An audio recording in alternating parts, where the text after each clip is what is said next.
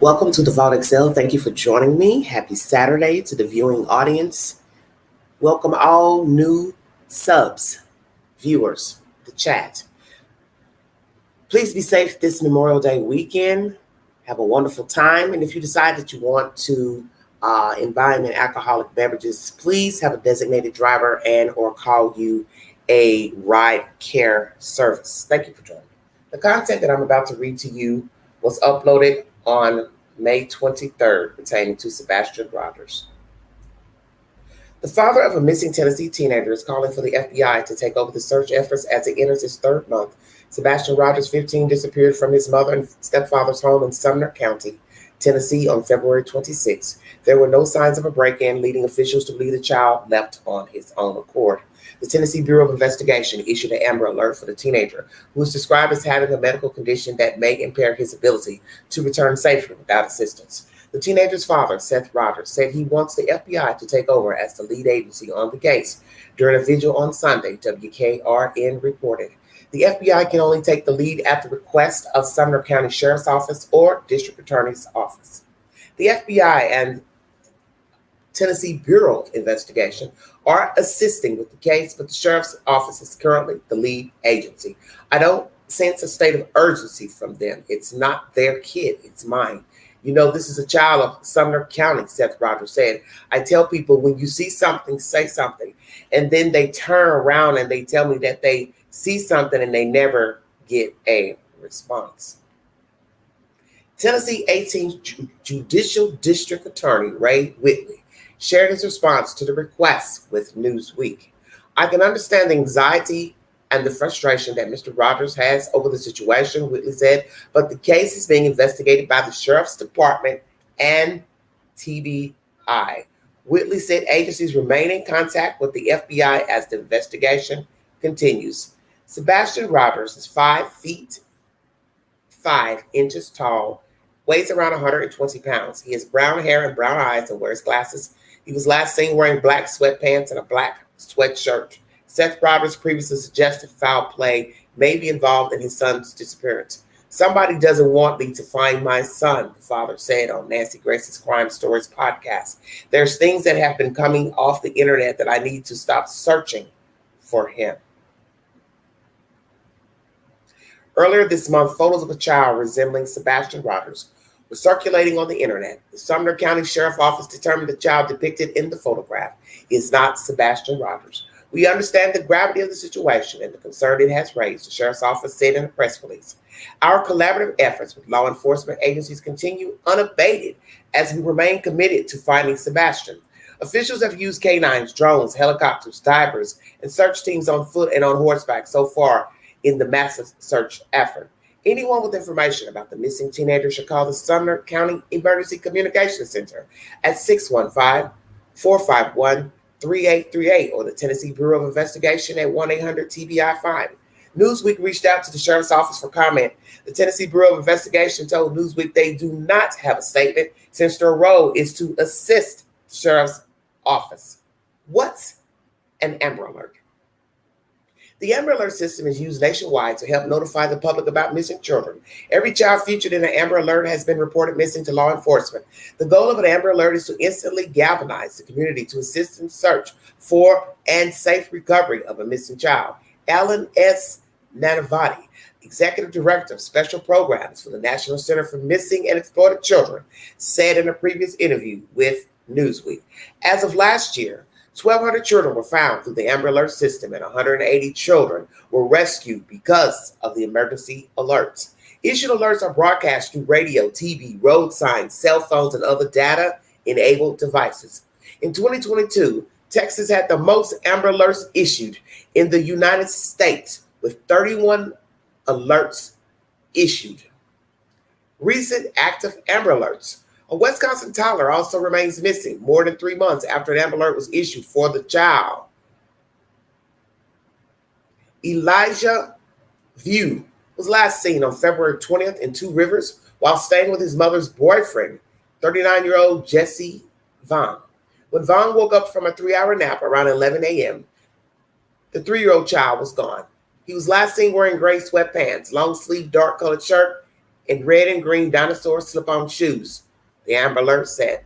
Vaughn and 31-year-old Katrina Bow, View's mother, are being held at the Manitowoc County Jail for child neglect. If you need verification for this information, Newsweek is the source.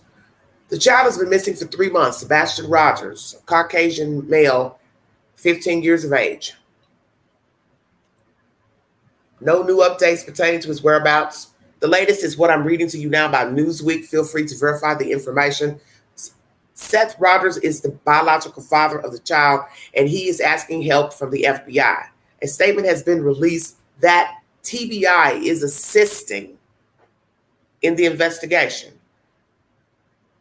FBI cannot intervene into this case without the request from Sumner County. So will Sumner County act, or are they content with the help from the FBI?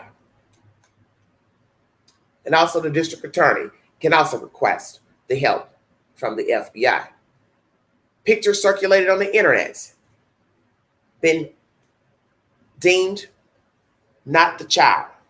Mr. Seth Rogers has also spoken about the photographs, hoping it was his son. He wanted to make sure it wasn't his son, and naturally he found out that it was not his son. Searches have been conducted on the ground, drones, so on and so forth. Still no information to the whereabouts of the child. A lot of things have happened as far as clothes, shoes found, pants, glasses, but they were not deemed relevant to the case. Other people coming in with their canines, still no validity on that information. The child was last seen allegedly by the biological mother. Allegedly, the father has seen video footage of he and the mother leaving Texas Roadhouse. But we have not heard from law enforcement to that information. We've heard information about polygraphs. Nancy Grace has offered all parents polygraphs. Seth Rogers took a polygraph and he passed it. Naturally, it's admissible in court, but he took it anyway. No one has been cleared as a suspect in this investigation. Vetted is one thing, cleared is another, depending on your interpretation. This is an active investigation. Is it criminal? I do not know, because no one has spoken to say that it's a criminal investigation. But the point is, the child is nowhere to be found and not seen. Thank you all so much for joining the Queen in the chat. We're going to go 1 month back with Mr. Vinny Politan of Court TV. And this is information relayed at that time of the broadcast. And naturally, a lot of foolishness has transpired since the airing of Mr. Politan's rendition of what happened to the child. Where is the child? Who knows where the child can be found? There's differences in opinions of this child's capability, of what he can and cannot do. And that's the gist of the story. We don't really know what he was capable of doing and not doing. But if you are to listen to the Proudfoots speak of the child on a channel, he can read. So one would say, well, if he can read, he could also go knock on the door to say help. He could dial a phone, bang on the door, bang on a window, because reading requires comprehension. Say it again, Queen. Reading requires comprehension. So if you can read a book, you can definitely knock on someone's door to say, help me, I'm in need, I'm hurt, I'm scared. Mr. and Mrs. Proudfoot, where is your child?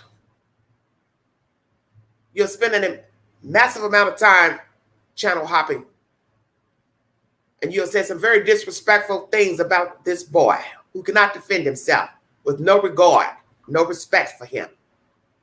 And the people who are allowing them to spew this nonsense are just as evil and honorary. And that's the one thing people don't understand about speaking about people publicly.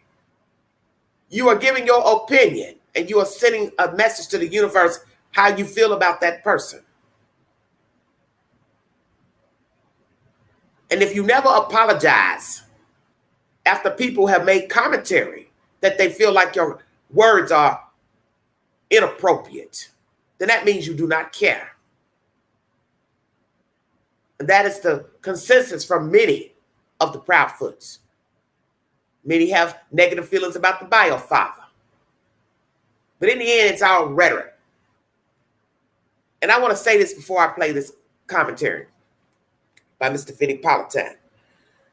Listening to Caleb Harris's parents speak last night on the news, it was refreshing. Because something they said during that news broadcast proves the point of people who are not going to allow themselves to get immersed in internet BS. We do not go into the Facebook groups. We do not respond. Amen.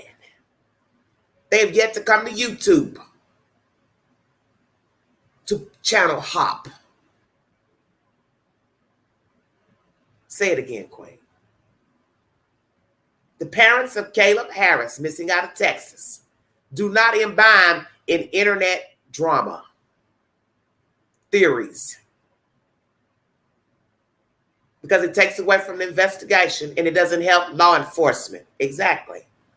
Because when you intervene into something that is none of your business, you are meddling. When you call in with theories, psychic dreams, all of that nonsense, you are intervening and you are meddling. And I was so happy to hear that from them, that they do not imbibe in the nonsense and the theories. They're not responding to what you have to say on the internet. They're not looking. They're not paying attention. They're keeping their eye on the prize, which is their son. So they're basically letting you know we are about business. Our child is missing. We're trying to find our child. We're not trying to entertain you. Shut your mouth. We are not here to entertain you. We're trying to find our son. You're not getting that here with Sebastian Rogers. You didn't get it with the Wells case of Summer Wells. Because that's what this has become now, entertainment to the masses. This lets you know what kind of people you're dealing with, you see. I'm not entertaining internet foolishness. I'm not responding to Facebook groups. I'm not joining them. I'm not commenting. Exactly. Because all it takes is for you to say one thing and then it gets misconstrued. And now they're running with it because this is what people do. And I also say what you don't do gives people pause and makes people talk and gossip. Medical condition. You hear in this Newsweek article that the child has a medical condition. What is it exactly? We hear that he's autistic, but what is his medical condition? Mr. and Mrs. Proudfoot, have you divulged that on YouTube? What medical condition the child has? Because I may have fuzz in my ears I didn't hear. So what is it exactly? What is the child's medical condition? Please explain to the Queen.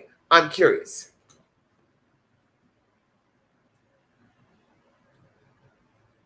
Lord have mercy. Where is Sebastian Rogers?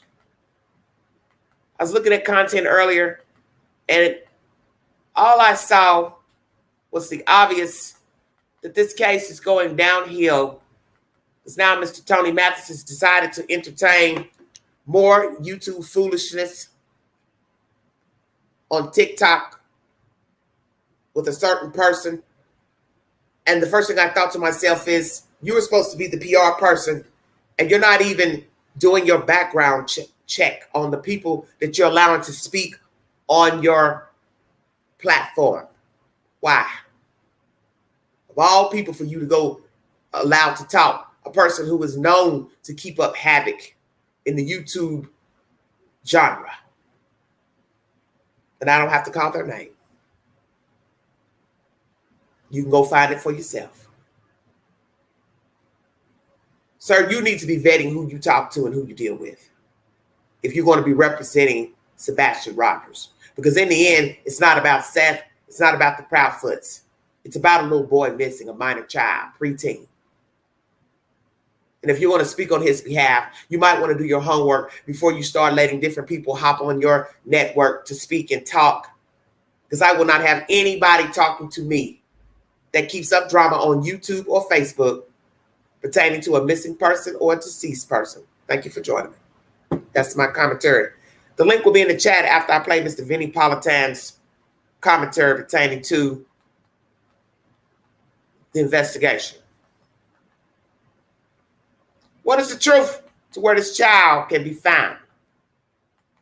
What you've been hearing on the internet by his parents, is it the truth? One thing we've learned about people speaking, you may be getting a little bit of the truth, a little bit of a lie. But it's all now becoming blurred. White noise. Because I believe everybody has their own agenda pertaining to the child. And it does not look good.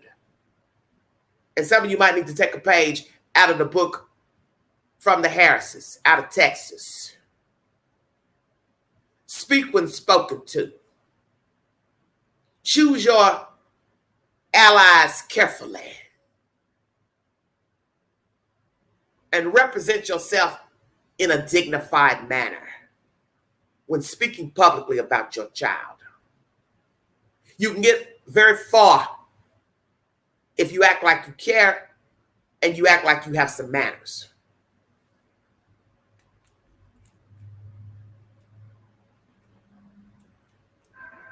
It's the middle of the night, February 26th, in Hendersonville, Tennessee.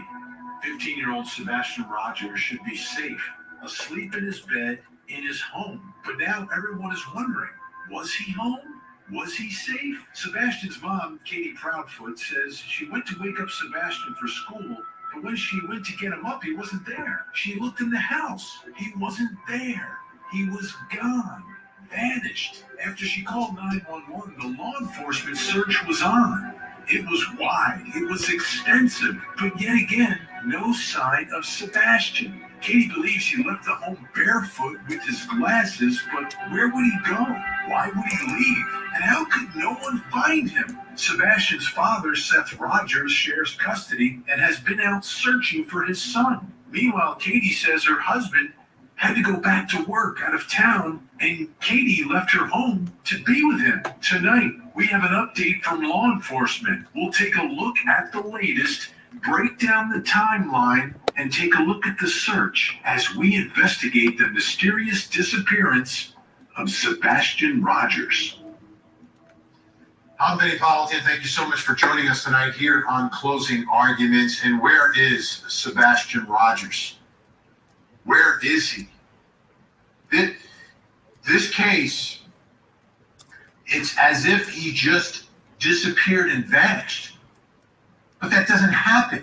That can't happen. That's impossible. It doesn't work that way. Either something happened to him and someone did something, or he left the house, or someone broke into the house and took him, a 15-year-old. But something had to happen here. Yet a month into this, it seems like the public, the family, everyone's kind of clueless as to what happened here. How does a 15-year-old just vanish like that? Who's at home with his mom? How does that happen? It doesn't make sense to me that there wouldn't be some level of some obvious clue, whether it's something happening in the house or something happening before they came back to the house, or evidence that he left. Whether he ran away or was going to meet someone, or if there was some text message or something on his phone, but like none of that. None of those obvious things that we see in so many cases. As we saw in the Madeline Soto case, became very obvious very quickly. Like this one, no. It's the same day Madeline Soto went missing. But you look at what people are saying, and I'm listening, and it's like, okay, he's gone, but that doesn't just happen. People don't just vanish. Now, what we're hearing from law enforcement is that All the parents are cooperating. His mother and father aren't married anymore. His mother is remarried, so he has a stepfather, and law enforcement is reporting everyone's cooperating. No one's like lawyering up. No one's shutting down. So to whatever that means, to that extent, there's no seeming pushback at all. There's a level of cooperation, which is huge, which is important, because every investigation begins with those who are closest to the victim, the one who's missing here. And you've got to understand and investigate them and get information from them. That information is most crucial in all of this. So mom and stepdad cooperating. However, stepdad's got to go back to work, so he left the area, and mom has now left the house as well to be with him, working out of town because of the type of work he does. Meanwhile, his father is searching, going out there and literally looking for his son. And it's been a month. That's a long time. This disappearance began the same day as Madeline Soto. And you think about the two cases where we are in one versus the other. And the longer it takes, the more worried you get that they're not going to be able to figure this out. Not going to be able to find him. I mean, could he have tiptoed out and is hiding somewhere or running away from something or exploring or doing something? You don't just vanish. It doesn't work that way. It just doesn't work that way. There has to be something that can lead to what happened here. So today we got an update from investigators. And you listen to the information, and whenever you have one of these updates, and they do it because there's pressure on investigators. They know how big the story is, how big the case is. They know how desperate family members are and the community, and people want to help, and people are looking for information. And there's also the factor of, by speaking, you put it back into the news cycle, and Sebastian's face will be, once again, in places all over the internet, on television, and other places. So I want you to take a look and a listen to this, and there's a little bit of new information in there, but there are some important things that were said today. It wasn't the longest press conference, but it was significant. Let's take a listen. Sebastian has been missing since late February. The investigation remains ongoing with steadfast support from the Sumner County Sheriff's Office, the Tennessee Bureau of Investigations, and many other local and federal resources. We are exploring every lead that comes in and every tip that comes in. Nothing would make me happier than to wake up tomorrow morning with a tip that cracks this case wide open and we find Sebastian and bring him home. The parents have been cooperative throughout at the beginning of the investigation. They have pretty much done whatever law enforcement has asked of them. At this point, we don't have any evidence. There is not any kind of an indication that there is a criminal element involved. But we are keeping options open. We don't know what has happened. We don't know where Sebastian is right now, so we are pursuing any and all avenues. We do want to caution there are some social media elements out there who purport to have information that is direct from the investigation. I just want to reiterate that is not the case. Some of the information that is being provided on some of the social media channels is inaccurate, incomplete. We don't want this to damage the investigation, so we would just caution anyone who is following the case to just use some caution as to what you see and what you believe. What you see and what you believe, what you hear. Social media channels putting out incorrect information, but yet you all are still banking on anything that's said up here on YouTube and Facebook. Why? You're indulging in it. Why? You allowing it on your network. Why? Because it is not helping. And that is the one thing that some of you dodo birds don't seem to understand. Somebody is investigating this disappearance. Somebody has to answer the phone. Somebody has to put that information in a computer. Somebody has to pass it on to a detective. This is not a game. This is not a joke. A whole human being is missing. A disabled child is missing. So when you pass rhetoric and theories and you call and waste these people's time, that's 1 minute somebody is dedicating to foolishness. What is it that you don't understand about that? So with all this hee-hawing around up here on YouTube, these creators allowing these people to spew nonsense and talk around in circles about bubblegum and, Batman and Robin, it's disrespectful to the child. It's disrespectful to the investigators. It is disrespectful to those who actually want justice, whether this is a recovery or not. This is serious business. And I don't think a lot of you realize that. Every time you go jump head in to comment, you don't realize this is a whole child missing who cannot fend for himself. Let his father tell it. So why engage?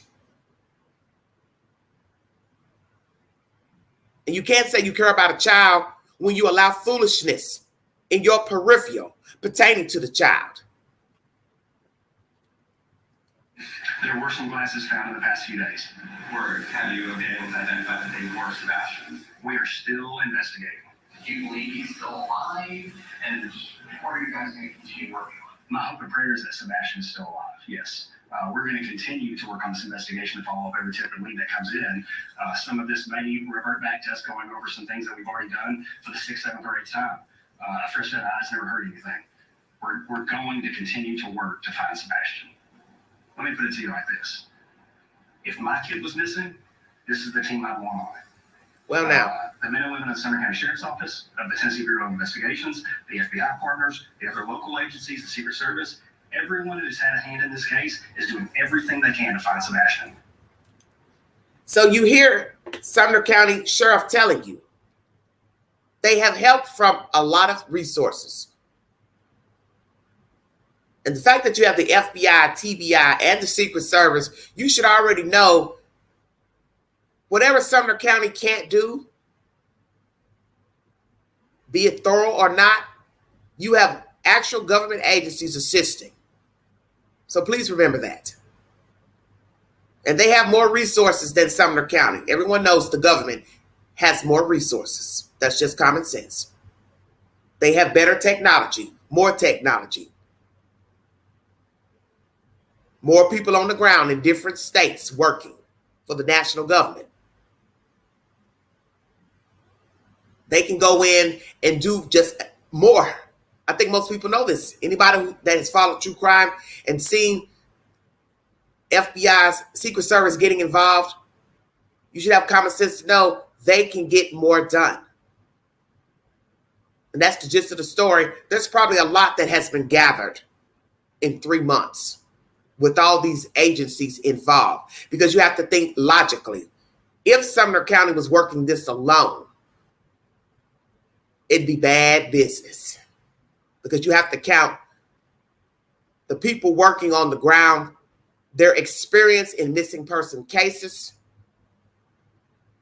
possible homicide. All that matters if you do not have the experience. So I'm going to bank on TBI, FBI, and the Secret Service.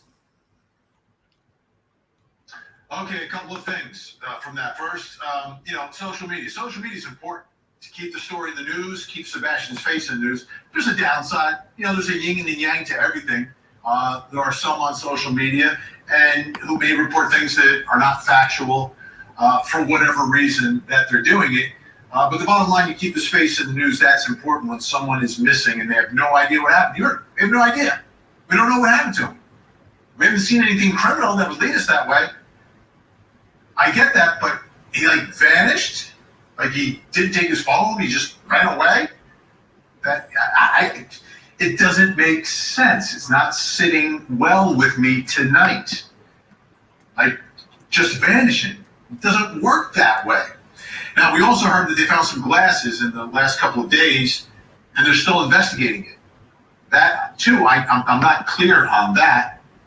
Like, how long would it take to figure out they're his glasses? You know, we have pictures with different glasses. We have parents. What glasses are at home, right? Because he's gone. Does he have more than one pair? Where are they? What do they look like? Okay, that's great news tonight for us, though. Joining us from Nashville, Tennessee, reporter with Scripps News Nashville, Nick Barris is with us, covering the story unlike anyone else and unlike any other station or organization on this one. Nick, great to see you again tonight. How would you describe where this investigation is? I see this as a mystery. It's baffling to me.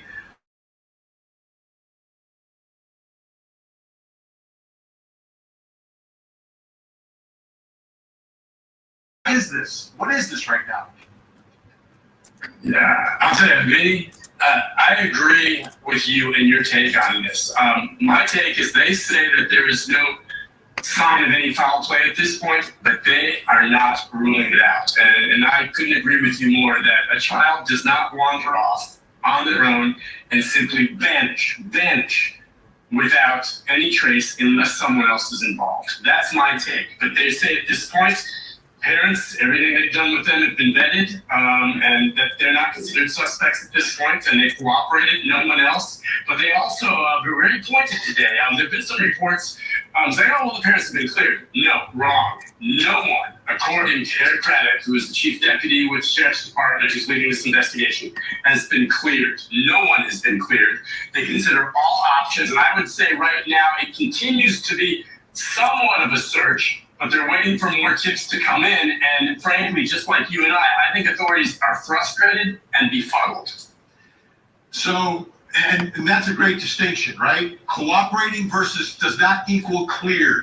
Cooperating does not equal cleared. So that's because they don't know what happened. How could you clear people if you don't know what happened? It makes no sense to me. It makes no sense, right? So describe for us the house he was living in, the neighborhood he was living in, the geography, the topography, the population, that sort of stuff.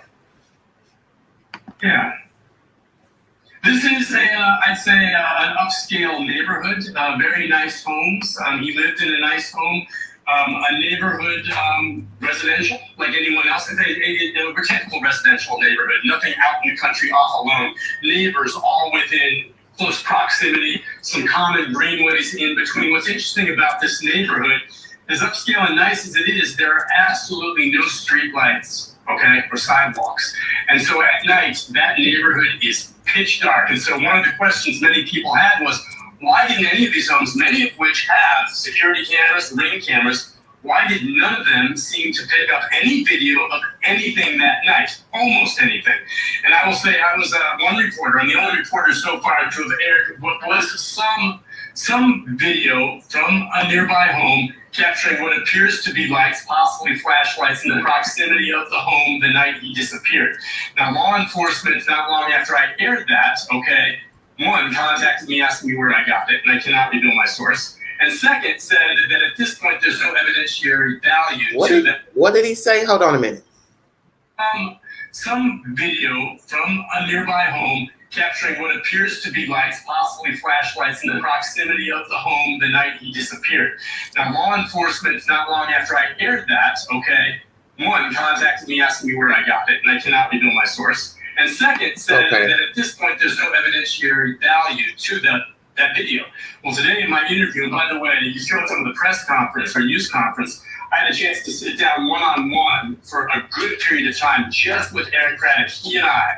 And he said at this point, yeah, no evidentiary value to that video I had. It shows that you see here what appears to be some lights, possibly flashlights outside the home.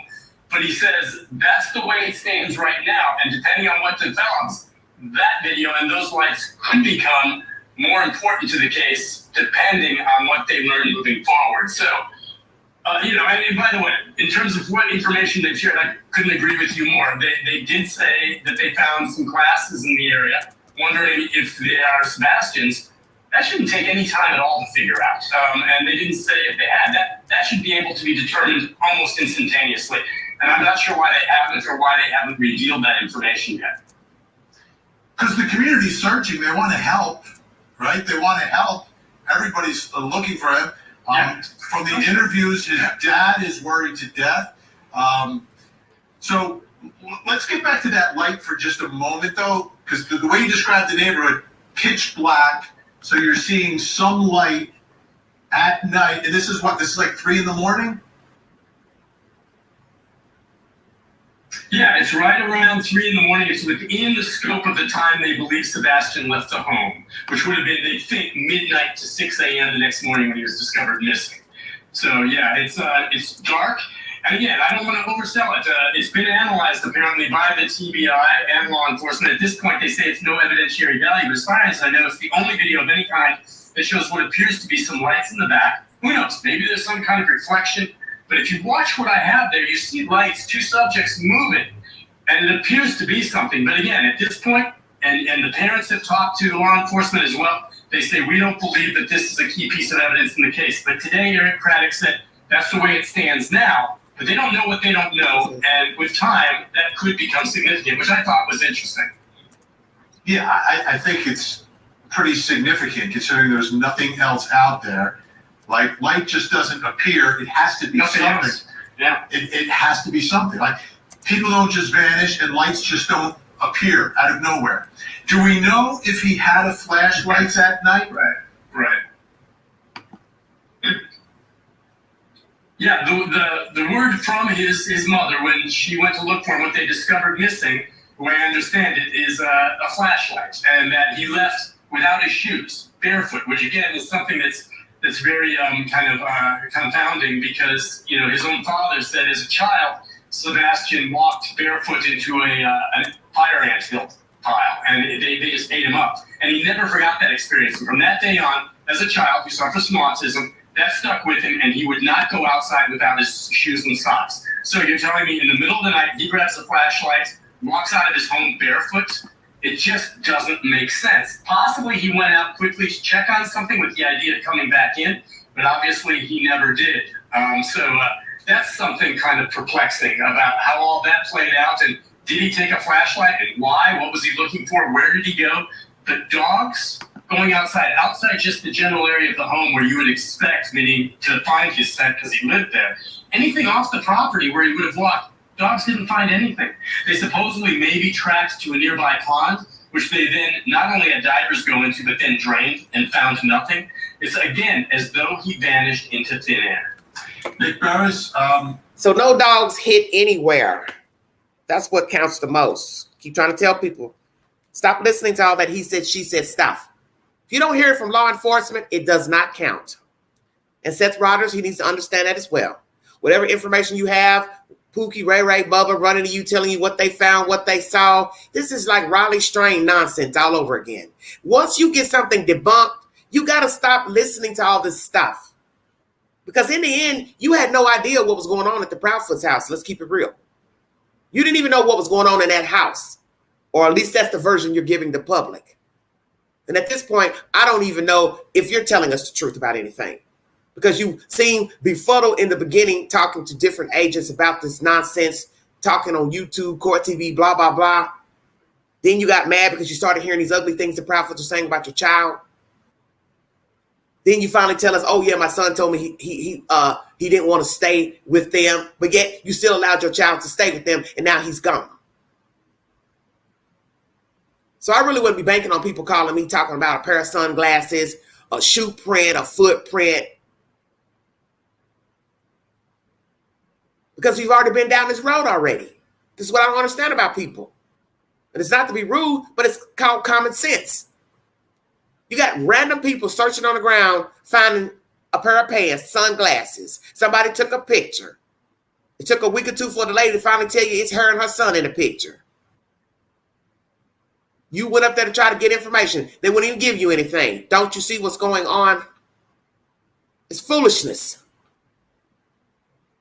And I wouldn't let no random Tom, Dick, and Harry run up to me talking about sunglasses and pants and, oh, I found this over in the dumpster and I found this over by that tree over there. You don't even know if somebody planted that. So I understood why one of those PIs was trying to tell you about vetting searches. But naturally, you can't vet everyone because it would be impossible to vet 20 people, 30 people, 100 people.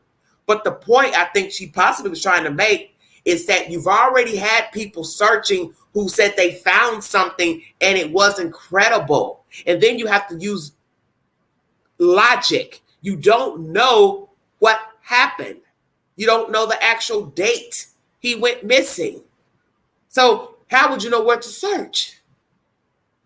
That's the one thing nobody seems to understand about this damn story. You don't even know if he made it home.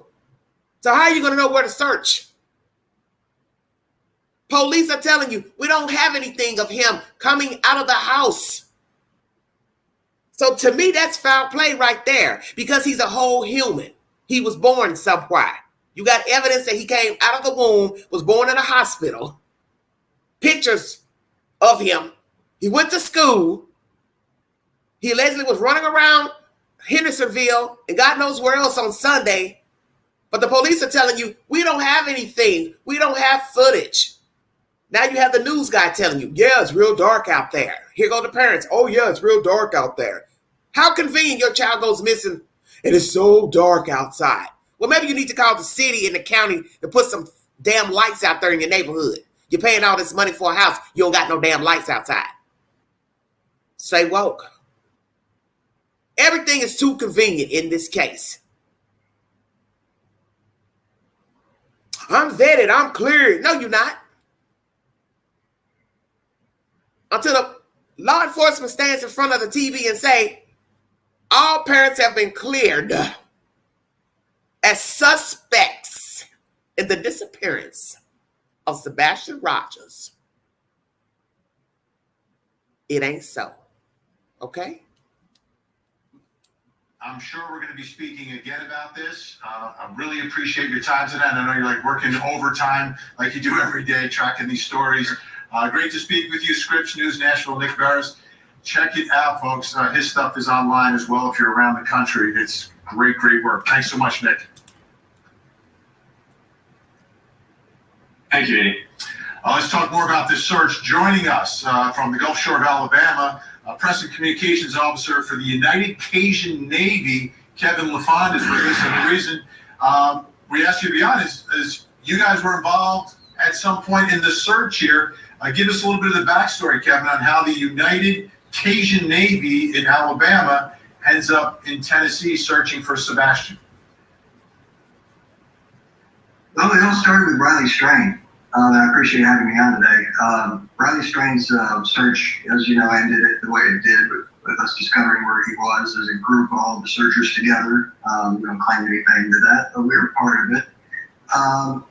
There was an outcry on social media and to us directly from the parents to get involved with the search here. And that's what we did with the search for Sebastian. We got ourselves organized, and we were together, and we had everything there anyway. So we said, you know what, we're here, so let's do this. So you said the parents. Is that both the father and the mother and the stepfather? Like all three contacted you? It was primarily Seth. Seth asked us to come. Okay, so the biological father. Okay. Now, I also understand that you had to call off your search efforts because of some threats. Can you tell us some of the details there? What's the nature of these threats? Is this people who don't want you on their property because it's private property? Is this people who don't want you to find something? What exactly is that all about? Well, there was a private property and also state and federal land issue at the beginning that we had to get permission for to be on those lands. But we did get permission. We got the okay to do that. So that was never an issue.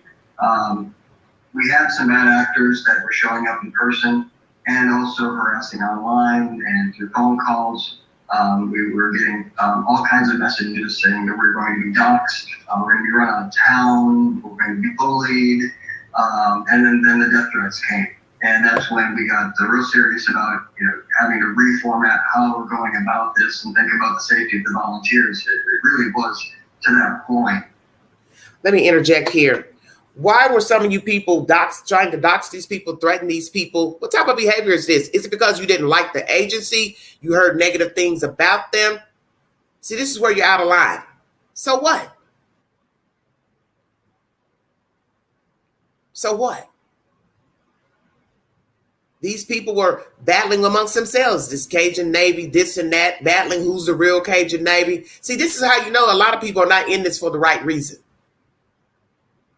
I don't jump on a bandwagon just because everybody else jumps on the bandwagon. I sit and I watch first before I give my opinion pertaining to this person and that person involved in a case. As soon as these people jumped on and said they were coming over to Hendersonville, people started getting all riled up, jumping out of windows and shit. Like, what is your problem? You heard something negative about them. Oh, they're fraudulent. They just want money. Blah, blah, blah, blah, blah, blah. Well, you should have learned, if you've been following the content, Seth doesn't have any money, allegedly. And the Proudfoots ain't giving up no money. Where you been? So it don't matter if these people join thinking they're going to get some money. They're going to get some money on their own time. They'll reach out to their own constituents and fans and followers to say, hey, we're over here in Tennessee. Feel free to donate to us while we over here. They didn't tell you they're going to ask money from the father. He doesn't have any money to give you. So anybody that's been helping, you've been helping on your own accord. Nobody pays attention.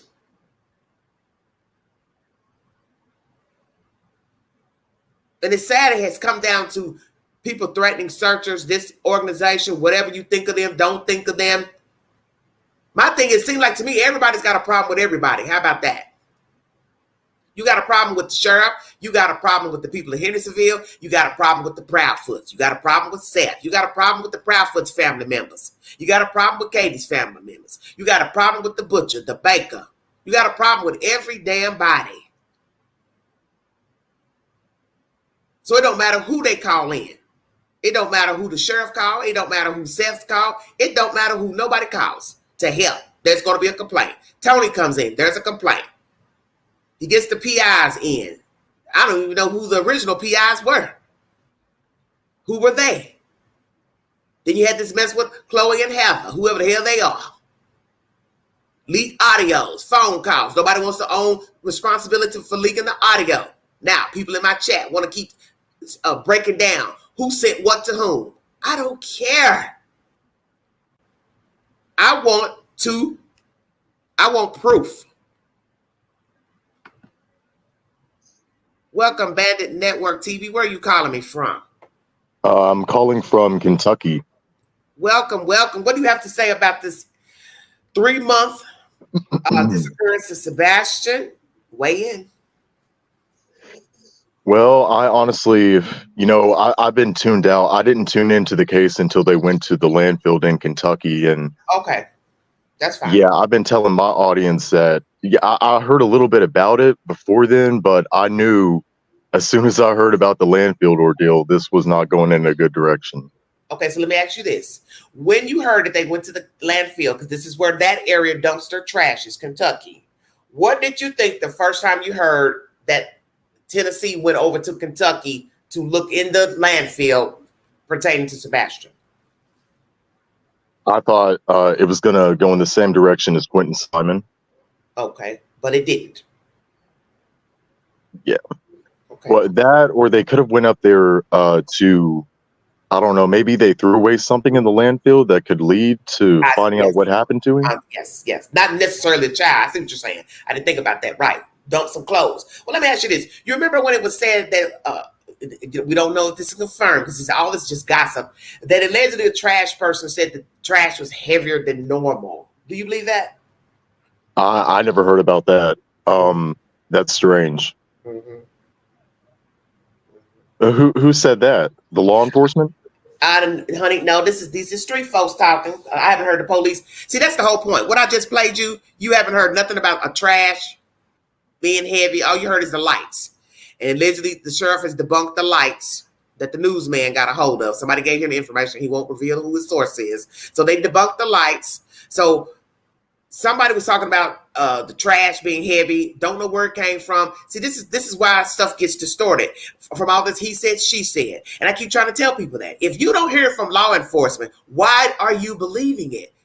And why would I not go to the police first, then go to YouTube and Facebook and say, hey, this is what I noticed when I emptied the trash that morning. See what I'm saying? Yeah. Mm-hmm.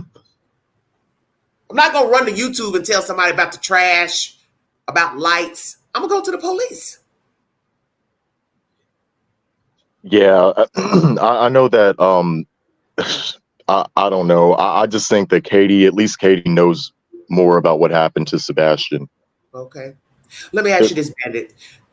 Do you believe the child was seen on video walking out of the steakhouse with his mother? I want to say no. Tell me why. Because they said they don't have any CCTV footage of him, and Thank you. there's been no eyewitnesses that came forth and said that they saw him. Mm-hmm. Mm-hmm. And you have to ask yourself, when we say no, we mean just that exactly, right? When you say I don't have, that means I don't have. So how does Seth see footage of his child walking out of the restaurant, and these people, the law enforcement, is saying, well, we don't have any footage. So when I hear somebody say I don't have footage, I'm assuming you have nothing. That includes the restaurant, the bowling alley, Piggly Wiggly, wherever you went. All too similar to Summer Wells. It seems like that day was used as an alibi. Yes, thank you. I feel the same. You have taken a child around and around Kingsport, and all day you over here. I also believe she used Boy H as an alibi to show she was in good spirits. She was happy. Then you bring her home allegedly, don't have proof the child made it home, and poof, voila, she's gone. Now, fast forward 2.5 years later, you're in West Tennessee. You take this child around and around and around different places, and then poof, voila, the next morning he's gone. But you're the only one that has access to him in a home. No break-in, no burglary alarm alert, no broken windows, no broken glass, no Jimmy doors. So where did he go? And if he can read books, that means he can comprehend. So that would lead me to believe he would know how to run to a neighbor's house to get help if he feared for his safety from a mother, father, dog, cat, whomever. I also found that I watched one of the first interviews that Chris and Katie Proudfoot did, and did you notice how she laughed? She was nervously laughing. Mm-hmm. I found that odd. Her body language hinted something to me. And see, I tried to go into this case but I didn't want to accuse the parents just yet. Okay. I wanted to give them the benefit of the doubt, but the more information that I heard and about how they were talking about Sebastian and all of this other information, children just don't go missing in the middle of the night. I know they don't. Let me ask you this. If there's no signs of a break-in, and I believe law enforcement, did the child walk out or run out? Or was he put out? I think he was put out, if anything. Well, this other person, I think Peter Hyatt, that's his assertion that he believes that the child was locked out of the house. Okay, so let's go here. If the child was locked out, this still goes back to what we're hearing. He can comprehend. If he can read a book, he's got enough sense to go knock on somebody's door to say, please help me. Yeah, that's a good point. I don't disagree. I think that's a good point. Okay. Yeah, like we don't know Sebastian, and what you've been saying about these cases and the missing people in question, we don't know how high functioning he was. That's true. Well, if we keep listening to the Proudfoots, which they both are giving conflicting information, they both admitted he likes to run, he likes to play, he can read, he can comprehend, he can play video games, he can play hide and seek and look around the corner while she's in the kitchen. My brain is telling me he would have some type of sense to say, I got to go knock over here at this neighbor's door and tell them they've locked me out, they pushed me out. I fear for my safety. I'm supposed to believe this child has no type of cognizance to say, let me go knock on the door to get some help from someone. I think that he was more high functioning than what we or led to I believe. believe so too. If he can go point to apple juice in the store, tap it, let her tell it. No, I don't want that. That means he can talk, he can comprehend. That means that child could knock on somebody's door and say, help me, please open the door, help me. I don't care if this makes no sense to me. Yeah, I can only imagine what he was going through in his whole life. And if he did run away, then you would have to question the obvious, which would be, why? Exactly. So let's do this again. Locked out, pushed out, ran out. Ran out. Ran out, but decided not to get help. So that means he succumbed to the elements. I don't think he succumbed to the elements because they would have found him by now. Okay, well, if he ran out, then where did he go, Bandit?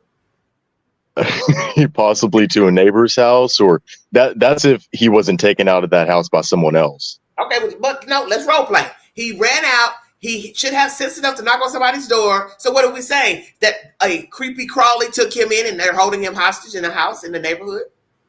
He met foul play on the road. Hey, son, where you going? Oh, and he opened the door, get in the car, and the wrong person picked him up.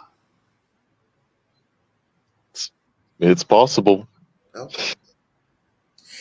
How do you feel about the Proudfoots talking ill about the child on YouTube? I think that it's telling. I think that it provides an insight to, Sebastian's world, what was happening the weeks and months prior to his disappearance. I heard some other information about the private investigators. They told News Nation that what was happening in January and December was significant to, it was kind of a jump off. I think that's how they described it. Yes. I know content you're talking about. Yes. Mm-hmm. And that's the whole point. You don't have anybody to tell you anything. You have a child missing. So you have no idea what he was going through, what was said to him, how he was treated. We don't know what's in these CPS reports. We have no idea. And the one thing I've learned about people, they will only tell you a little bit of this and a little bit of that. They are not going to give you the 411 on what was actually going on in their marriage, in their households. And that also goes for Seth and the Proudfoots. What I find interesting is that I have not heard from one child from the school. I have not heard from one teacher. I have not heard from a neighbor speaking to the news. I have not heard from Katie's family. I have not heard from the Proudfoots family to the news. And Seth's mama only comes out now 2 months in. Don't you find that strange? Nobody has anything to say to the news about this child? Very strange. Very strange. Where are Katie's friends? They probably didn't. Honestly, as bad as it sounds, they didn't care about him as much as what they want to make it seem like. Of course. And you don't have any friends to speak on behalf of a missing child. Even if I believe you did something to the child or didn't believe, wouldn't I go to the news and speak about the child? Yes, that's my friend. That's my neighbor. I had him in my math class, or I taught him math. I taught him English. He was a good kid, or he was whatever. You don't hear nobody speaking about the child. This is rare when people go missing. Somebody comes out to say he was a good neighbor. He was friendly. He cut my grass. You don't hear nothing. There's something to this case that a lot of us don't know. I think that exactly. I hate to cross cases like this, and I'm not trying to compare Sebastian to any other case, but I don't know if you're familiar with the disappearance of Aiden Clune. I don't think so. I think I asked you to look into it one time, but yeah, I think about a week or so. Sorry about that. Well, let me write the name down. No, you're good. I just, the same thing with his case, because I've spoken to the private investigator behind the scenes and also on my panel, and the private investigator, the first question that he was asking is, where's the father of this kid? Mm-hmm. Where's his classmates? Where's his coworkers? All of the people that were close to him. You don't know. You don't hear anybody. Right. How old was the child? How old is the child? Oh, he was 19. Well, he's older. Yeah, he was. Aiden Clune disappeared on, I believe, April 27th, 2022. He drove his 2007 Nissan Frontier from a Motel 6 in Wells, Nevada. He parked it on the side of the road on US 93 near mile marker 23 and ran off into the mountains. Are you talking about the guy that had the one leg, the black guy? No, he was white. Okay, he's white. Okay. Okay, I'm thinking of the other black boy missing out west. Okay, into the mountains. So what do you think happened to him? With that case, I think that that young man is still alive and that he does not want to be found. Okay, and it could be, and that's the one thing we have to tell ourselves about cases of people who are older and sometimes teenagers. They run for a reason and they don't want to be found. And law enforcement will tell you that we cannot make a person reappear, especially if they went out on their own. True, very true. So we're talking about an autistic kid, so this will be a different story. He could have ran away, but you still have to use deduction. If he's functioning to a capacity of comprehension, I would want to assume he would knock on someone's door. That's all. But we don't know him. Maybe he just wandered into the wilderness and they haven't found him. That's true. Have you been listening to the rhetoric that's played out in the past 24 hours, 48 hours of the parents on someone's network talking about soda pop and Starbucks and nonsense? Just back and forth. Absolutely nothing about the boy. No rallying for him, not speaking for him. You know what I'm saying? You're not even out here passing out flowers. You didn't go to the vigil. You've never searched for the boy. But you can get on somebody's live stream and talk endlessly about soda pops and just, I mean, it's so disrespectful. Yeah, I haven't heard any. The first time of me hearing that was actually from your channel. I've been tuned out. Yeah. Well, you're not missing anything. You're not missing anything. So I just try to listen to what law enforcement, any major updates that come out. I know I spoke a little bit about the silhouettes, apparently what the neighbors saw, but that's... Okay, let's talk about that. What you've heard from neighbors... Don't know if they went to the police, because I'm going to tell you now, if they didn't go to the police, I have a problem with what they're saying. Because this makes no sense to keep running to YouTube and finding YouTubers if you have not went to the police with what you allegedly saw or heard. So let's start at the beginning. Do you believe these accounts from neighbors about him sleeping in the garage, silhouettes in the window, that they went to the police with this information? I don't see why they wouldn't be lying, because they were the ones that seen him, you know, as he went about in his daily life. It is strange how they, you know, just now coming out and wanting 15 minutes of fame instead of going to the police initially when it happened. Right, because see, this is the whole point. This is how I feel. If you don't hear the police talking about the silhouettes, he was using the bathroom, because these are certain things they're not going to mention anyway. The police isn't. How do we know they even went to the police? How do I know this is not clout chasing? Somebody wants 5 minutes of fame. Somebody's just making up stuff to get attention. Because the one thing everybody has to remember, a lot of people out here are assume, the Proudfoots did something. His family's dangerous, blah, blah, blah. You don't think an old person couldn't be threatened by Mr. Proudfoot for running his mouth to YouTube? See, ain't nobody paying attention. Yeah, get their wires snipped, their tires popped, you know. Bam, bam, bam. Somebody took flyers down. Who did that? Wow. I didn't know about that. Yeah, see, you like a lot of people. You only keep up with what the news say. You're not listening to the gossip and all the people running to YouTube with a $5 story. It's strange. Why would you be taking flyers down and he's missing? Apparently. Because I don't want you looking for him. Wow. Something nefarious happened. And what stranger would care about a missing child to take the flyers down? You don't take the flyers down unless you have something invested in the case. If that's true. Let me say that. Because this is all he said, she said. Let's talk about the silhouettes. You believe the neighbors. Do you believe the child was sleeping in the garage? Bandit. Yeah, I believe it. Just based off of how Chris is talking about him. Okay. Do you believe silhouettes in the window, lights flashing on and off that night? Somebody's reported that. Do you believe these accounts? Yeah, I believe that. Okay. Do you believe the child emptied the trash that night? I honestly don't know. That the whole flashlight ordeal is confusing to me. Okay. You know, it's untelling who was taking out that trash and how many people were actually in that house that night. Okay. So interesting you would talk about that. So let's go here. Did he go home with Katie Proudfoot on the 25th of February?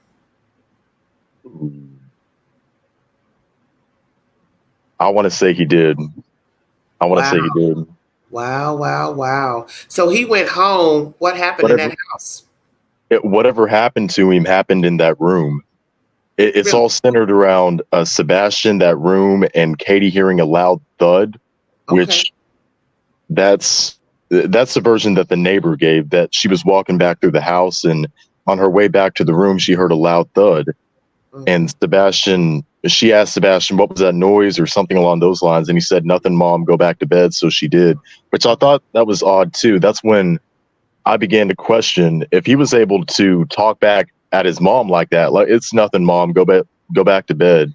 This is why I said I believe he's he's got the capacity to walk and get help. That's what I'm saying. You understand? Yeah, I understand what you're saying. Yeah, he's functioning high to where if he can read books, he's functioning higher than most people. Come on now. You can't make me believe he can read books. He can tell you what he don't like, what he don't want. And he can't go to a neighbor if he's running for his life. He can't go to a neighbor, knock on the door, bang on the window. Help me. They're trying to hurt me. Help me. But who would be holding him hostage for this long? Well, only a fool. And it's not, it's not to say people aren't sick, because we know that people go missing every day. People are held hostage. They're tortured. They're buried. Some are actually living right now. We don't even know that they're alive, but that's the whole point. You got to have something to go on just to say that they were kidnapped. We saw them get in a car, and then they're talking about allegedly the original Amber Alert is that there was a car involved. Well, why we don't hear that? See, you don't know what's the truth, because this is just internet rhetoric. Yeah, I may sound I'm kind of a little bit ignorant too, because I didn't come onto it until later on in the case. Right. So basically everything that you've been hearing, if you've paid attention, because I don't think you really get into the internet gossip, it's really just he said, she said at this point. It's just the Proudfoots version and the Seth's version. And, all this stuff that's played out with Nina, the ex-wife, that gave us some insight to who Christopher is. Then Seth decides to go to court TV to let them know, hey, I'm hot butter, I'm angry. I'm just now realizing who's been taking care of my child. They didn't like him. I didn't know how they felt about him. So then I have to question that. Well, so you didn't know something was wrong at the house with your child. Then you admit that, oh, yeah, he told me he didn't want to be there. But then why was he still there? The whole diaper ordeal, it gets me infuriated, because I've said that's torture, and you're almost brainwashing someone to be a baby again. And if he was high functioning, then that's even more disturbing. And it's weird how Seth didn't know anything what was going on in that household. Well, he had to have known, because the child told him, I don't want to go back. So as I've asked my chat, I get so pissed off. Why would I not ask my child why you don't want to go back? Why would I not call Katie and Chris? Allegedly, Chris says, oh, we talk all the time, me and Seth and I. Okay, well, if you're talking all the time, then there should be some understanding about the diapers. So I'm going to ask you, do you believe the child was wearing diapers? And why do you believe the child was wearing diapers? I think he was wearing diapers, and I think that he was wearing diapers because Chris Proudfoot, possibly Katie too, whenever Sebastian was over at their house, they made him. And maybe he was having bathroom accidents or... Okay, but why would he be having accidents, baby? Possibly being abused, beat. People, they soil themselves, especially if they're scared or if they're timid, children. Yeah. Kind of like Harmony Montgomery whenever she was using the bathroom. Yeah, because you're being abused, hurt, and instead of you getting up to go to the restroom, you're scared, or somebody, I'm just saying, intimidating you, ridiculing you, you start wetting yourself, soiling yourself. And I also heard that wetting the bed is also indicative of child molestation. I don't know if he was being molested or not. Oh, no, I'm not saying him. I'm saying other children. They have linked it into bedwetting with child molestation. Not all cases, but some. I think that Chris, and this is just my personal opinion, I think that Chris Proudfoot, if he was somewhat involved, whether it be him and Katie together or just solely him and Katie carried out the act, allegedly. Okay.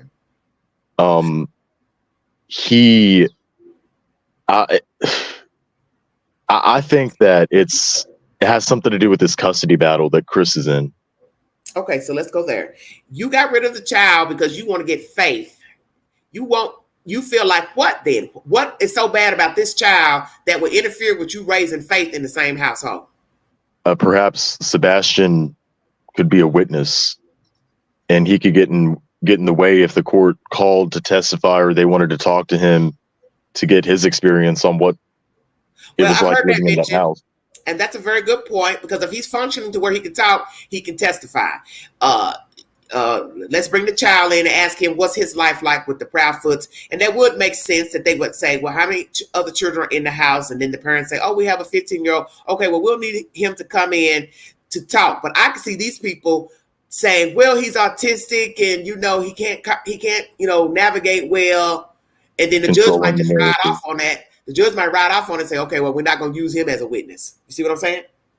True. They want to control the narrative. Exactly. Control how people perceive Sebastian, and kind of like what they're doing right now. Exactly. I am so glad you said that, because that is exactly what is playing out here on YouTube. This is a dirty box up here. And this is a dangerous place. This YouTube is no different than Facebook. People will say anything for attention, do anything. And you can't control the narrative, because it's just like right now. I post pictures to IG, Facebook. You see me sitting by the swimming pool. You see me jumping in a Porsche. What are you going to think about me? Oh, you have it all made. You just living on the high horse. Exactly. But people, they post things all the time on social media. That's the thing. You can be whoever you want to. Exactly. So who are the Proudfoots? What do you mean by that exactly? Who are they? We're talking about illusion. Who are they? Well, I think that... Cat got your tongue bandit. It's hard to tell. It's just a hairball mess. I mean, from what they showed YouTube... But think about what I'm saying. You've been controlling the narrative of a child. You've been talking negative about the child. You're trying to get custody of a little girl that we know the father cares nothing about. He just wants to get at Nina still years later. Who are the Proudfoots? Who are they? Covert narcissists? Mm-hmm. Maybe another possibility that I thought of, and again, if it was an accident, why didn't Katie just call the police and let them know, unless she had something to hide? Well, it's just like Candace, same thing. Didn't mean to interrupt you, but people ask that question 1,000 times with someone. Well, why would she call it as an accident? Well, if you're not living right and you've had CPS reports, you know not to call. True. So we got CPS in this case. It'd be the same thing, right? True. Yeah. Has there been any CPS reports coming out of that Proudfoot household? He has them, but he won't release the information to the public. He said his lawyer told him not to. Oh, yeah, that's right. Seth. Yeah, he does have them.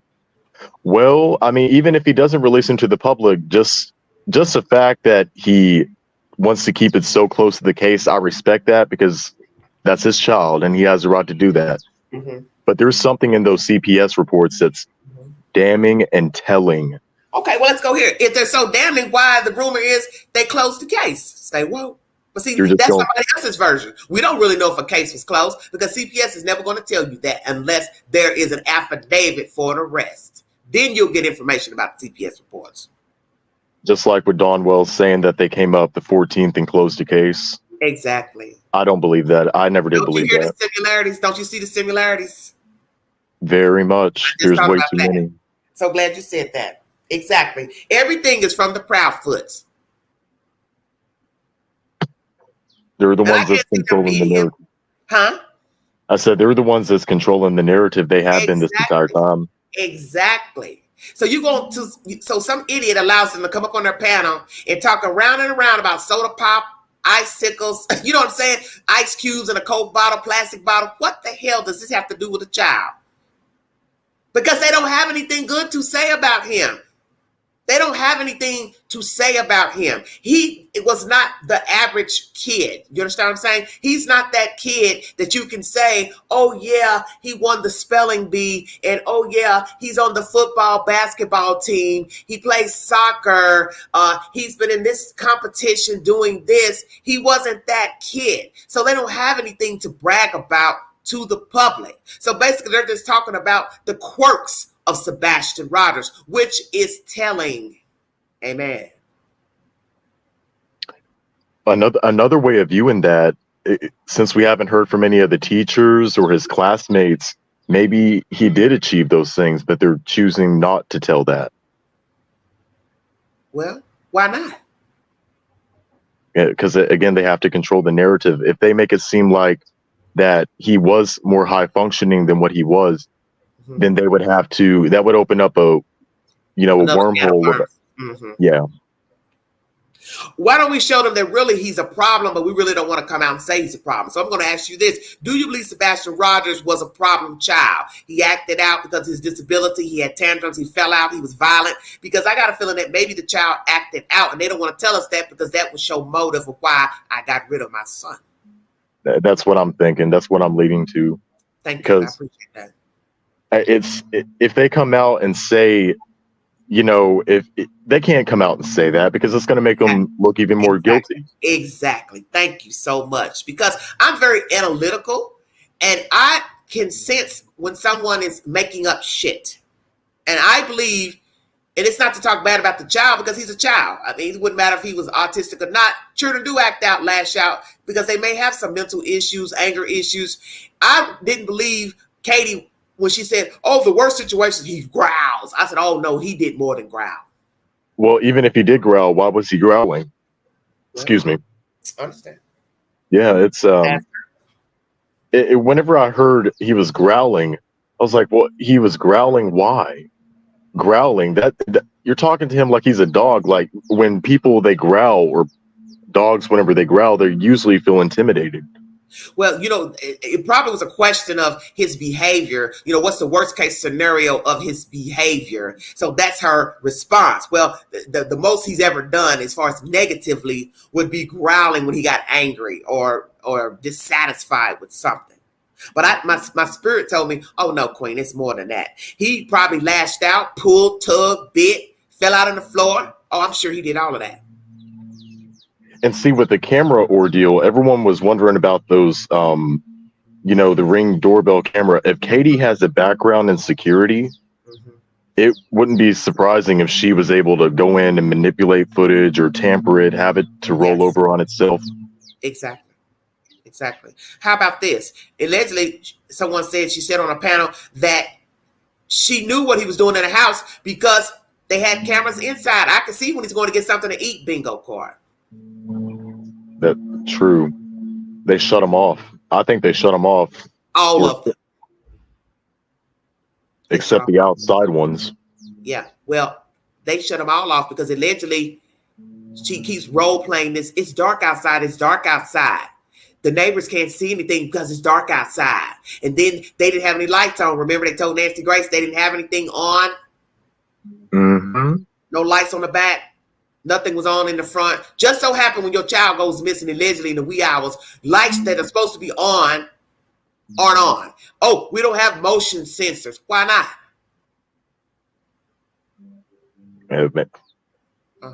I would think that they have guns and firearms. I mean, it's Tennessee. Yes, it is. Yeah, but still, it's a nice neighborhood, and very nice neighborhood. Very nice neighborhood. Very cohesive looking, clean, manicured lawns. Very nice. I'm actually not too far from Hendersonville. It's about an hour away. Oh, you're an hour away? Okay. Yeah, I'm in I'm in Owensboro, Kentucky.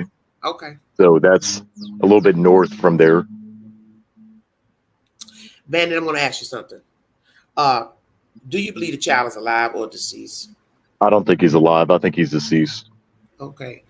You think he ran away, walked away? We're going to keep saying that because I don't know if you're going to change your mind throughout this live stream or not. What do you think? I just think my mind, it fluctuates, it goes back and forth. But the main possibility that I'm leaning towards is he didn't run away. Something nefarious happened to him in that household. But if he was high functioning, this is one thing that I brought up. That loud thud that Katie said that she heard, what if that was Sebastian? If you want to say that he did run away from the house, what if that was a window that was closing?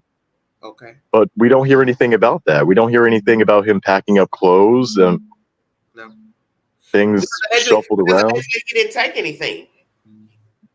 Well, true, yeah. If you're trying to run for your life, you wouldn't be worried about that. Because you don't know we don't know what happened in the house. If we're going to believe he went home, he made it home that evening. We don't know what transpired in the house. We don't know if it's orchestrated, that she went in there and unalived the child, suffocated the child, strangled the child, left out with the child and met somebody. I don't know.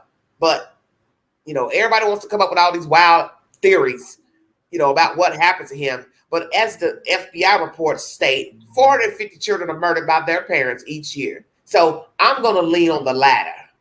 I don't believe in all this Houdini, Illuminati type talk. People murder their children every day. What would be so special about this group not murdering their kid? He's another statistic. Unfortunately, that's terrible to say. And CPS is always involved, it seems, in missing person cases that later lead to murder. That's the first thing that comes out once somebody finds a body. Or beforehand. Oh, CPS was called. Oh, the neighbors called. Oh, the neighbors saw something strange. Oh, the neighbors saw the children wandering out. They didn't have their hair combed. They were outside half naked, in diapers, running around, hungry. See where I'm going? Yeah. Mm-hmm. Generators in the house trying to keep on the electricity. Exactly. Exactly. And I thought about that recently too, about Harley Montgomery. How horrible her life and those other children's lives had to be with addicts running around the house. I believe everybody in the house was getting high on drugs. I don't think, unfortunately, poor little Harmony, she didn't have a chance. No, she didn't have a chance. She was failed by everyone, including going all the way up to the States. Exactly.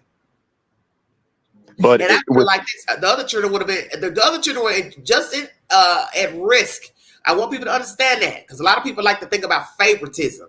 It doesn't matter about a parent favoring one child. If you are a murderer, you're an abuser, you are still a threat to the child that you're not abusing, allegedly. That's why I don't get why Kayla stuck around as long as she did. She had 2 other kids with Adam. Because she was stigmatized, excuse my language. Yeah, true. You see it every day. You're a man, you know. Yeah, true. I mean, Adam, he could have been a boxer or somebody else, he's not a bad looking guy, but that's the point of all these stories. Everybody could be way more than what they are. That's all of us. The people we get ourselves entangled with, and people stand back and look in the looking glass, first thing they say is what? You're a pretty girl. You're a nice looking lady. Why are you putting up with that? You're a nice looking guy. Why are you putting up with that? Because there's some sickness that attracts you to these foods. And you hang in there. And you hang in there for whatever ill reason. Because a lot of us have put up with stuff from people we had no business putting up with. And it didn't necessarily have to be abuse, physical abuse, mental abuse. It could be anything. They don't want to hold their weight. They don't want to carry the weight. Okay? Could have a criminal record. They're getting in trouble with the law. They got a lot of children. They don't take care of their children. They're always in some mischief. There's lots of reasons that you don't have no business with another person. But it's up to you to decide how long you want to stay and put up with that nonsense.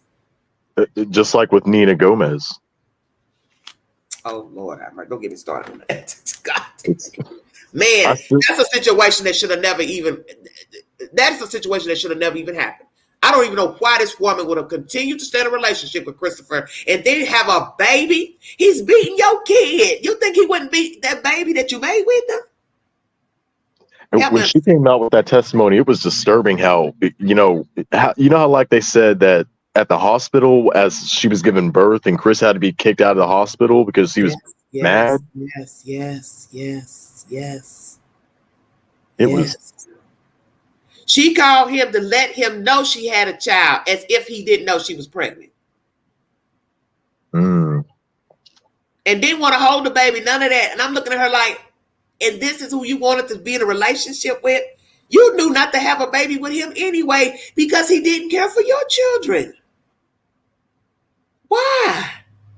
She put herself in a dangerous situation. Yes. And the fact that he lured her here to Tennessee, he knew exactly what he was doing. He set that woman up. He set her up. And she's really lucky to even have faith, to tell you the truth. I think that by the time that we do get answers to Sebastian Rogers, I'm feeling that it's going to come down to this custody case. That's just my opinion. I could be wrong. Okay. Well, I'm gonna tell you this. I feel like she's lucky to be alive, Nina, because they could have knocked her off down here, and nobody would have known nothing. Her parents would have just been calling, trying to find her. He would have changed his number, blocked them. They would have had to come down here, go to the police station, it would have been a hot ass mess. Yeah, she was all the way in New Mexico, Albuquerque. Exactly. So your family is states away. You're completely isolated at that point. Exactly. So let's look at this right here. You know where I'm going. If Sebastian is missing from these people's household, Nina, you should count yourself very lucky. You and your baby. And you understand what I'm saying? And your children. And if he didn't want Faith, he definitely didn't want Sebastian. Okay, so that's my point. You abused that woman when you were with her. Probably abused other women as well, with or without children. You made a baby with a man who showed you he abused your own children. You all still kept having problems back and forth. He lures you here to Tennessee, set you up, take your child, involve his parents, and now, fast forward years later, here come a whole kid missing belonging to another woman. Jump off. Exactly. Somebody says wife number 5. Now imagine what the other wives have to say, huh? How many wives? Do you know how many wives he had in total? Somebody in the chat, Michelle, says wife number 5. Katie is 5, number 5. Wow. And we don't hear any from the rest of his wives, do we? No. Probably afraid to come out and speak because he'll retaliate. Well, they're probably far away. What do they have to lose at this point? Yeah, that's true. Nina took a chance.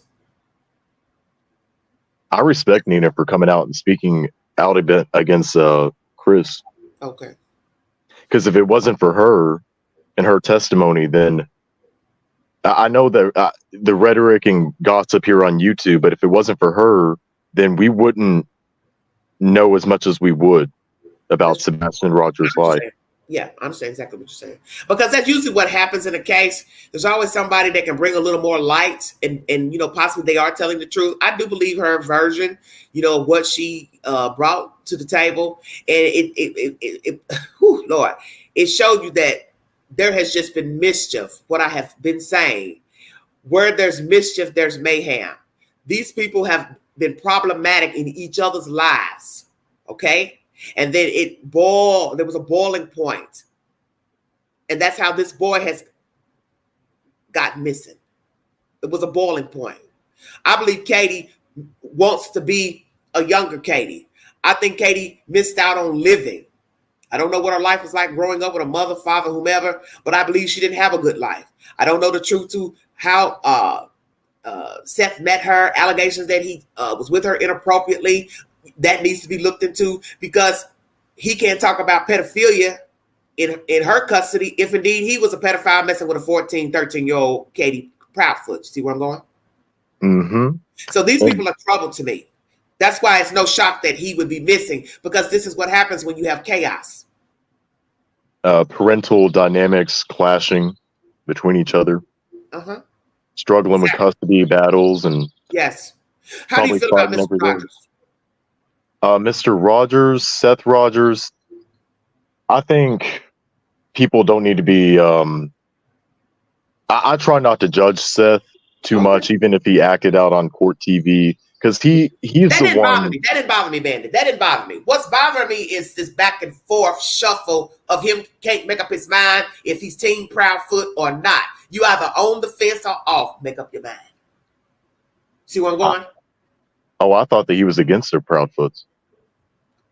No, he changes. It changes every other week. You got Tony to help you, right? But they don't want Tony. They don't want to deal with Tony. Because what people don't understand is that the Proudfoots don't want to deal with Seth. It should be obvious. He let that be known on the court TV interview. No, I ain't heard from her. They don't talk to me. They're telling you how they feel about the boy. They're telling you what they think of you. They checked out because they were checked out when they had him. They were probably checked. Katie was probably checked out. If the allegations, what we're hearing about what happened in California, you know, with Sebastian being touched. Yes. Yeah, Katie, as soon as I heard that information, I was like, she's neglectful at best. Yeah. Yeah, she She's probably been threw her neglectful. child off, let everybody keep her. She ran over here, did this. You know, I don't know if she was into hanging in bars or dancing or whatever she was doing, but I think Katie was like a lot of people. She just one of those type of people. As soon as she sees somebody, hey, how you doing? And next thing you know, they're in your house, they're eating your food, they're sleeping on the sofa. Who the hell knows what the hell was going on with Katie Proudfoot? Situations. Yeah. I just hope we're able to find answers. Whether he's dead or alive, it needs to come to an end. I don't want this to go on like Summer Wells for the past 3 years. Oh my God. And it's coming up, isn't it? June is almost here. Yep. Well, let me ask you something. Do you believe Seth got along with his boy child?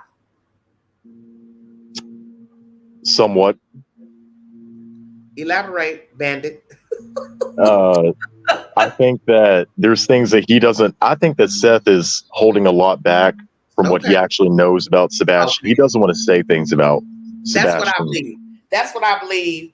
And that's a dangerous game because right now he's toying with them. Like, I know more. I'm not telling the public because he seemed so evasive in the beginning and he acted like he didn't want to talk. And I kept telling myself, there is something missing here. This man knows either he's gullible or he knows more and he just don't want to say anything because he don't want to ruffle their feathers. Well, he ruffled their feathers. Then olive branch was extended by either party because you ain't gonna never get the truth or who did what. But it's back and forth, back and forth. I don't see it working because that's the reason why the child is missing, in my opinion. These people weren't really in tune to one another. They may have played the role like they cared for the child. They're trying to talk to each other. Oh, we're buddy, buddy, buddy. How can you be buddy, buddy, buddy, but now the boy is missing and you all don't talk to each other? The parents don't rally for the child. They won't go to the vigils. They won't talk to the news. They don't pass out flyers. They never search, but you all talked every day or so about Sebastian when he was visible. That don't even make any sense. Maybe they did talk about him, but it wasn't. They didn't get along as well as they want to portray. Oh, I know they did. I know they did. Because I think that they fought every day. And go ahead. I'm sorry. No, you're good. I was just saying. I think they were fighting every day. You know, pretty much it was a nonstop battle. Do you really? Yeah, I think. But I'm referring to Chris and Katie and Chris and Katie in the house. Okay. Yeah, so Chris and Katie and Seth. You believe all of them were bickering? Yeah, I believe that all three parents were not getting along with each other. Chris and Katie, they were battling with Seth, and then Chris and Katie, they had their own issues going on. Okay. Do you believe that Chris gave her an ultimatum? That's one thing that's crossed my mind. I think that, you know, if he was trying to save his marriage, or if somehow, some way, Sebastian was getting in the way of him getting custody back with Faith, or just even with him living in that house, he could have told Katie, listen, it's going to be me or it's going to be him. You choose. Okay. And Katie chose her husband. Okay, so let's talk about that. Then that would be orchestrated then if there was an ultimatum. And then you got to go to Belly the Beast to say, why would it be an ultimatum? What was going on with the child for this man to give his wife an ultimatum over her child? Chris Proudfoot, he's a hardworking man. He's a crane driver, or not crane driver, but a crane operator.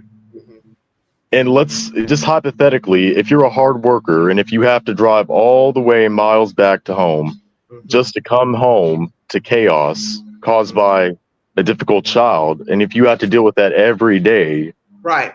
You see what I mean? I know where you're going. That's why I was wondering about the job. I'm wondering if he came to Tennessee, had a good paying job, and it was near the house. But when shit started jumping off with this little boy and got worse, he went and found a job out of town. Bingo card. I never did think about that before. That's a good point. We don't have any inkling that this job is a job he had when he got down on Tennessee soil. Yeah, that's a good point. Uh-huh. Wow. What if we find out he went and got a job out of town to be away from Katie and her son? That would be deep. And he was cheating in the process. And yes, and I think he was. But Katie went along because I think she was scared when the Cajun Navy people said they were coming. She definitely didn't want to be here when the searchers started coming. Because don't you find it strange? As soon as Cajun Navy said they were coming to Hendersonville, poof, voila, she gone. Yep. I mean, if she didn't have anything to hide, she would stick around. And even in her first interview, your child is missing. Who leaves their house to go out of town? Yeah, and she even said during her first interview, or Chris said, you know, whenever he comes back, we'll be here. A bunch of people will be here with open arms, just welcome him, and they're nowhere to be found. Right. Because all of a sudden you decide to leave your house 1 month, a month and a half in, you're going to leave knowing you have a whole child missing, and you're going to go live in a camper because Nancy Grace grilled her. Why would you do that? Well, I want to be with my husband to work, but you're not working the crane. No, that's she worked at home, didn't she? Or worked from home? Or? I don't know. There's a work truck out in the yard, so that would lead me to believe she worked at an agency. Because why would you work from home and then have access to a work truck? Because there was a work truck in that yard about 2 weeks ago when a guy did a drive-by, of the neighborhood. That made my mind just think about something. Is it possible that they left Sebastian, not that day, but just ever left him home alone? Was he? Well, Seth had to do it. I know you don't want to talk bad about Seth, but let's be truthful. Seth had to leave that boy alone because Seth worked either a second or third shift job. So that shows me this boy is more high functioning than some people want to acknowledge. Exactly. That's what I'm beginning to think, because if he was able to stay home by himself without supervision, and he's at 15, right? That's how old he is? Yeah. 15. I've heard some people say that he was turning barely 15, but even at that age, some parents say they leave their kids alone at home. They're able to take care of themselves. But our laws here in Tennessee, we don't have no stipulation about the ages of leaving children alone. So, you can go argue in court about, well, you leaving my baby alone at this age, 9, 10, whatever. Tennessee don't have no just mandated laws. So at 15, he should have been able to stay alone. So, they're spinning the narrative like he's slower. But I'm thinking that he's not. He looked, I mean, in that one photo with him in the trophies, that should tell you something right there. I mentioned that. So is that in the schoolhouse he took those, or that's in their house? I can't remember when I saw it the other day. I'm not sure. Yeah, it was. If he was able to win trophies and rewards, he couldn't. He must have been more high functioning than what they're making it seem like. Right, and that's where spinning the narrative comes in. I got to make these people think he wasn't functioning well. He couldn't do for himself, but they're not telling us the whole truth. And I do believe, yes, Seth knows more that he's not revealing. He's not revealing every scenario that's happened with these people. Maybe because in the beginning he didn't want to say, nasty things about the Proudfoots because he's trying to find his son. But I do believe Seth needs to tread lightly in who he's involving himself with and bring in his circle. Because YouTube is a dangerous place. And the thing that Seth don't seem to understand is that a lot of people immerse themselves in true crime cases because they're bored and they want to have fluff for their own program. So you have to be careful bringing people into your peripheral. Even this Tony Manthis, I know that he's a spokesperson, right? Yes. So he started out with public relations with the Proudfoots, and then the Proudfoots and him fell out after the audio got leaked, and so he switched over. And to me, I was thinking, where did this guy come from? Do you know where he came from? Caleb Harris, missing out of Texas. Oh, okay, all right. So he's not a PI; he's just a spokesperson. A spokesperson, yes. How do you feel about all this? The audio leak. Everybody's got a different version on the audio. People in the chat talking about it went to Nina, Trevor, this and that. Seth's really behind it, but Seth was blackmailing Trevor. See, I'm not with all that. That puts a new spin on. Maybe you don't really know Seth Rogers. See where I'm going? Yeah, I was listening. Leaked that audio, and I refuse to believe Trevor was in somebody's back pocket while they were on the phone with Christopher Proudfoot. It's bullshit. See, I was under the impression that, Josh from the lab, I thought that the audio came from him and he was holding on to it until Yeah, Chris. but how would he get it? That's the missing piece of the puzzle. Yeah, he had to get it from one of the people talking on the phone. And Chris is not going to hand it over because that's going to make him look bad. So that's why I was going to go. him. Chris or this Chloe girl or Seth, take your pick. So you eliminate Josh, you eliminate Trevor because they're not in their pockets 24 hours a day. So you stick to whoever's on the phone doing the talking. Those are the people who will have access to the damn audio. The people who are actually in the conversation. And this is where I have a problem with Seth Rogers. This BS of blackmailing and whatever's going on. Why are you going to blackmail somebody who allegedly was coming in to try to help you? One of you all gave that damn audio out, and I think perhaps maybe Seth gave it out, the girl gave it out, and now everybody's scrambling because they got what they call it, buyer's remorse. Yeah. Mm-hmm. And it's weird how, when Trevor said that he was being blackmailed, I think that was telling to me because that sounded like someone was trying to pin it off. He was the scapegoat. You can't use Trevor as a scapegoat. You know why? I'm not trying to be funny. You can't use him as a scapegoat because he would have to have been in the room recording it, talking with you people. So that makes no sense. See where I'm going?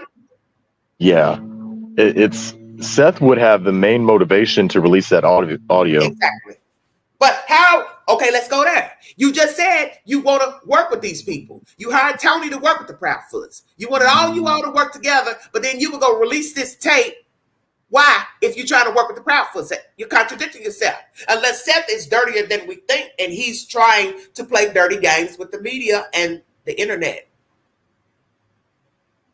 Maybe he was trying to be vindictive, but then, like what you said, he was trying to extend it. This came after the Olive Branch extension, which exactly. So that makes no sense.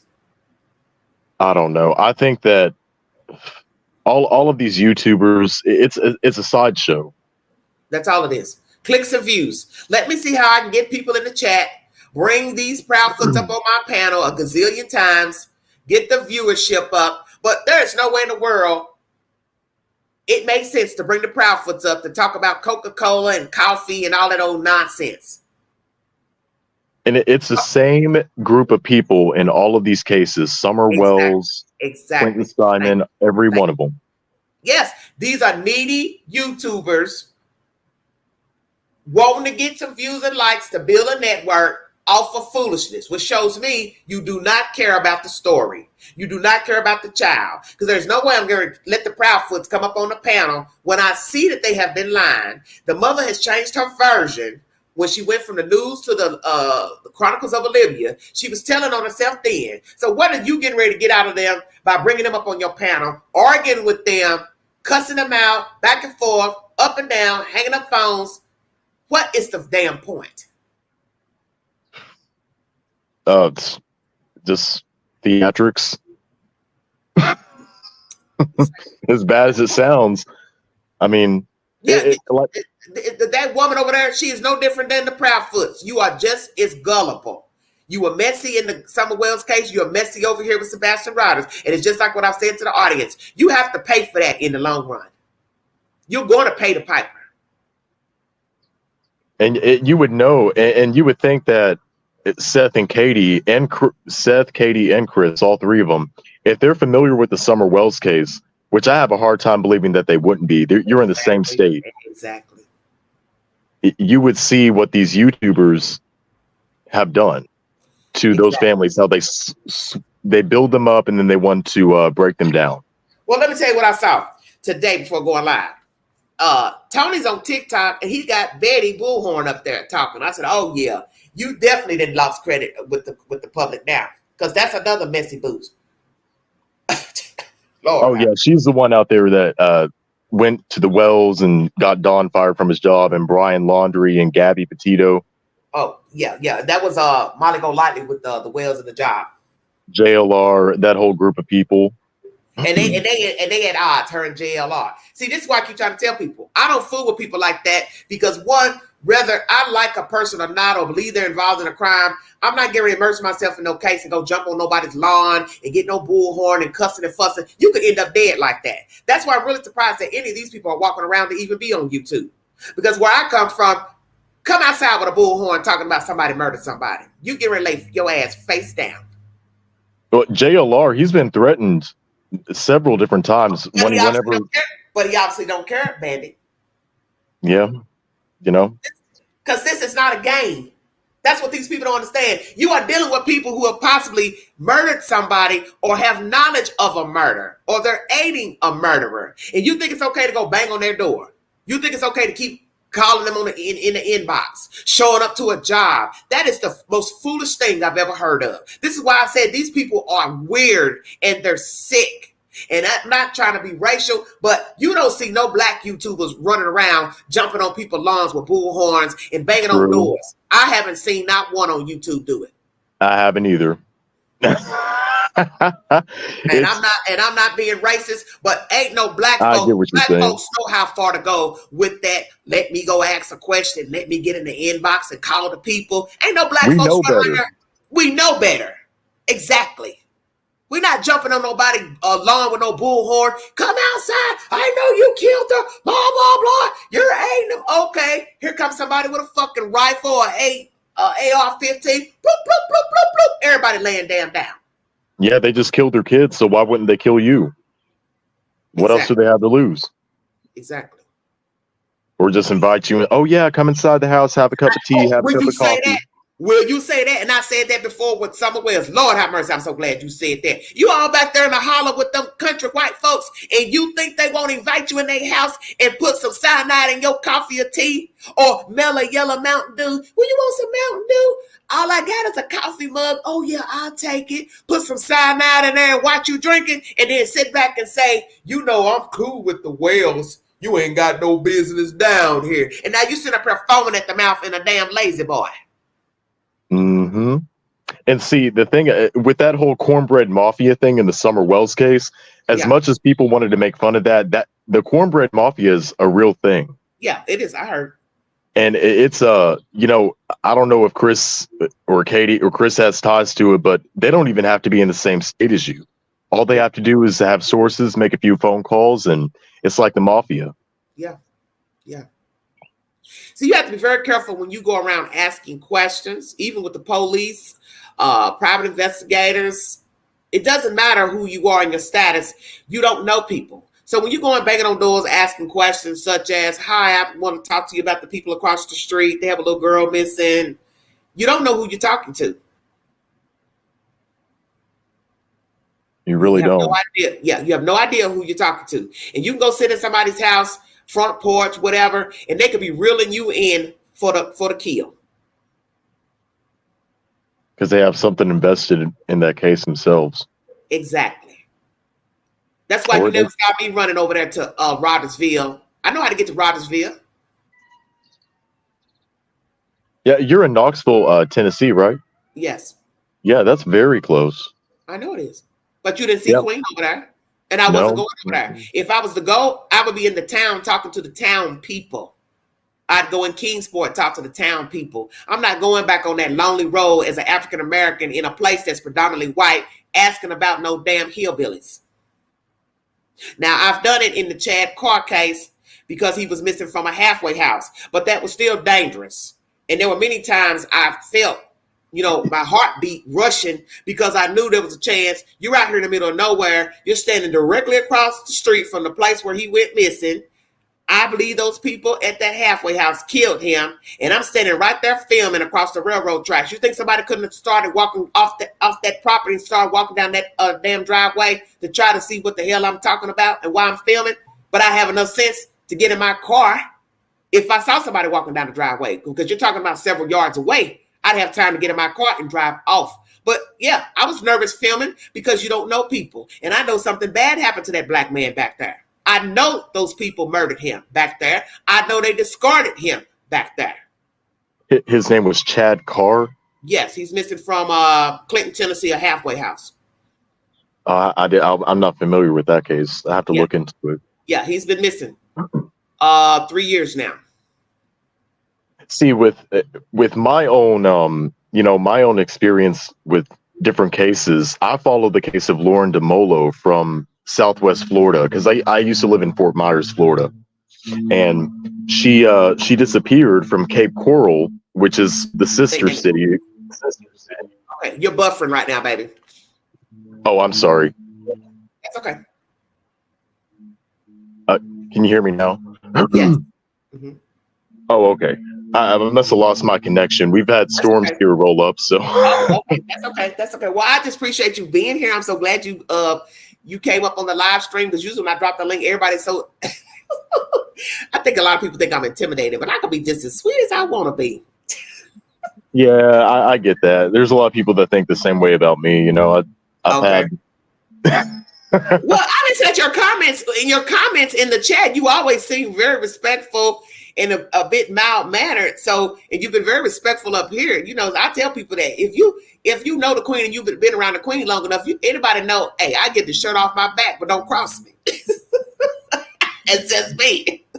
See, whenever I go over to other chats and other people's channel, because a lot of the time I don't just hop on anybody's panel. I refrain from doing that. Yeah, I understand. I've done that before, and it just, you get booted. People in the chat can be really nasty, and that's why I don't do it too much. And if I'm over there on my channel, then it's different because that's my channel. Yeah, so I understand that. But if I'm going over to somebody else's, I'm going to be respectful. Yeah, I understand that. And that's why I don't get on panels either, because I don't really care for I don't care for the creator, and I don't care for what the creator is bringing to the network. If I feel like you are bringing foolishness, you're aiding nonsense, I'm not getting ready to waste my time. You understand what I'm saying? By going up on your panel, because I'm not getting ready to be arguing with anybody about anything, because in the end, we don't know the people. But if I feel like you're aiding a sadist, and the people are showing you they don't care about their child or their missing loved one, you and we're not on the same level, and I'm not engaging in that. I don't do that. You never know who you're dealing with, and a lot of these cases, they're huge cover-ups. Yes. There's more than just two or one person involved. Mm-hmm. With Lauren DeMolo, she disappeared back in Florida back in 2020. I didn't learn about her case until a year later. Mm-hmm. And I took the last walk that she did at Four Freedoms Park in Cape Coral, Florida. Okay. And I went in that area to see for myself. I asked and I talked to the locals. They said that is a notorious place for human trafficking. Wow. And every person that I talked to in that town knew exactly who Lauren was. And they all said the same thing, that she was trafficked out by her boyfriend at the time. So what have you heard recently as far as an update?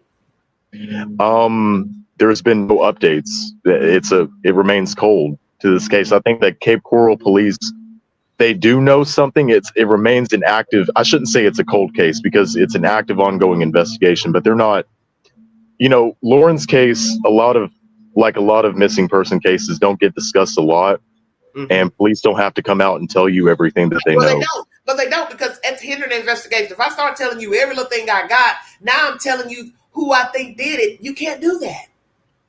You can't do that. Now, where is this case? It's in Cape Coral, Florida. Oh, Florida. Yeah, Florida. And there's a lot of if people who follow true crime, Florida has a lot of sadism. A lot of sadists roam Florida because this is a transient state, Florida, for those that did not know that. So you have a lot of people coming in and out, in and out, in and out.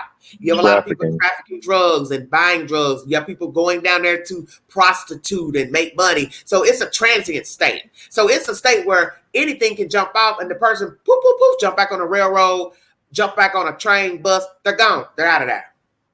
See, and she disappeared. See, Cape Coral and Fort Myers, they're in South Florida, close to Cuba, and Haiti, and all of those other Caribbean countries. Mm-hmm.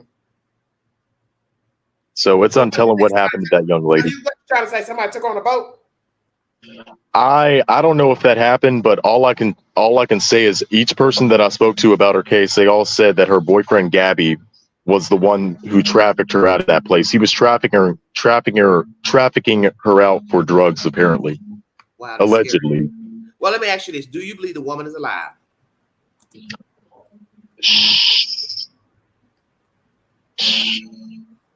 No, realistically, no. Now, how old was she when she went missing?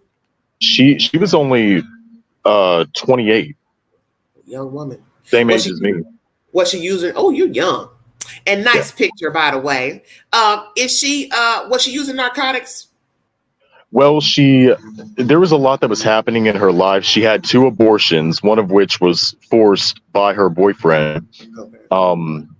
She went off to the mental hospital. She had a lot. God, there was so much that went on. She checked out of the mental hospital on, I believe, the day prior to her disappearance. She contacted her sister because she was trying to get back into working. She lost her job because she had to go to the mental hospital. Well, do you think she could just be roaming around and nobody knows her? Perhaps, yeah, it's possible. If you're not, think about it. If you're a drifter or, as they say, a couch surfer, you're not probably using a valid ID for anything because you're not working. So you don't have to renew your driver license, your ID, because you're not living that type of life to where you're being cohesive and, bettering your circumstances. So what if she went and got in the car with somebody and they took her to Tennessee, Georgia, and she's just living off the grid? That's actually not out of the realms of possibility, especially if her boyfriend was abusive and she was trying to escape from him. Could have just got in the wrong, not saying the wrong, but could have just hooked up with somebody and they say, hey, come up to Tennessee, come to Georgia, Arkansas, and she's living somewhere else. We have heard of that. But see, the thing that makes me believe she's no longer alive is when police, they brought those cadaver dogs in to search for her. Those cadaver dogs, which are trained to pick up on human decomposition, not a live person. I know what you're saying. This For Freedoms Park, they went across the street to the park. Those dogs tracked the scent all the way across the street to the mother's apartment complex, up the stairs, then turned back around, back down the stairs, and went into the back of a work van, which was owned by the boyfriend and I think Victor, I guess the grandfather, I don't know, his uncle, some other family relative, and it sat. Okay, so the dog sat to let you know that's the last place of the scent. Yeah, and it was signaling that she was once there. In the back. Yeah, that's not good. Yeah, so that's what makes me think that she's not alive. Yeah, that's not good at all. Lord have mercy. What a hot mess. Well, where do you see this case going, sir? As far as Sebastian Rogers? Yes. I think eventually, if they don't find a body, they're going to come out and name Chris and Katie as being suspects. Okay. So right now, you believe this is a criminal investigation? Yes, absolutely. You believe that the parents, the Proudfoots, are the suspects? Yes. In my eyes, yes. Do you believe this was orchestrated? Because we've been going back and forth on your theories of the child leaving, this and that.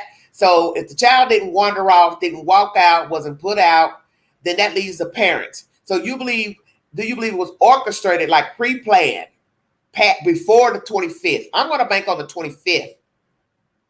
And if not the 25th, then that takes us back to the 25th would have been Sunday, the 24th would have been Saturday, and the 23rd he later went to school, which would have been a Friday. So if right on the video footage, we have a major problem of taking it back to Friday. Stay woke. Yeah, that's what I keep on telling myself. What if that camera footage, it was somehow manipulated or rolled over or skipped over? At the steakhouse? No, at the at the house. I don't at their house. Yeah, but see, I'm talking about the steakhouse because that's what Seth is banking on. I saw them come out of the steakhouse. Well, you couldn't have seen them come out the steakhouse if the police is saying we don't have no footage. So I'm wanting somebody to clarify, because when I think of no footage, I'm thinking of nothing. No steakhouse, no McDonald's, no nothing.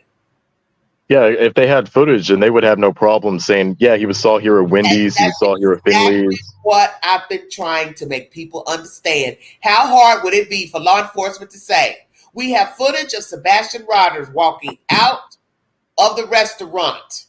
He walked in, he walked out with his mother. They drove to the stop sign, turned left, and that's the last we have of Sebastian Rogers. Why would you not tell that? And there's so many cameras that they came across between traffic cameras, cameras at businesses, the steakhouse, and you have nothing. They haven't came out and said that we have no footage or that we don't have any footage. Stephanie said no. The police said they saw footage. Well, I don't remember. It's been so long. If they said it, they don't bank on it all the time. Because it seems like to me, that would be said often. I haven't heard it said much, even on these court TV segments. It's a very strange. I honestly don't know what to think. Yeah, but I'm thinking that something nefarious happened to that boy. Yeah, I think something nefarious happened to him, and I won't doubt if it's a matter of they were having problems with the boy. They checked out, because I believe Katie checked out a long time ago. This is not a situation of yesterday, 3 months ago. I believe Katie has checked out in rearing him. I believe she just kept the child just to do what looked appealing to the eye. But when she got with Christopher Proudfoot, I think the dynamics changed, and she realized she was tired of being a parent to him. You also have to factor in the child's aptitude. Would he be able to go out and work a job, go to school, get a trade? If not, Katie knew she would be stuck with him for life, and she didn't want to continue to take care of an autistic child.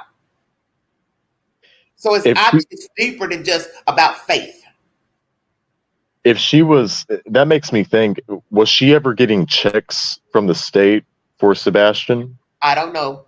We're just assuming that because he was, disabled. The reason why I'm asking that is because that's I don't know. She could benefit from those checks. Yeah, probably $1,000 a month. Still, that's not worth your time and your energy that you have to deal with. A difficult child. That still doesn't change your peace. Yeah, because that's the whole point. Is that what you will deal with, I won't. What you'll do for $1,000, $2,000 check, I won't. Some people say, well, I don't care about $1,000, $2,000 check. I want the boy gone. That ain't even a lot of, well, I don't know. I don't consider that to be a huge check, but people do it all the time. People take in borders, they kill them, they bury them in the backyard. People kill their kids and they're still getting disability checks, SSI checks from the deceased parents. You'd be surprised what people will do for $500 to $2,000. Yeah, committing welfare fraud. Yeah, that's what I'm saying. And people do it every day. People do it every day. Get checks for dead people.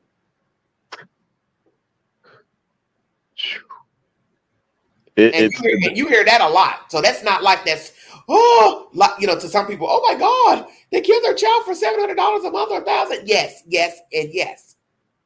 And there's people that will kill you for $50. That's my point. So if somebody will argue over a crack pipe and a Heineken bottle, you think somebody wouldn't hide the dead for $2,000 a month? Hell yeah, they will. So that's $2,000 free money. $2,000 of free money. Free money. Because it's free. I don't have to work for it. It's free. It goes directly into the bank.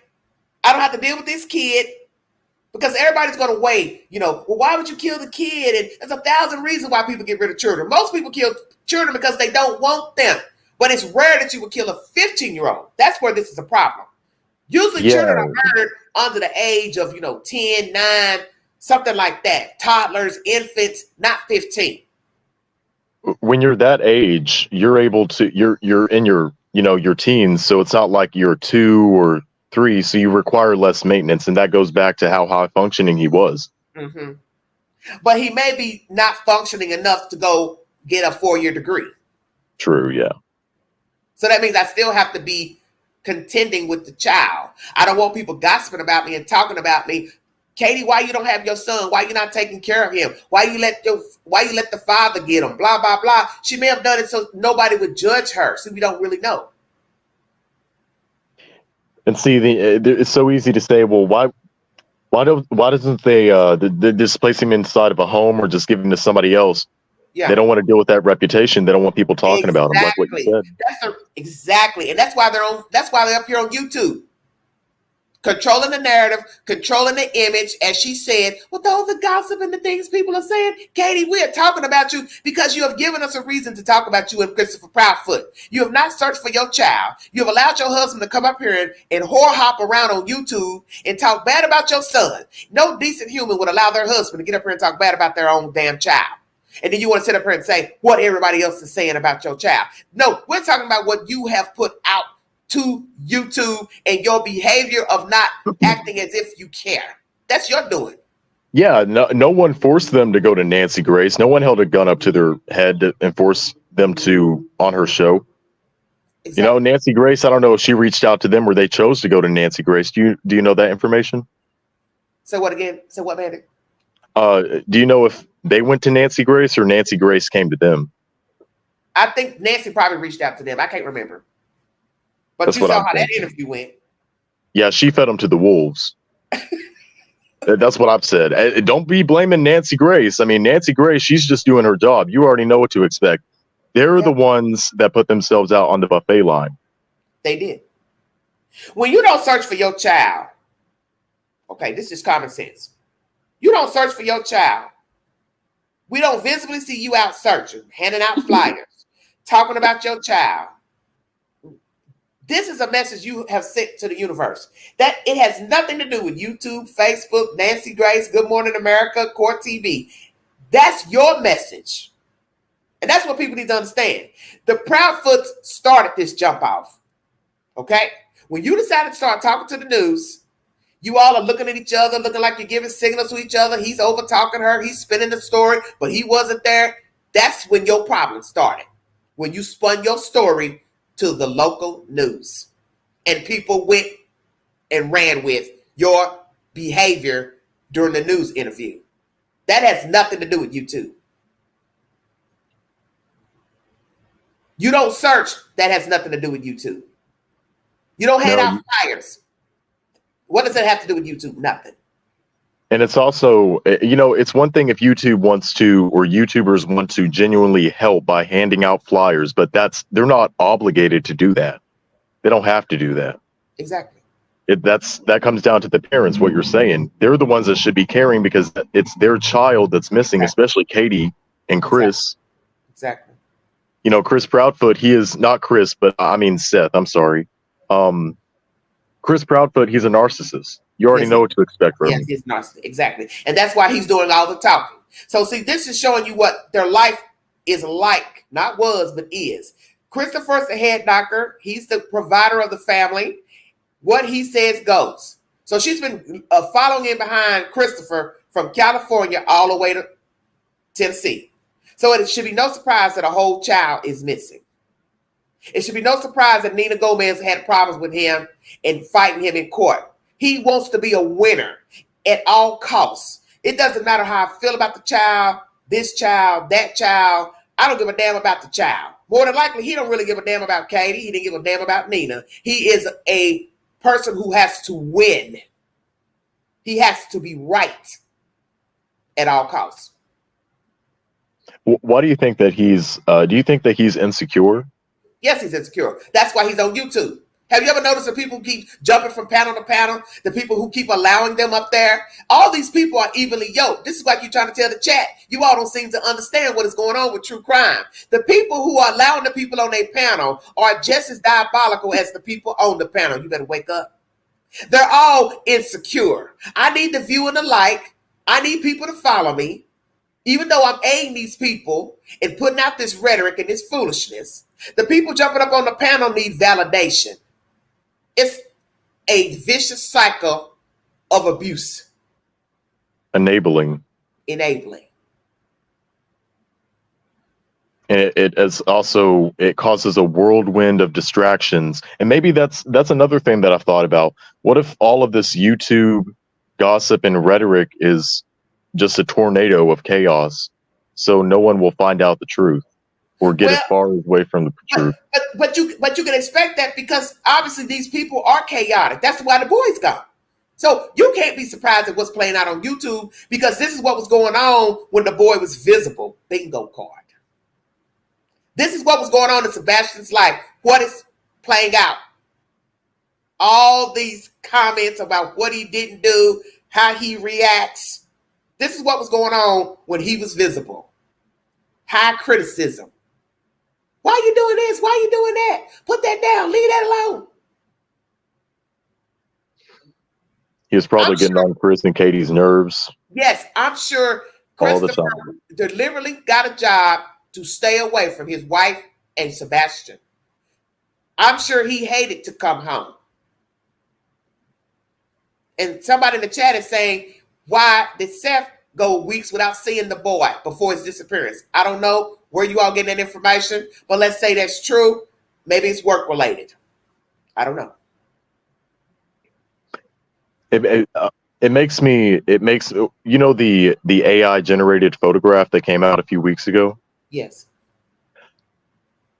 Has that person been looked into, investigated? I don't know, but I mentioned that on my channel. I think everybody involved in that case of the picture need to be investigated. The woman and the husband and wife that took the picture, and also the people who say they're in the picture, because you have not heard any more mention of it. But the people, if the people who investigated the picture said it's AI generated, that means it's fraudulent. So you need to talk to the people who uploaded it, because the picture can't upload itself.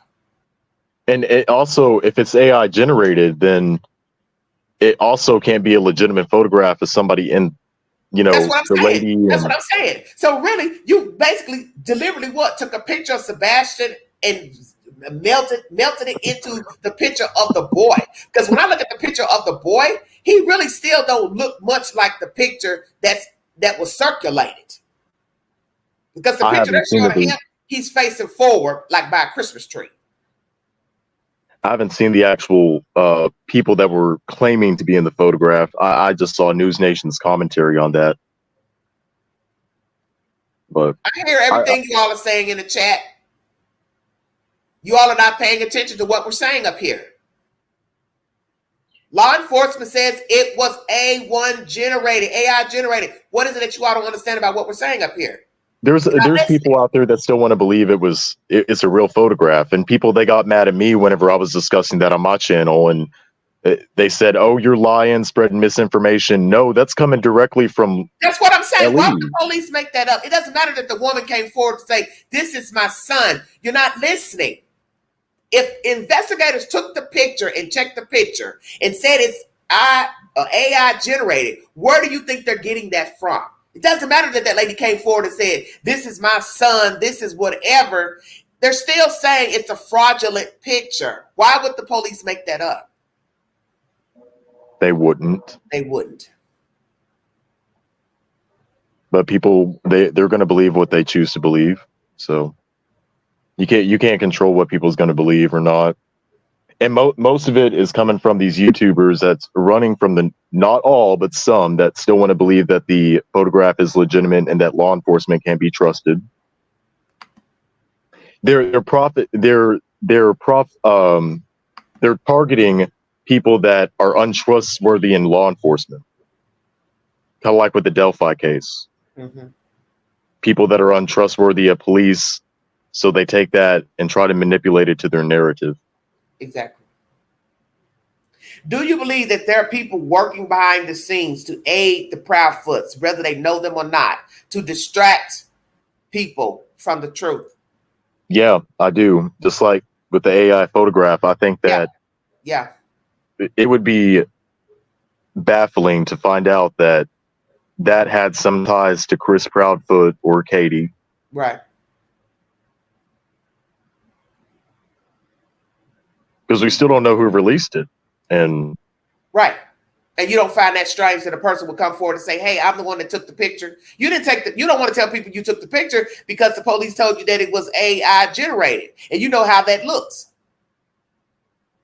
If it's AI generated, that means they purposely went in and manipulated the photo. That stands for artificial intelligence. That's what AI generated means. You could Google it. See, I have this Google Pixel 8 Pro. That's my phone. And even with my camera, if I snap a picture of a tree, there's features on my phone that are AI features. I can go in, play around, tuck and nip, and make the photograph look like something than what it originally was. that's how technology is nowadays. Mm-hmm. And you can crop in photograph. There's a lot of things you can do. But Well, I'm not here to argue with law enforcement because I'm not the one investigating the case. And you see, it took them a week or more, almost 2 weeks before they even came out to speak about the picture. If they found out and the lady came forward and said, well, that's my son in the picture, blah, blah, blah. Okay. Well, then why would they even say it's generated? What people don't understand is that it's a melting of the two. It could actually be her son in the photograph. But what they're saying is it's a combination, still a fraud in the picture. yeah, bottom line, it's still fraud. Yeah, it's still fraud. I don't know why nobody don't understand that. Just because she said that's her son, that doesn't mean that the color of the hair and all that wasn't generated fraudulently. Because when you look at the picture of her son by that Christmas tree, he still looks a bit different than the person in the photograph that was taken up there at Grandpa Mountain.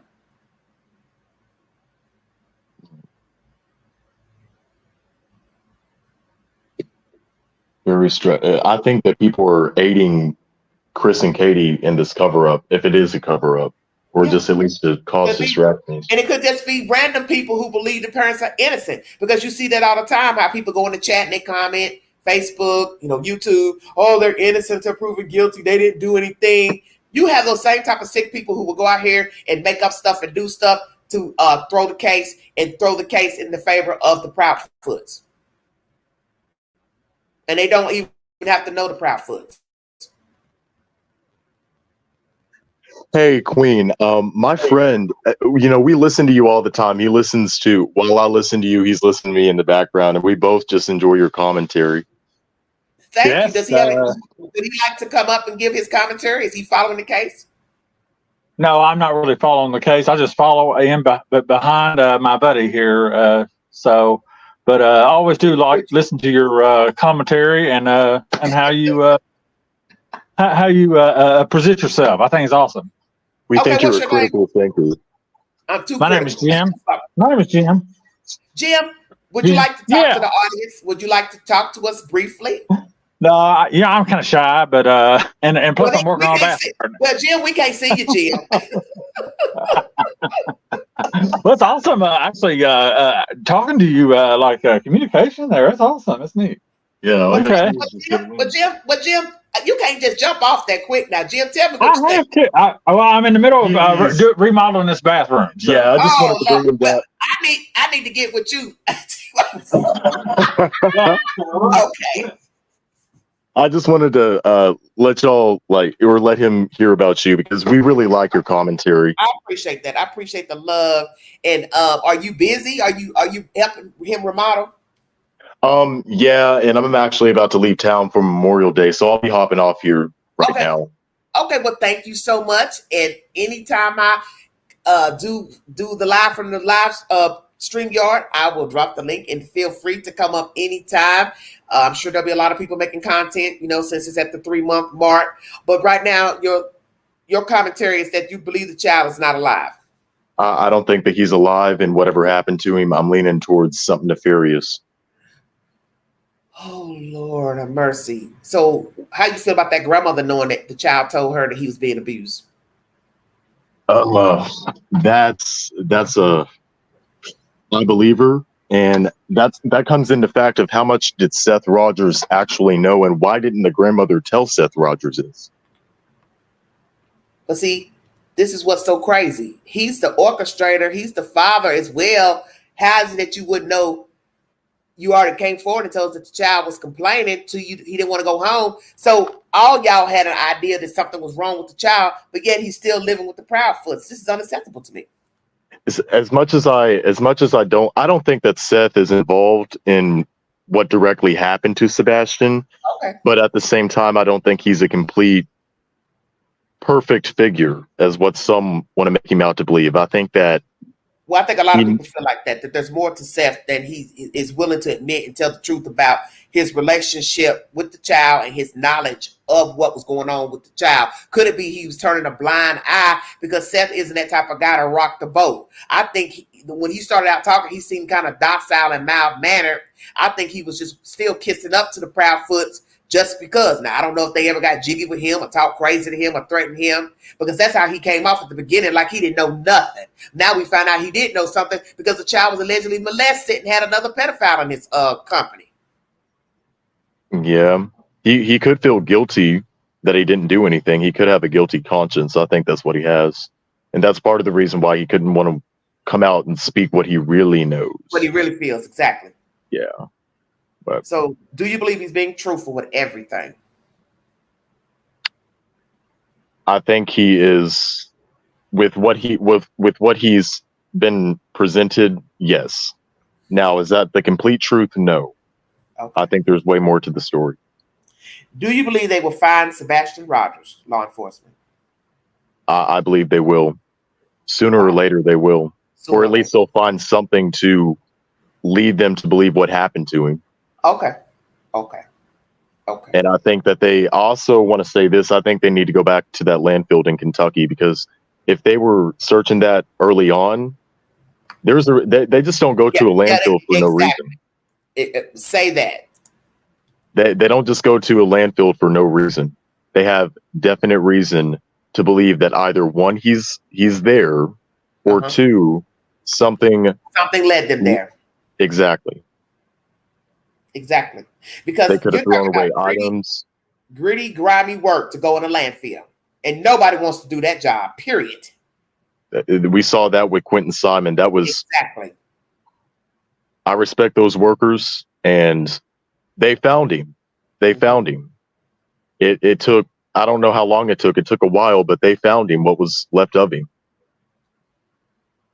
Oh, Lord. So if they're able to find Sebastian. Scary thought, because they were diligent going in there. But when they finally came forward, my heart sank, because the first thing I thought of, imagine the condition of the child and the person that discovered it. That's a lot to digest. It is.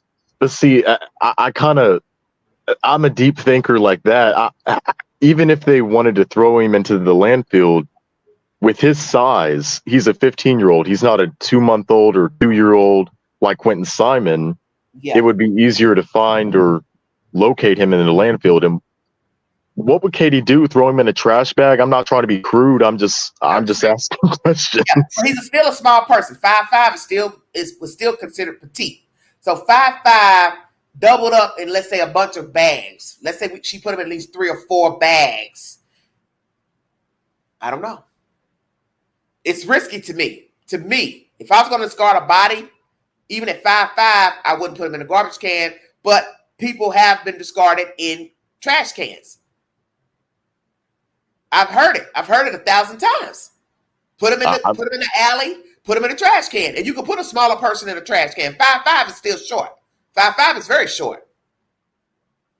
I'm thinking about something, but I don't know if I should say it. Well, say it. It may come across the wrong way, but could they have dismembered him? Yeah, I was thinking it. Yeah. You would think that there would be evidence left behind at that house. Well, that's the point. We don't know what they have discovered at that house. That's the whole point of the story. Because the first thing I said to myself, okay, 5'5", it's going to be a little heavy. Yeah, 120 pounds in a bag, that's going to be heavy. Did I put other trash in there on top of the person? And yes, was the child cut up? Half of the body in one bag, half of the body in another bag? That would make more sense to me. But then I can't see Katie dismembering him. She would need help. I couldn't see her wanting to do that. I can't see any woman wanting to dismember a person. Yeah, that's why I have a hard time believing she was the only one at the house that night. And that's something I did not ask you before you check out of here. Was Christopher Proudfoot in Hendersonville February 25th? I want to say no. I want to say that he wasn't in Memphis. Okay. He was in Hendersonville, or he was on his way back. He probably used an excuse to go back to Hendersonville that night. And if the rumors are true about him and Katie being on the phone for 3 hours after 12, I get that they're a married couple and they can talk about whatever they want to, but I know a lot of married couples, especially for long periods of time. What would you be talking on the phone about for 3 hours? Now, but they're not living together. Let's be truthful. He lived down there basically in a camper or a hotel. So you would have a lot to talk about if he hadn't been home in weeks. Yeah, that's true. I never did think about that. Yeah. I thought I was under the impression that he came home frequently to Katie. No, allegedly he did not come home frequently. And so you got to ask yourself that. That doesn't make any sense. You're 3 hours away. I know people who travel farther than that on weekends that work out of town. 3 hours is nothing. Why would you go home on a weekend and you only 3 hours away? Think about that for just a second. That makes no damn sense. Yeah, you would just stay in the same. You might as well just stay in the same place because you have to go back to work the next week or a couple days or whatever. He may be called on the job unexpectedly, you know. So why would you go all the way back 3 hours just to be called back to the job if you don't know if you're going to be called back? Because you don't know what's the truth. I got a feeling he worked Monday through Friday, Bandit. He got off like most people, 5 o'clock, 4 o'clock. He was done, 5 o'clock, 6 o'clock. And he could have easily jumped in, already had the bag packed in his truck, and go up that fucking highway and be at home. Because I'm around people who do it all the time. Construction workers, people who work for the government, they go home to Atlanta every weekend, every other weekend. And it's the same 3 hour and a half trip. I'm wondering if they search Memphis, places in Memphis. I don't know.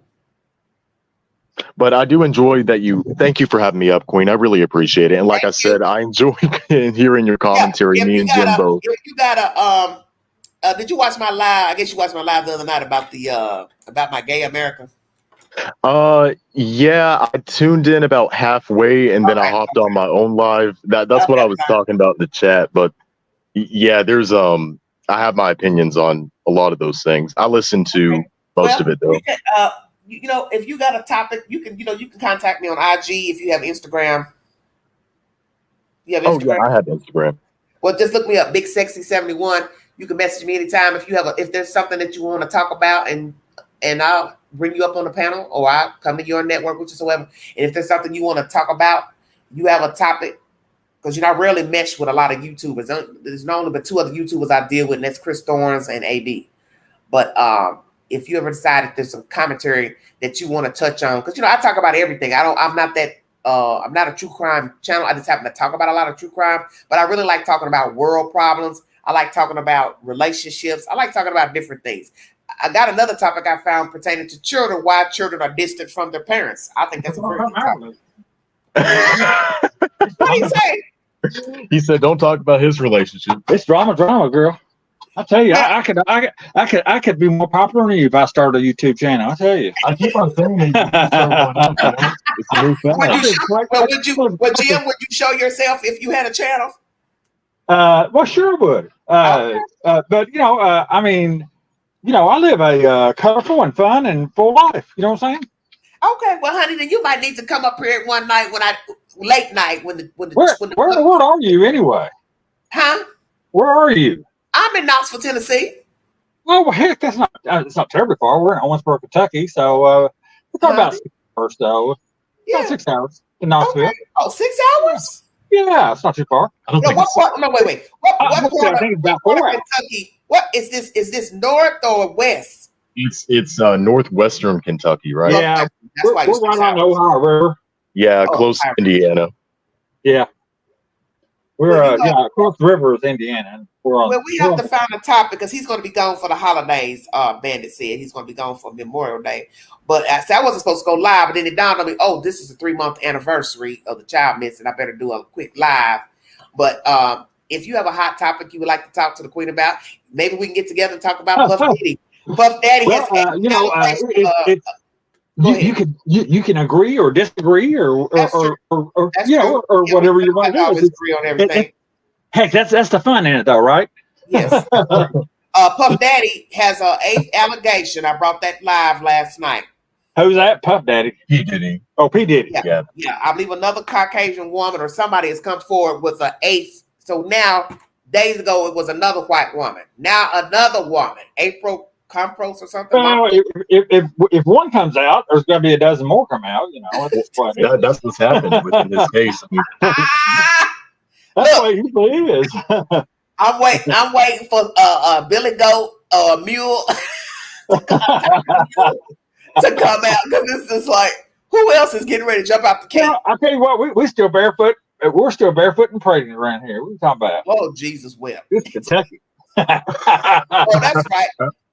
Yeah, Blue Hills. Yeah, y'all walking around with no shoes on up there. Well, actually, we both are. Actually, I don't mess around in Kentucky. My daddy told me about Kentucky. He said one thing you don't want to do. You go ahead and wear shoes. Huh? You can go ahead and wear shoes. It's all right. We won't poke fun of you or nothing. He's so funny. So funny. Love you bunches. All right. Thank you, sweetheart. Thank you, Bandit. thank you. Have a nice day.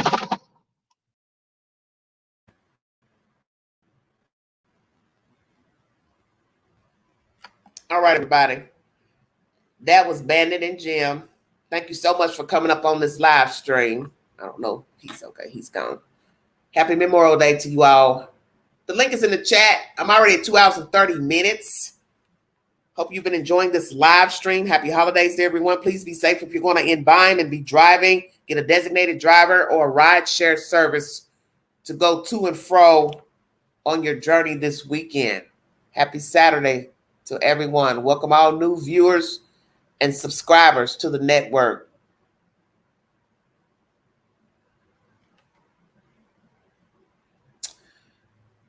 What else? I tried to think of everything I could. Played a little bit of Vinnie Politan to recap the story from 3 months ago. A lot has transpired. Different rhetoric pertaining to the child, sightings, no new updates. The latest update I read at the beginning of this live stream where Mr. Seth Rodgers wants the FBI to take the case. TBI is involved. FBI is helping, but FBI cannot take the case without consent from Sumner County Sheriff and the district attorney.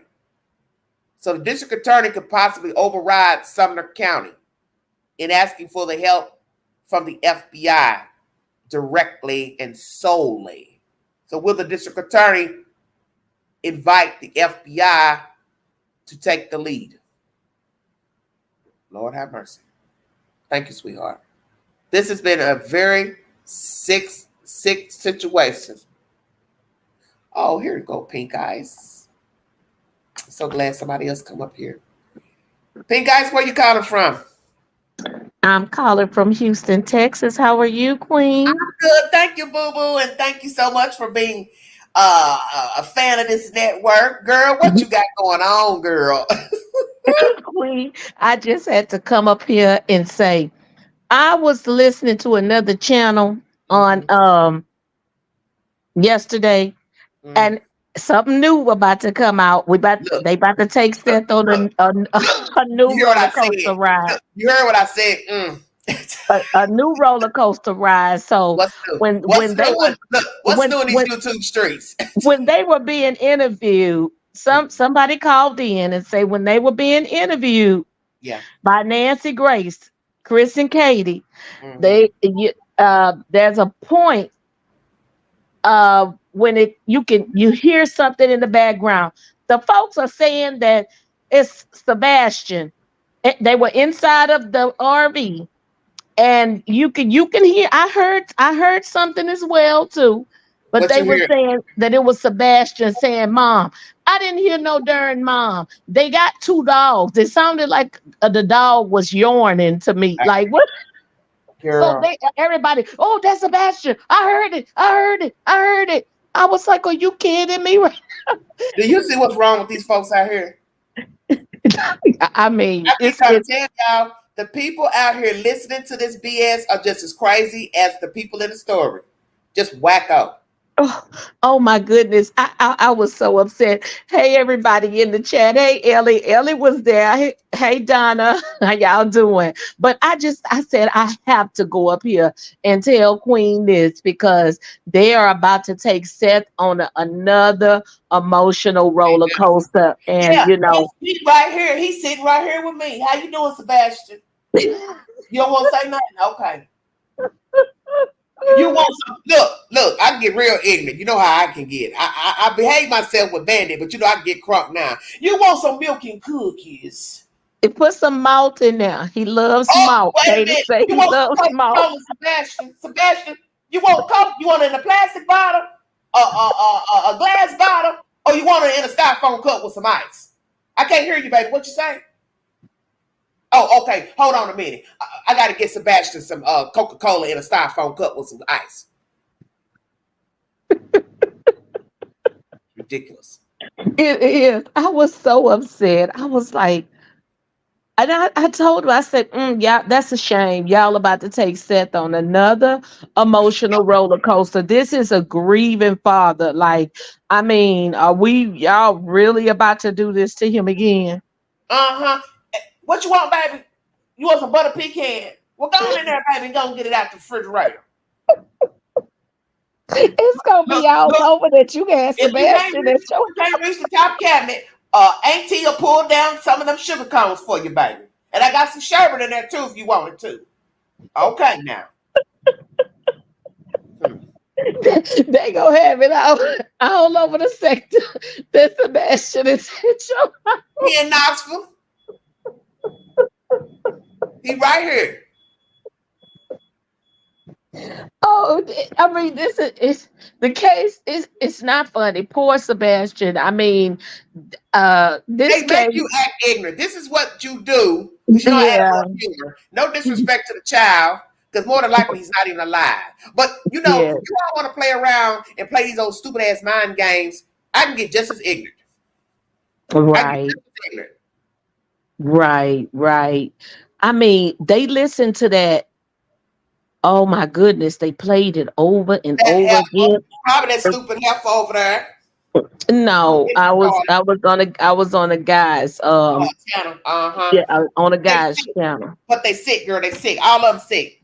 They don't have no content. Let me tell you something about a lot of YouTubers. They only ride on the hottest story. But when it is no information, they got to keep the viewers coming back. See where I'm going? So they start making up stuff. They start passing fluff from the audience and the chat members because they don't talk about anything else. If you listen to a lot of these YouTubers, they don't really talk about nothing else going on in the world. They ain't getting ready to talk about Iraq, Afghanistan. They ain't getting ready to talk about the president. They ain't getting ready to talk about what the fuck's going on in their own damn town. That lets you know they're not really into bringing you any information about anything going on in the world. They just riding on the latest story, which is a 15-year-old white boy missing out of West Tennessee. Other than that, they don't have nothing else to talk about. I saw it with Summer Wells. If you go back in time and go look up all these videos made about Summer Wells, some people don't even got videos on their channel now. I wasn't around. I was around, but I didn't hear anything about the Summer Wells case, but I heard that was something else too. Oh, girl, it's horrible. They out horrible. I'm talking about Summer Wells, Quentin, the West Boys, Camille McKinney. That's how most people found me. It's by Camille McKinney when I was up here 4 years ago. And all of it's the same. Gutter ratchet parents, ghetto ratchet parents, white, black, they're all the same. But some of the people in the chat too are the same. I mean, because when I kept typing in there, now y'all need to stop it. That's a dog. So you mean to tell me that the FBI, Katie and Chris, stop it, hillbilly tail are able to stop it, are able to outslick the Secret Service. Secret Service is who protect the president. You had a whole 15-year-old in a camper. They say no. It sounded like it was on a baby monitor. So if it was on a baby monitor and he said, "Mom, come on now," that was those little Yorkies. I've heard my cousin has 2 or 3 of them like little things, and they yawn and everything. That was a dog yawning, and the whole chat lit up. Oh, I heard it. I said that is a dog. Girl, let me tell you something about the dogs. If them dogs ain't walking outside right now with a crack pipe and a heroin pipe, fooling with the fucking Proudfoots, don't get me crunk. You know damn well them dogs is walking around Memphis somewhere, down on Beale Street. The hell with these two here. We gone. It's pitiful. I really feel bad for Seth, because I'm like, they need to start. I'm a realist, and 90 days, with Sebastian being gone, not a sight of him. I'm sorry, you can't tell me a $700,000 home and all those homes is about the same price. The cameras, they saw somebody, Sebastian, whoever it was, take the trash out. So why did that same camera catch Sebastian when he decided to get up and leave out in the wintertime with no shoes, and his shoes was right by the door? And took the flashlight. She said they were off. Now, let me tell you what I think. Look, pink eyes, it's dark outside. She said it's dark outside. Oh, it's really dark. She telling you the story right there. It's dark outside. You can't see over here no way because my lights was off. Right. But I'm gonna tell you what I really think. Because nobody has taken at the time to pull up a video of an autistic child on YouTube, an autistic child that has been overstimulated. They can be very hard to deal with. I believe that since the cops say that there was a video of him getting in the car with Katie from the Texas Roadhouse, I believe they made it home. I believe at 15, because I've got children that are over that age, so I've dealt with the boys in that age. They believe that they they believe, they puberty, they talking back peer children. peer pressure and all of that. Get your children out of here. Oh, that sounds like Sophia. Get my children out of here. Girl, don't give me crump. Y'all know I'm a fool. So I believe that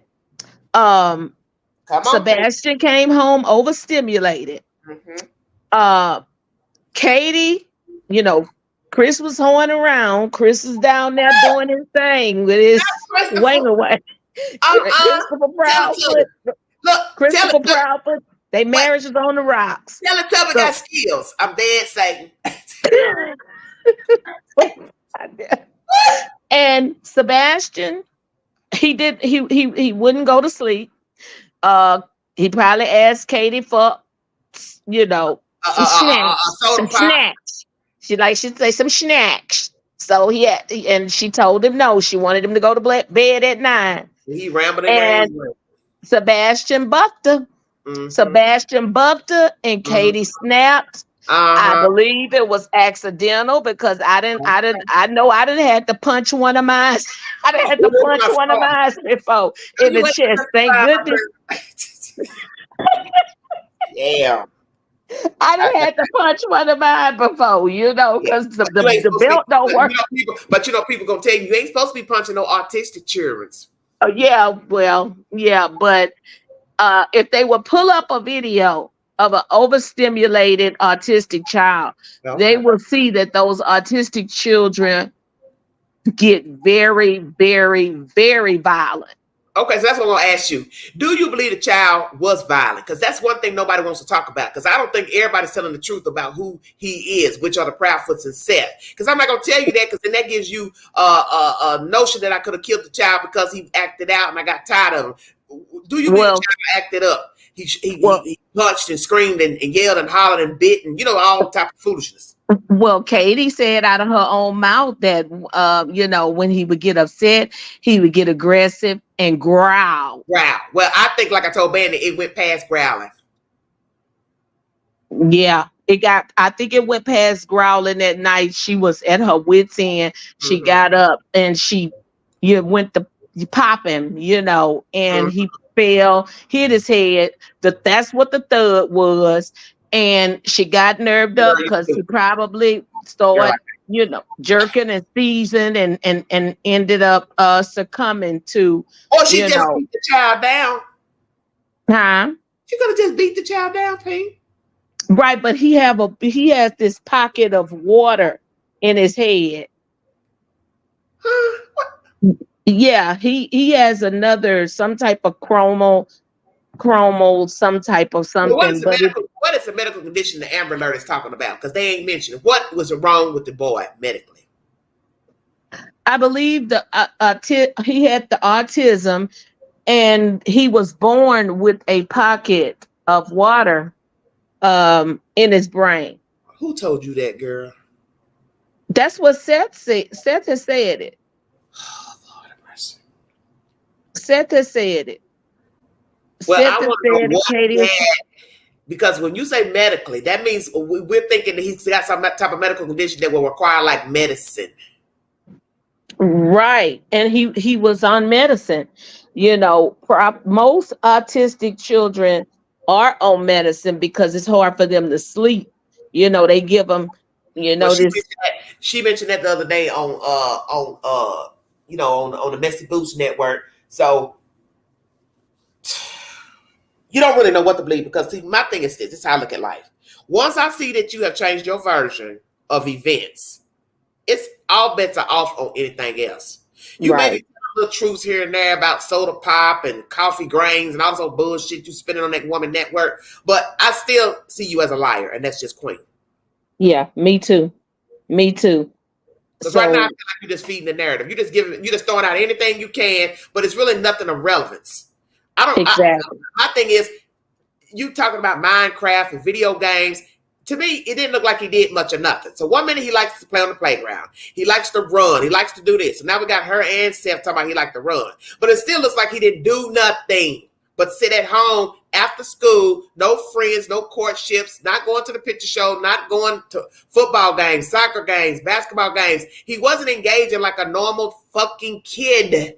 He's 15. So if he can read books, he should be able to go sit in the fucking bleachers and watch a fucking football game.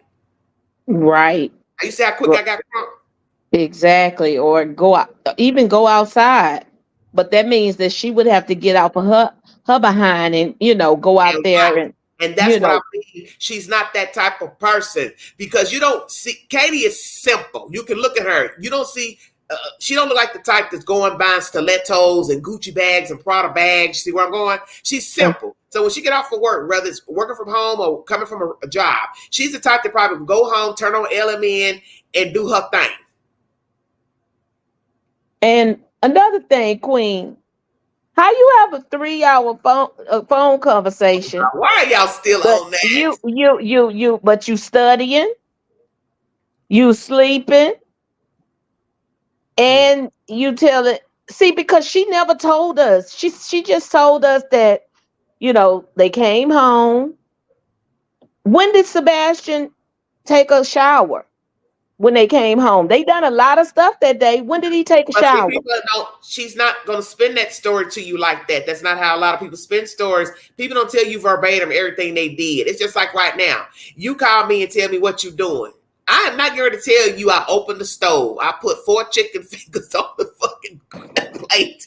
I went and used the bathroom. I picked my nose. You see where I'm going? I ain't got to tell you all that. That's what you want to hear.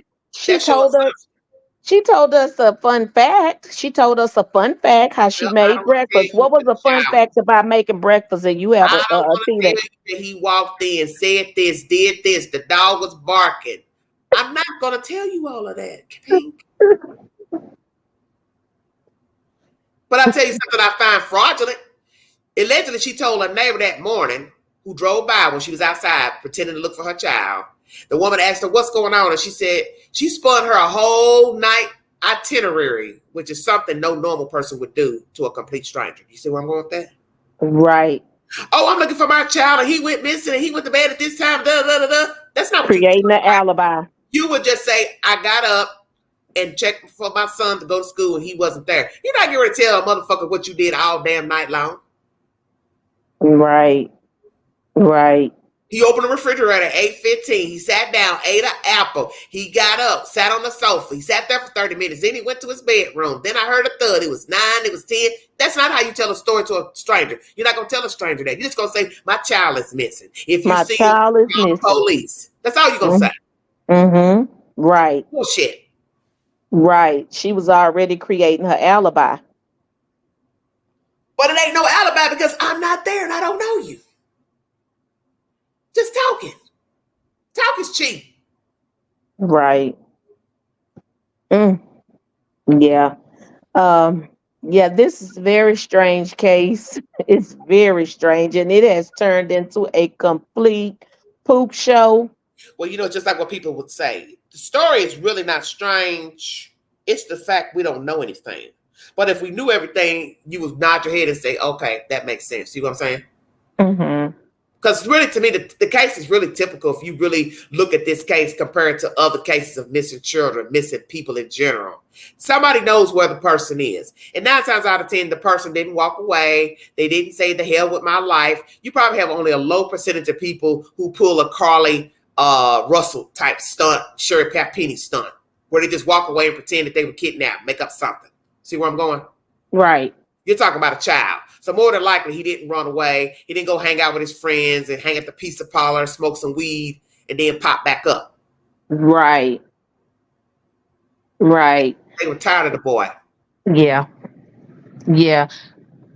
I believe that it was an accident just because, going from using my life experiences where I didn't have to get up and punch my 16-year-old son, because he want to buck up it because he late coming home from curfew or whatever, So, and that it by so him. You don't think this is deliberate, that this has anything to do with the custody case with Faith and the mama, Nina, and that they really didn't want the child? Because I'm just looking at how they portray him to YouTube. That's just not something you would even say to YouTubers. And it was an accident. And you're covering up an accident. Right. I just don't think they cared about the kid. Yeah, I don't think so either. But I'm like you. I was listening at you doing your commentary while I was braiding my cousin's hair. But like you, at 15 years old, you tired at 15 now. And it's all and I believe it's all because of Chris. Mm-hmm. She wanted Chris. She chose Chris. Yeah. Chris was tired of Sebastian. Mm-hmm. But I won't doubt she's tired too, because still, even if I love my husband and I see that you and my child ain't getting along, I'm still not gonna go just knock my fucking kid off. That's not my mindset. But I'm not Katie, and that's what people need to understand. You don't know these people. She may be that weak type person. She's been tired herself. It can go 2 ways. She been carrying the load, taking care of the boy by herself. In her mind, she been checked out, and this was the opportunity to knock him out. Or she got talked into knocking him off by her own husband. Either way. I think so it's either way. So sad. That's really sad. And I cannot wait until Chris becomes Debo's wife and Katie becomes Bertha's wife. You know what? I'm dead. Debo's. I'll be damned. Well, I tell you what, Katie already pale. She gonna be paler. Because when you go to jail, even black folks turn light skinned in it. I done seen black folks pictures in jail, and I be like, damn, wait a minute, you were dark. What the hell? Yeah. How the hell you get that light? Well, you sit up in that penitentiary for 4-5 years, you gonna get your skin color gonna change. Yep. She gonna be looking like a ghost. She already look like she gonna be up in there, and then she got that long, pretty hair. Oh, they gonna love her. Oh yeah, Bertha gonna love her. Big Bertha. Gonna find her tied up in a sheet. Oh, what happened? Katie killed herself. Found her tied up in a sheet. Shut your mouth. Well, they have certainly searched a a, a large, a humongous area. Okay. But guess what? You don't really know what happened because you got to prove he made it home. You got to prove he was taken out of the house. So where do you search when you don't even know what is the truth? Because police are saying, well, he didn't leave the house. So that's making me think that he made it home. Because see, they might be throwing a hint right there. Oh, he made it home, but he didn't walk out. Shut your mouth. Okay. You're right. Mm-hmm. You're right. And So police then, might you know drop a what? little off. And then TBI did a press conference right after the rally, right after this, the visual, the motorcycle ride. They did a rally and they were talking about cyber crimes. And I'm like, are they throwing a bone right there? Because I thought it was going to be a press conference about Sebastian. Well, that'll lead you to believe that possibly then they don't know what happened. Because if you throw that in there, then that means you probably don't have an idea what happened to the boy. Because why mention something that you already investigating and it ain't leading you? You already got a good lead in your head, but you ain't really trying to tell us what you got. I'm not going to mention cyber crimes if I already got an idea that this got something to do with somebody in his house. Right. I mean, that threw me all the way off. And I'm like, all of them was out there. The FBI was there, standing back there. The Secret Service was standing back there. And I'm thinking, oh, okay, we fixing to get some news about Sebastian. Yeah, but they just went on this tangent about cyber crimes and, be very careful. It's scary out there and, on social media. And I'm like, why would they do this press conference right after this ride? Because they don't know anything. That means that they don't know anything. Now that's even scarier. You don't even think that it's family involved. Yeah, that was just something that had my antennas to go up. I'm like, unless it's a plot. Yeah, it could be because I don't want nobody thinking that we know that it's the family member. So let's just throw this in here. Right. Well, I know one thing. If these people, these content creators and some of these chatters think that Chris and Katie can outsmart the Secret Service, the FBI, TBI. And I was wondering to myself too, when Chris called the police for Katie and she was on a three-way, and he called the sheriff's department instead of 911. I was sitting here thinking to myself, he said it routed. It was rerouting itself because they don't have no direct person to call. No, Chris said that the reason he did not call 911 was because they would have had to route him here, route him there. So he called the sheriff's office to cut out all of that. Okay, so do you believe it? Where you going with this? Do you believe it? I'm going with this. The sheriff. A sheriff is elected, right? Yeah. Is a sheriff in the town is elected. Chris people have a lot of money, and I'm thinking, could this sheriff, could they have how they donate money for elections and stuff like that? You people from the community. Already, damn it, Pink. You think they connected? Yeah, could they have went to school together because they look like? Let me tell you this: the fact that the Secret Service and the FBI and TBI all working, it won't even matter who's in cahoots and who in somebody's pocket. Stay woke. It will not matter because you are not gonna make me believe that one of those agencies is not gonna find something suspicious and they ain't gonna come up and talk about it and tell somebody about it. So if you cool with the sheriff, the deputy Fife, and this one, that shit ain't gonna make a bit of difference because you got too many agencies that are national government that will say, I smell bullshit. Right. They're not gonna ride on that. because you know the sheriff and y'all cool and somebody gonna smell that smoking screens. Somebody gonna see right through it. So if there's any improprieties done by the sheriff in this case, out of this case, it's gonna come to light. Right. I will pray it will come to light. I don't see these people just aiding and then they're gonna sit back and not give their opinion. Because they're the government. They're over the sheriff. Right. Yeah, they're federal. Yeah, they're federal. So the sheriff can noodle all they want with the Proudfoots, and a deputy could be good friends with him. That has nothing to do with these other agencies. They don't got a dog in the race, so they don't have to aid nobody. That's the joy of these people being involved. They don't have to ride no ride, and they don't have to favor no Proudfoots, no Sumner County Sheriff's Office, the mayor, the district attorney.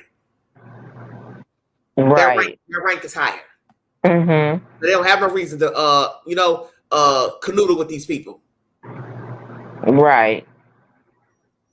I'd be so glad when this is put to bed. So Seth can well, you know it's looking bad at 3 months because I'm thinking about somewhere else. It'll be 3 years next month, and you see where that is nowhere. So when we sit here and talk about outsmarting people, well, 2 hillbillies out of the holler obviously outsmarted TBI and the Rogersville Police Department, Sheriff's Department. Wow. 3 years. So you can't never say never. Because this ain't good at 3 months. Come on now. Right. No, it's just too long. I mean, 1 day is too long. 90 days. That's why I'm sitting here listening to you talk. Ain't no way you got time to plan it out thoroughly in a couple of hours. You gonna forget something, sweetheart. From 10 o'clock up until 6 a.m. I see where you're coming from.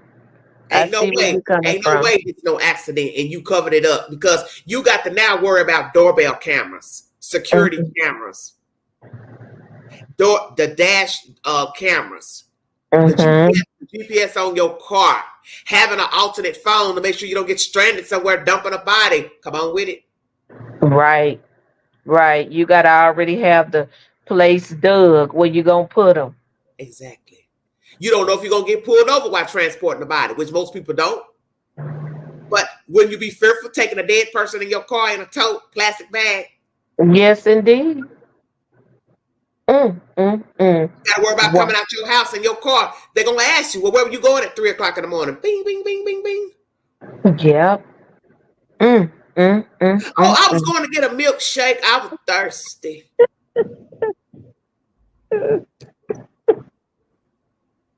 So was Christopher Proudfoot at home? Exactly. Next question.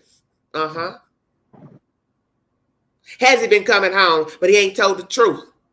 I believe so. You think I'm gonna keep paying for a house that I can't stay in? Hell to the no.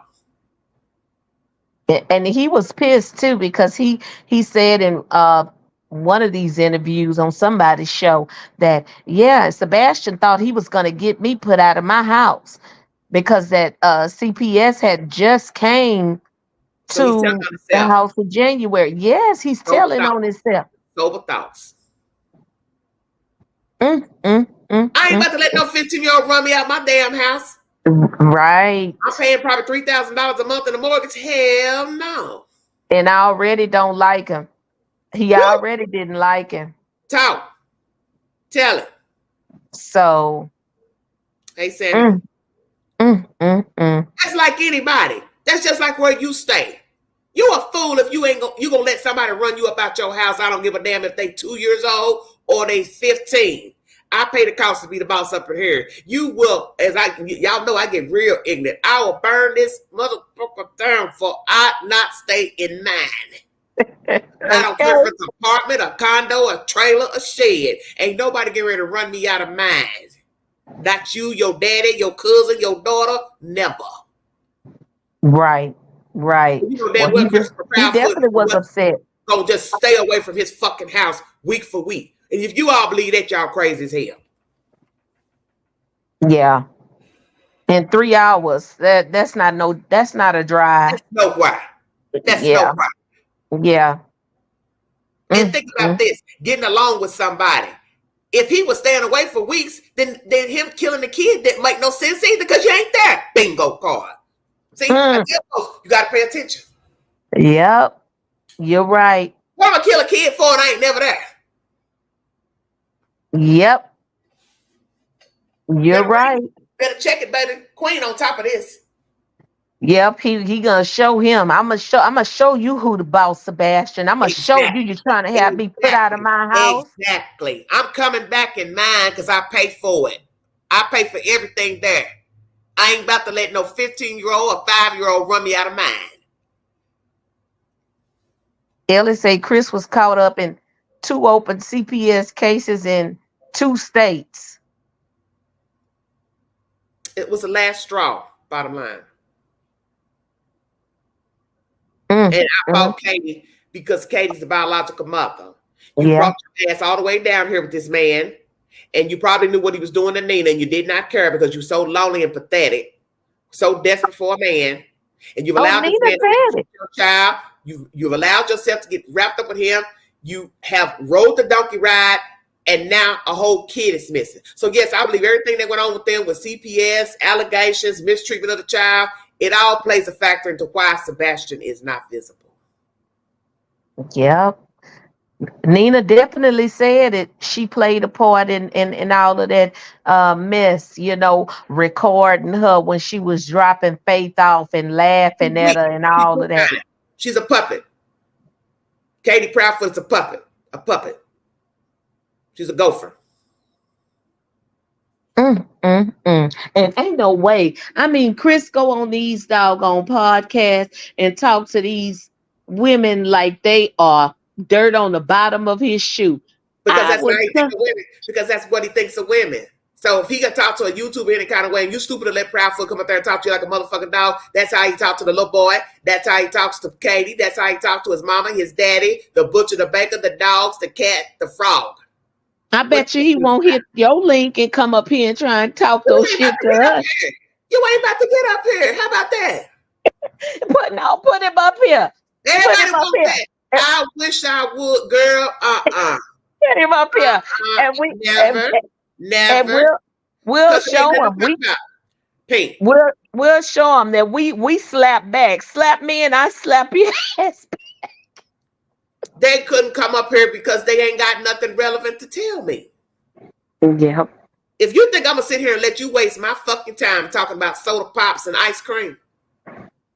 Soda pops and ice cream, and your son is missing. Nothing Proudfoots could say to me.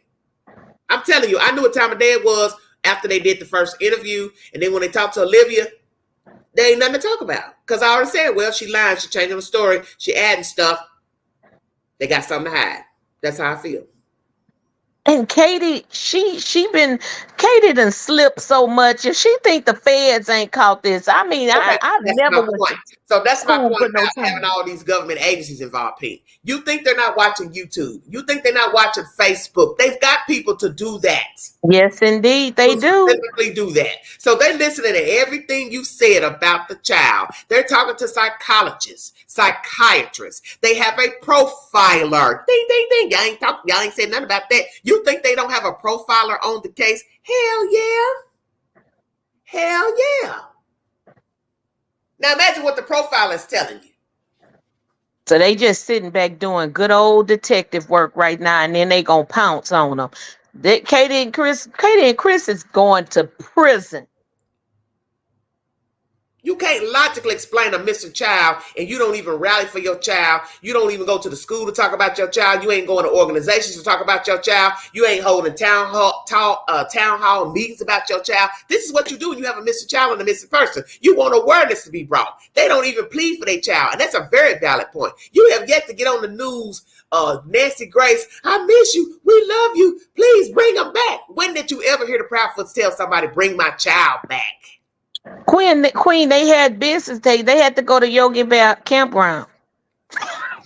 You know what? I'm sick of your ass. Bring my baby back. Bring my baby back. I want my baby back. I Right. miss my baby. I miss his laugh, his smile. Nothing. Nothing but Pampers and What you agitated about. What you agitated about. That's all you've heard up here on YouTube is what you are agitated about, Sebastian. What agitated you? She not telling the truth. She probably cussed at that little boy when nobody was listening. He probably cussed at the little boy, probably criticized him every 5 seconds. He probably didn't get a moment's rest. Yeah. And Katie, you know, this is what I'm saying. 15, and some of the pictures that I've seen, well, I think I've only seen one with her and Sebastian on a carousel. I think that she really do you think she cared for Sebastian at all? Probably not. She probably checked out, like Bandit said. She's been detached a long time. And that's my theory on her and her upbringing. I think it's strange that if it's true, he kept the child while she was in the military. And more than likely, she became more detached because you're talking about a young woman having a baby early in life and then going in the military. How you going to raise a child in the military? Come on, let's stop bullshitting, okay? You're right. And once you go in the military, they train you to become detached from your family and things like that. You know, one of my sons is military, and you know, you have to, it be a whole 2 weeks. Like, I ain't heard from my son. Let me because you don't know Katie's mindset, one, before she got pregnant. One, before she got in the military. So you got to count all of that. Who was she before she even hooked up with Seth? When she got with Seth, what was she going through? What's her mindset? See, you don't know because she ain't going to tell you that. So see, all that shit is relevant from childhood up until she met Seth, till she got pregnant, until she went to the military. We're not even really getting an accurate time frame or which came first and which is second. Then you hooking up with this motherfucker. Then you got all this shit about child abuse and child molestation, another child molester. Then you got another person came around him, he was a child molester. Imagine what the child went through. Now you got to factor in how she actually treated her child. How did she talk to her child? Did she act like she cared, but really she was a Lori Valade Bell? Shut your mouth. See, Lori pretended that she was a good person and she cared for her kids. Her older son will tell you, well, yeah, we moved around a lot, but you know, she was an okay mother. But then what drove her to kill 2 of her other damn children? Stay woke. Because you didn't know her. Lori is the prime example of a chameleon. Her mother told it. Oh, we always knew something was wrong with Lori. But see, what they thought was she would just straighten it up, or they just ignored it. Well, now she's killed 2 kids and another woman. Her husband probably killed the brother. Y'all got to pay attention. I love how you put it down. You keep it all the way 100, Queen, and I really respect you. I really respect you for that. I mean, I be so happy when I turn my YouTube on and you're live and I catch you. Because people are trying to put this piece together. You got to go back in the belly. That's what people don't understand about people. You trying to put shit together from what a neighbor said and a dash cam and a camera and a motion light. No, baby, that ain't where the story starts. What did I tell you? The story is at the beginning, not the middle, not the end. You got to go in the belly of the beast. You got to go back to when Katie came into the world. Yeah, because her mom is a rough rider. I mean, she on probation for 99 years. Now what's the charges there? Because I didn't go digging all up in that woman Kool-Aid. What did she do? A registered SO. Okay, but who did she offend, and when was the year? I don't know that. I don't know who she offended, but she's on probation for 99 years. Well, they act like she ain't done nothing because let him tell it. I overheard him talking on somebody's channel talking about, well, they got the wrong person name and they were bringing up the wrong information. So they made it seem like that they pulled up the wrong person, that she ain't no SO. No. Katie's mother's a registered SO. Okay. Yeah. I think they were probably talking about when they found that picture. That picture drove me crazy too. I couldn't Well, take it explain no that more. because I'm trying to understand why was he talking on somebody's channel like they got the names mixed up. Who is that? Who Was saying something about the mother's names. They was getting the mother's names mixed up. So that led me to think that everybody had it wrong, that the mother wasn't an SO. who is that? Who said that? Chris? Yeah. Oh yeah, honey. When Chris lips is moving, he lying. Okay. Well, I'm just saying. Anytime Chris See, lips moving, he lying. that's the whole point of this whole fucking case. They're the Yeah. only ones talking besides Seth. So everybody's Right. banking on everything that they're saying.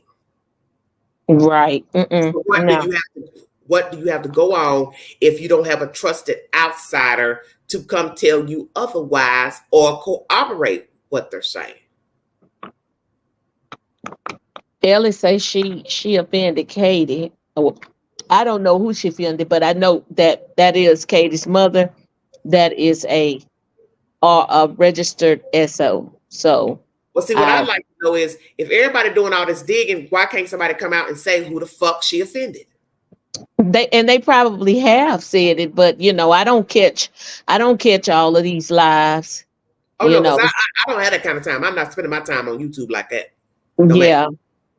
Yeah. So, but I was able to catch that. So let's go here. So then now let's go into Belly the Beast. If the mother is actually a sexual offender and she offended somebody's child, her daughter meets a grown ass man and people assuming that Seth slept with her as a child.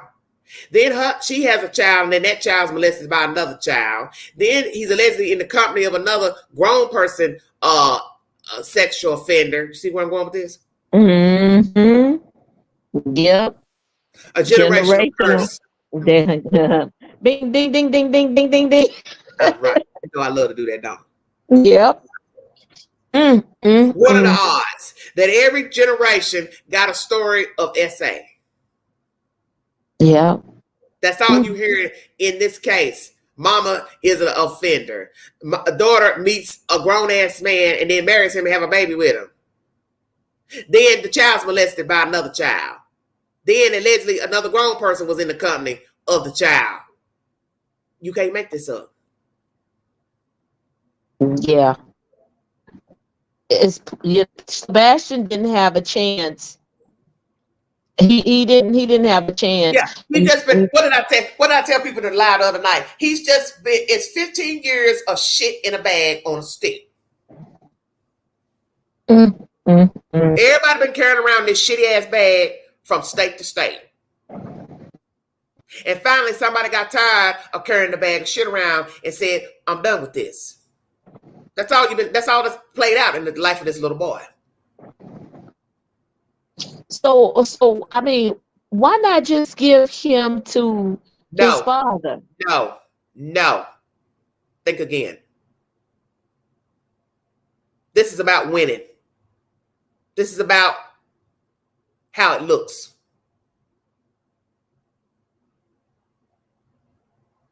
No, I'm not giving him. You say this is about winning. I'm not giving him to Seth. No.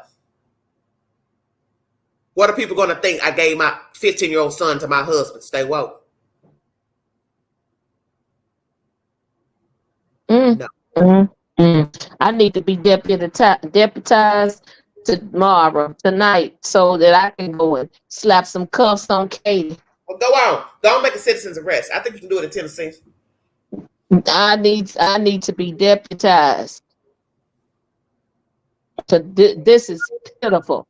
See, everything's about illusion. That's what people don't seem to understand. There are people who are willing to kill for the secret. People do it every day. A woman spends money that her husband don't know about, okay? She's racked up credit card bills and took out loans that he doesn't know about it. So that means she's committed fraud. She knows he's getting ready to be called by the bank. Now, how are you going to explain thousands of dollars in somebody else's name because you forged documents? So now I kill my husband. Stay woke. I don't want you to find out my secret, that I'm secretly sleeping with men or women, or I'm a prostitute, or I'm prostituting myself. Somebody get ready to call you with the information. I kill you.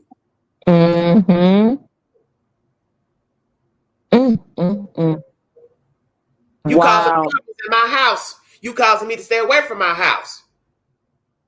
So I got to go. See, for all we know, Christopher couldn't stay in the motherfucking house, but he's still paying the due bill. Ain't nobody going to pay no mortgage and can't stay there. Stay woke. Yeah, so, because all type of options of why Sebastian. Yeah, because when there's a open investigation with CPS, they either remove the child exactly, or the parent has to go, or the parent the parent that is the allegations are being made against are clear into the investigation. That still means something ain't the truth, because allegedly the CPS report was closed. So then that contradicts why he would stay away from the house, because he can't stay there. So what is the truth? But so you don't want to believe, because had he's not telling you nothing, and CPS is never gonna tell you. Yeah, CPS had just came to the house and went in January. Okay, but allegedly that case was closed. So why would Christopher need to stay away from the house? See, are you listening? Right, but Seth has the CPS records, but his lawyer is trying to get the CPS records redacted. He has the redacted ones. Yeah. Well, see, what I'm trying to make everybody understand is you're not going to know the truth until somebody tells the truth. Throw out 1,000 theories. Right. But if one person says the report was closed, well, that could just be him lying, because he don't want y'all to know that really it was open and he was told to go. I'm not going to tell y'all I got to leave my fucking house, but I can slip it up on the live stream and say he wasn't going to run me out my house. Yep. And Christopher Proudfeet wasn't having it. Exactly. He wasn't having it. Is the child alive or dead? Unfortunately, I don't think Sebastian is no longer with us. Was it planned or not planned? It was planned.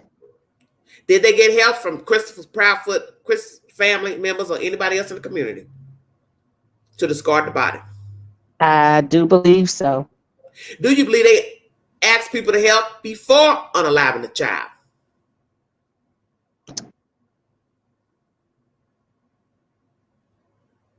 Yes. Wow. Do you believe that day was orchestrated so the child could appear that he was happy and in good health? Yep, Last Supper. Last Supper. I've been waiting for somebody to say that.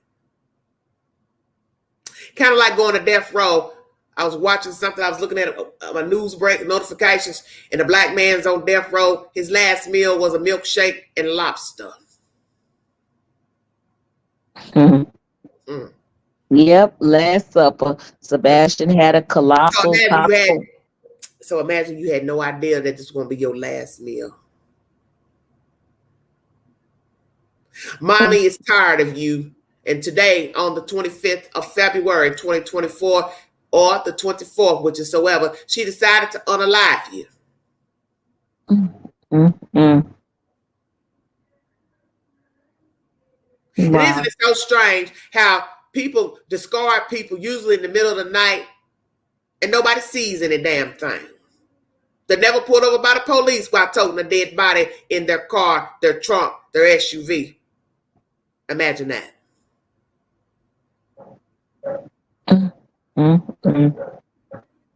All I want for Christmas are friends.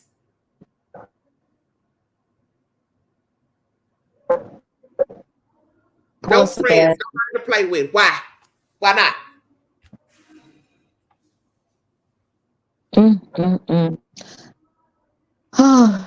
You know, I have cried for Sebastian. You know, I got so wrapped up in the case because it was right after Raleigh strain, and that's how I found this sector. And I've cried. I woke up thinking about Sebastian. I went to sleep thinking about Sebastian. How do you feel about the audio call? Did Seth leak the call to other YouTubers and blaming Trevor Lee? Yeah, I do believe he did that. This is what I want to say to people, and I want to, let this be known when Bandit was up here. You may not want to talk bad about Seth, But if Seth leaked the audio and he blaming this other YouTuber, then that means you don't really know who Seth is. Checkmate. Yeah. That's why I said you got either be on the fence or off the fence with the Proudfoots. If you're gonna start playing these dirty ass, wicked ass games, then I have to question who you are as a person and if indeed you really cared about your son. See, that's why I tell people you gotta pay attention. Because all this back and forth, you all are acting like you're screwing each other. See. Do you think Seth is scared of Chris? He might be. You know, he obviously comes off as a bully, so he's probably bullied this man. This man probably is not really a rough rider. You understand what I'm saying? He ain't rough around the edges, and he probably learned this when he got in, started learning who his child was living with, and he wasn't no match for Christopher, because that's how he came off in the beginning. He ain't a rough rider. He got pushed to be a rough rider, but he really ain't a rough rider. Now you could be pushed. Believe that. But will you follow through? That's a totally different thing. That ain't Seth. And right now, up and down, up and down. He needs to make up his mind if he's going to be on the fence or off the fence. Because it's going back and forth with the Proudfoots. It's a waste of time, and you're not getting anywhere with them. You don't have to badmouth them every 5 seconds, but you need to decide if you want to deal with these people or not. I don't see no camaraderie. I don't see this going anywhere dealing with the Proudfoots. They have let you know they don't give a fuck about your son. They have talked about him like a dog. They're channel hopping talking about your son. They don't have anything positive to say. They have not searched for the boy. They don't pass out flyers. They're not talking to the public about awareness. They ain't talking about shit. Nothing. So what do you have to talk to them about? Nothing. Then let it go. Just let it go. Yeah. I think he have some type of hopes of talking with Katie one-on-one, because him and Katie was together a long time, and he gonna call bullshit on Katie if them two are just together, and he asks, "Where's my son?"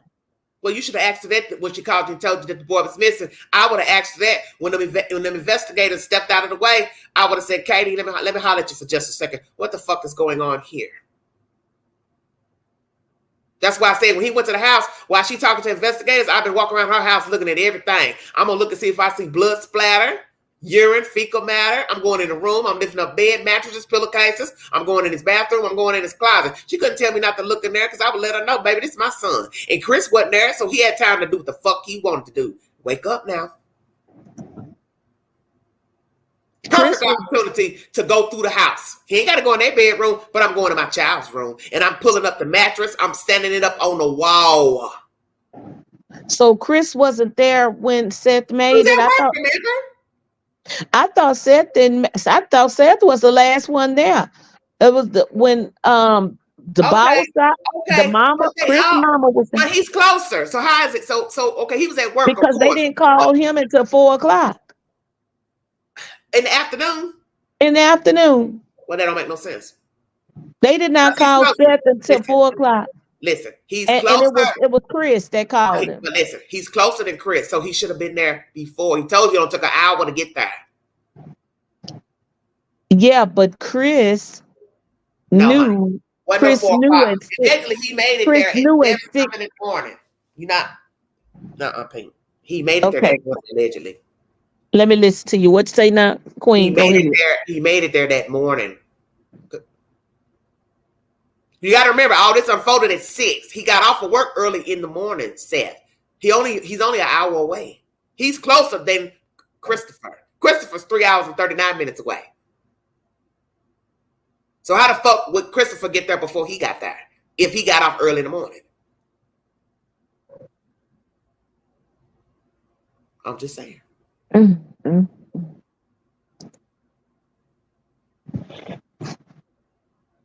Right. Cheryl. Yeah, he got there probably around 8:00. He still would have made it there before Chris got there. 1 hour is shorter than 3 hours, almost 4 hours. 4-hour drive.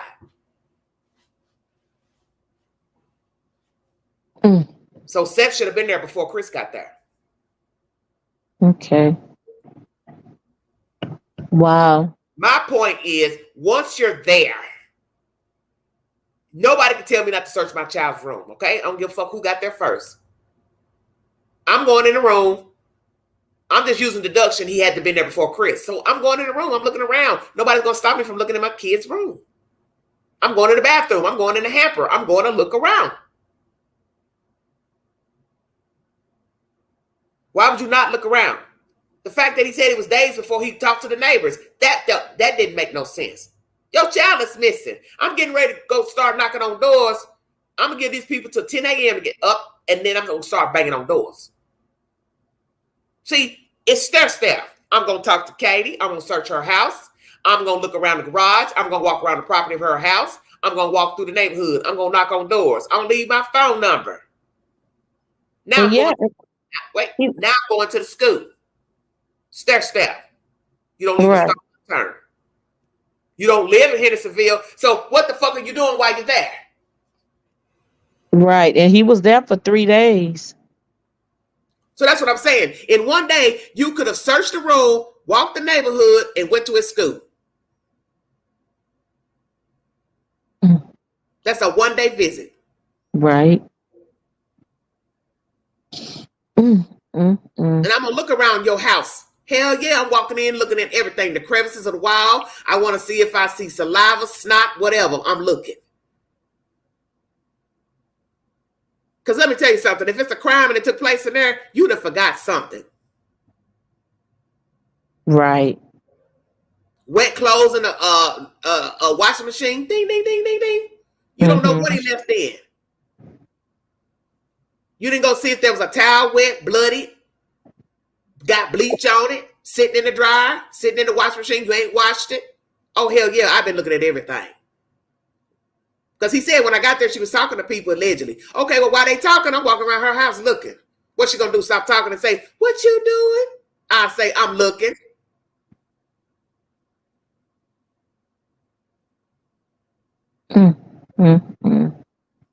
I'd have tore his room up. You hear what I said? I'd pull everything out the drawers. I'd pull the dresser out. I'm pulling the bed out. I'm looking behind the curtains. I'm checking the windows. I'm going outside to check the window, check the screen. I'm going to see for myself. You're not going to come back to me and repeat nothing to me about a cut screen, a screen was on. Oh, no, boo-boo. I'm going to go take pictures. I'm going to have my camera rolling and run around your house. I'm looking at everything, floodlights. I want to know if you got a camera in here. I want to know who's your ADT. I want to know it all. When I got done with Katie Proudfoot, she'd been tiptoeing around me. And I'd have told Christopher too. This ain't nothing personal, brother, but this is my son. You either own a horse or your ass is off. That's how you do business. Seemed like he missed his chance then. Yeah, he did. So you can't duck around shit when it jumps off. Because this is how people miss stuff. You see it in investigations. They don't go through every room and look. Evidence could be in other rooms, but you don't go in that room because you don't think nothing happened in that room. Well, how do you know? That's why you look around the whole house. Look and see if something's broken. If something looks out of place. Somebody knocked a plant over. See where I'm going? There's dirt on the carpet. Well, where did this come from? Ask. Something look like it's been moved recently. Ask. Cheryl is saying something in the chat, Queen. I saw that about him sleeping in his truck because I just said that. He is closer, so he should have been there before. If he worked a morning shift and got off work at 7 or so, he still would have gotten there before Christopher Proudfoot, unless Christopher was already in the area. Stay warm. He was, yep. Chris was in the area. Chris was there. I mean, why would you be at work at 5:15 in the morning and you don't have to be there till 7? Chris, meaning Chris. I'm not saying. So you're not gonna get the truth, because if it's nefarious, I gotta lie. But see, the one thing people don't think about is we have too many cameras. We have cameras on interstates now. So Yeah, they have now tracking. That's how Carly Russell got caught. Because they had a fucking camera on the interstate to show her car, the distance of her car and the mile marker. She fucked herself. mm. So you betting that you done planned everything and got Pookie Ray Ray to help you. But what you ain't planning is the eye in the sky. Satellite. CCTV. You damn right. You don't know who got a camera somewhere. You don't know if somebody got a trail camera and you driving down the damn street and you pass their driveway. You don't know if they're your truck going by at a certain time when your ass supposed to be in the bed asleep.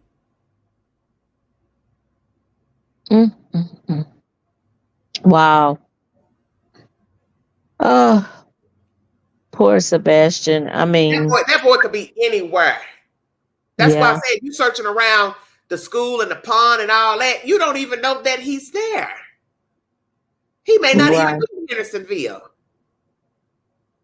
right. And I wonder what that nudge was about on one of the interviews when Chris was saying something about Clarksville, where Seth lives in Clarksville, Oh, Tennessee. Clarksville, okay. And when he mentioned Clarksville, you could see Katie good as they reach over there and elbow him. She gave him a nudge with her elbow. So you saying Chris was saying they need to go search there? No, he was saying, he could. They were asking how is Sebastian's sense of direction. They were like, oh, he can tell us how to get up to the Colberts, to the ice cream place, and he can tell us how to get to towards Clarksville, to where Seth lives. And when he said Clarksville, Katie nudged him with her elbow. Because that might be the direction they went to dump the body. Well, I be damn. See, that's what people don't understand. People tell on themselves. I don't care what nobody say. I doubt that the boy's alive, and I believe these people are involved. Others might be involved. They have been what we call dry snitching. I be damn. That's what they've been doing up here talking to Olivia and all these YouTubers, Court TV, whoever. Not Court TV. I keep saying Court TV. Nancy Grace. They've been dry snitching.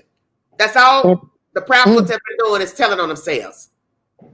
Thinking they smart. Thinking they smart. Cannot outsmart the doggone FBI and the Secret Service and Homeland Security. But you can't outsmart somebody that's breathing and woke, because I'm woke. No. And I ain't been to Quantico. Shut your mouth.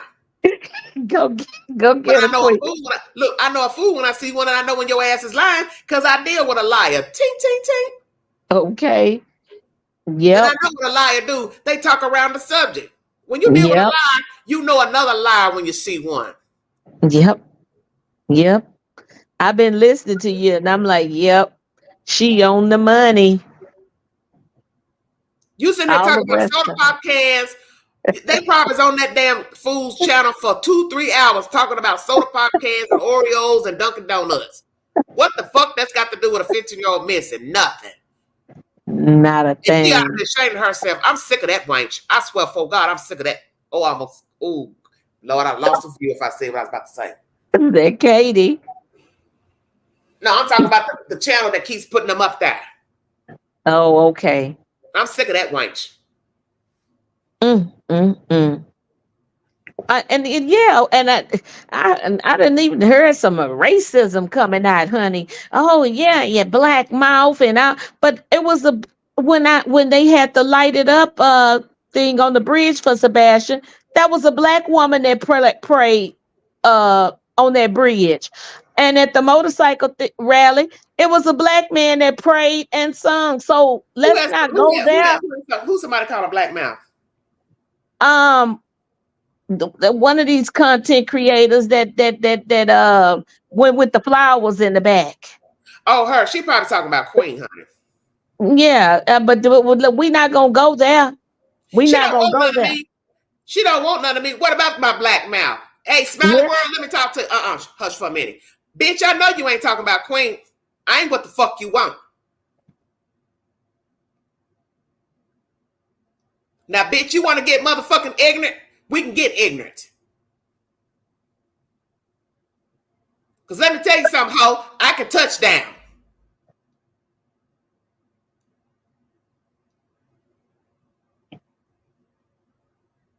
You don't want to make this about black and white, baby. You better simmer your ass down. You the one promoting the Proudfoots up there on your channel. Yeah, I'm going to go there now. You promoting them up on your channel because you want a like and motherfucking view. I ain't like you, ho. I ain't nothing like you. So you want to touch down with Queen? We can take it to the gate. You want to get ignorant over a 15-year-old? We can go there. You keep my motherfucking name out your mouth. You don't know nothing about Queen. Because I'm not no clout chasing ass hoe. I don't sit up here and put no motherfucking baby killers up on my channel to get no like and view and no click and sit up here and talk about Coca-Cola and Skittles and shit. You want some of me? You can get some of me. Now say something else over there.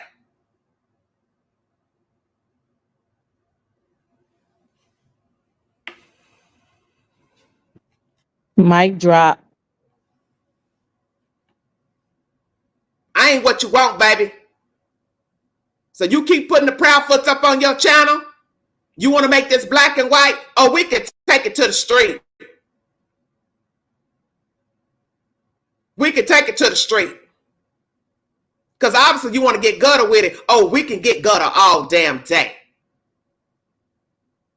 You mad because I made that video about you? Well, you shouldn't have put them up there on your motherfucking channel. You're not helping this little boy. You don't give a fuck about Sebastian Rogers. And I said it. Queen Angela said it. You don't give a fuck about that boy.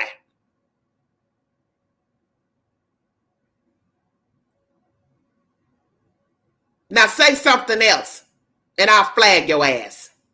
And we can make it a motherfucking YouTube war if you want.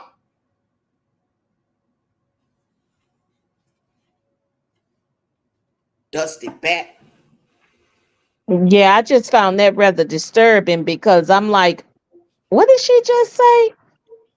And then go on to say, and I ain't racist. And she picked a black man out of a black man that was in her chat to light him up. And you can ask Larry, whatever the man name was.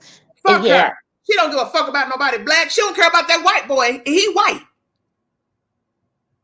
But we ain't finna go there because last time I checked, it was a sister that prayed for Sebastian and Seth on that bridge. And it was a brother that prayed because for a black woman is sitting here talking about her dusty ass up here on YouTube. And I usually don't talk about YouTubers. You know what I'm saying? Because I know a lot of us are not going to agree on a true crime story. I don't really give a fuck about somebody liking me on YouTube. I don't give a fuck if you agree with my content. You can call me brash. You can call me what you want. I don't sugarcoat nothing. That's why a lot of people don't like me on YouTube. It's because they want somebody to sugarcoat and fluff them and pat them on the back. I'm not your mammy. I'm a right fighter for the children. I'm a right fighter for the missing. I'm a right fighter for those that's mistreated.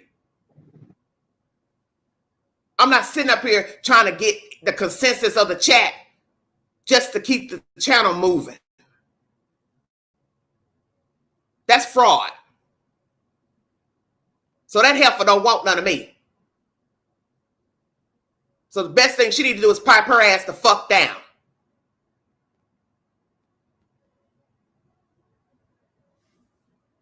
Because let me tell you something. You don't want to wake up one day and see my big ass standing over you. I tell you that.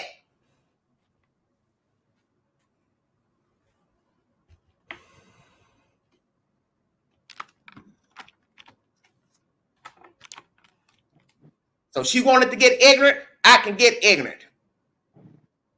And this is not the way a person should be behaving. This is why I don't like talking about true crime, because this is how ignorant people get. That's why I'm trying to tell you people in the chat. These people on YouTube do not care about these people in the story. And you steady repeating shit they talking about. That white woman don't give a fuck about Sebastian. Well, Katie, well, you don't know what really could help out.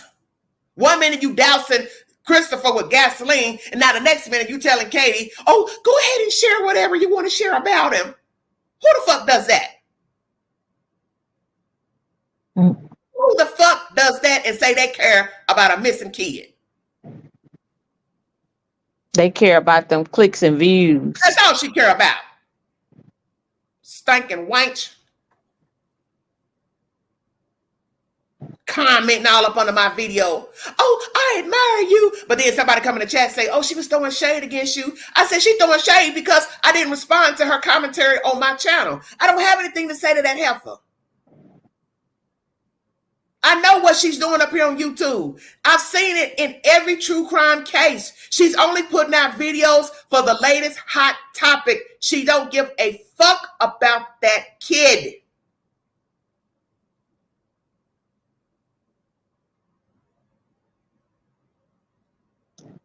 She is just like Christopher Proudfoot. When Seth jumped off that live last week and she kept saying, come back up here, Seth, come back up here. She was acting like Christopher Proudfoot. She sitting up here ordering somebody around like she fucking.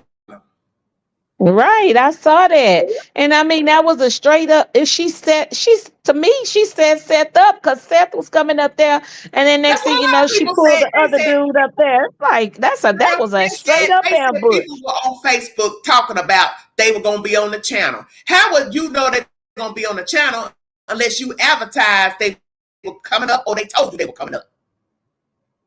How's somebody gonna know you Seth and Chris coming up on the show unless they went out there and told people they were going? And unless she promoted it. And then when you looked at her title, she's sitting here talking about Seth, this one, surprises. So what's the surprise? And they got to know her sit up here and talk about she cared for Trevor. He's my friend. Man, you a dirty motherfucker. You ain't got no fucking friends.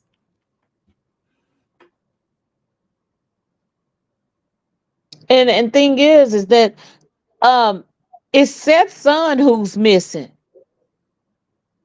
And it's been 3 months since this man seen. So they keep poking about they wasn't expecting for Seth to snap at some point.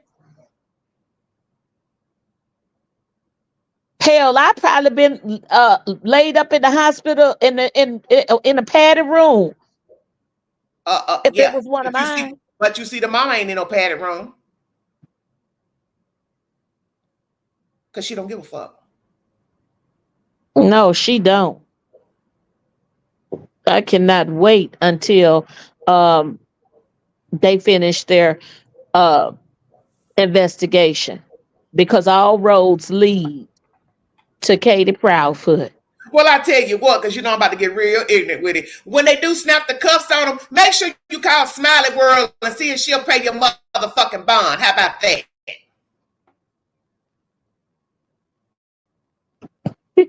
Make sure when you get arrested, Mr. and Mrs. Proudfoot, you call Smiley's World to come bond your ass out of fucking jail if you get a fucking bond.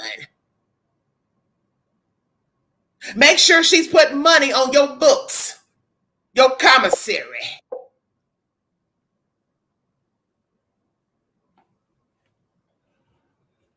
Flatback witch. Yeah, I didn't like that. I didn't like that at all. She's a dusty ass YouTuber. She's a dusty ass YouTuber. I said it. You want to go to war with me, bitch? It's on.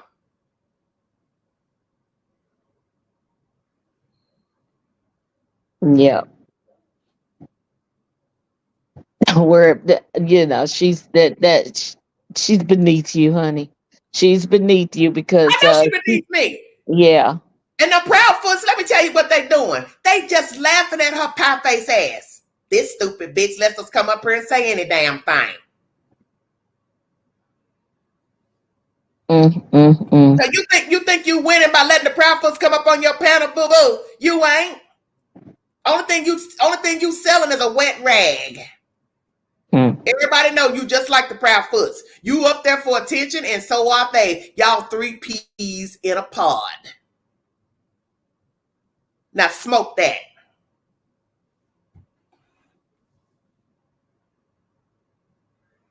Shit, that's probably what the hell wrong with them. They smoking that meth.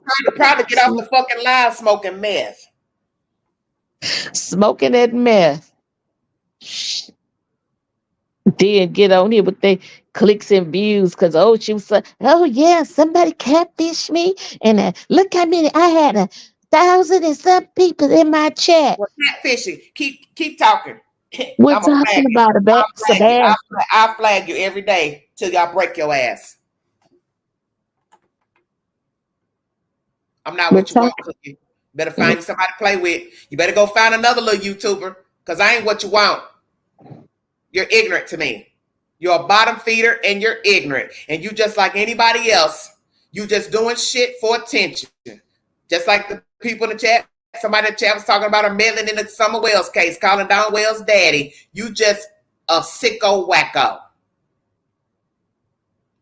So you carry your little ass on somewhere. You definitely ain't no match for me, baby.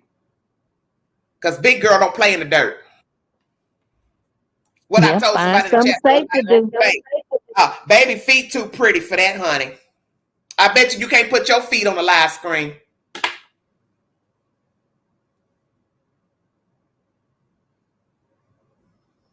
Look, somebody said she don't know the difference between catfish and troll. Right, Cheryl.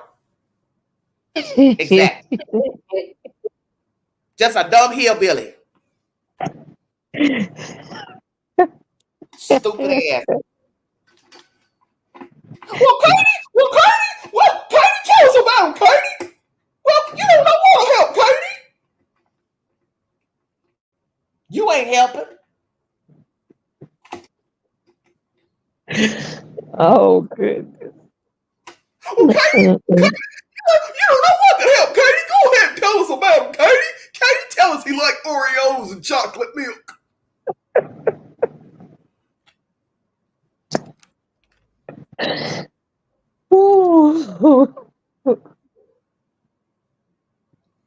I try to keep my composure. I try not to give my comments about these fucking YouTubers because most of them are ignorant. But that heifer, she don't want none. And that's all I'm going to say about that bitch. Okay. She better go find somebody to play with. That's all I'm going to say. Find something safe to do. Because she don't know who be watching. Because I don't be in a chat. Listen, the best thing that old ass motherfucker can do is go play in traffic.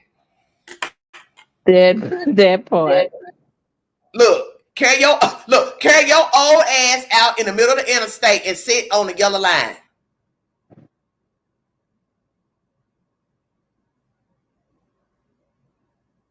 Yeah, I found that rather disgusting because I don't I help that cunt get to the yellow line. I will go get a radio flyer and pull your big ass out there in the middle of the road.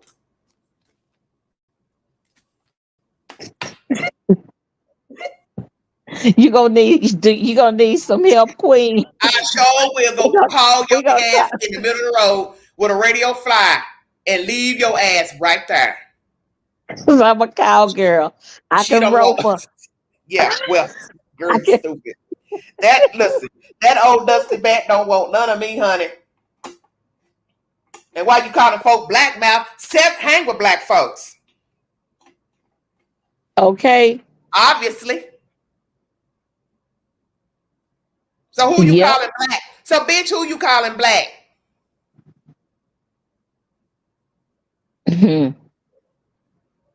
Something that well, ain't they all laying out in 10 in bed? She probably ain't got all her teeth in her mouth.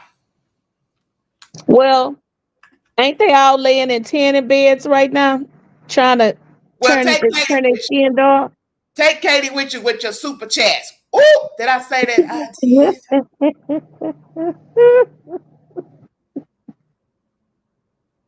Go take Katie to the tanning bed.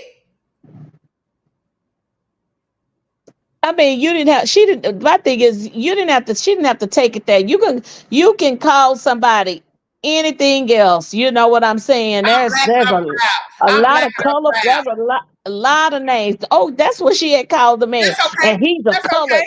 He's colored. He's a colored man. Colored man. That lets you know she racist right there. We don't even use the word color. White folks know not to use that motherfucking word color. Like somebody called me colored, baby. That's a ass whooping. That's a drag. That old white woman is racist. Now, if I'd have sat up here and called her a cracker, her feelings would be hurt. She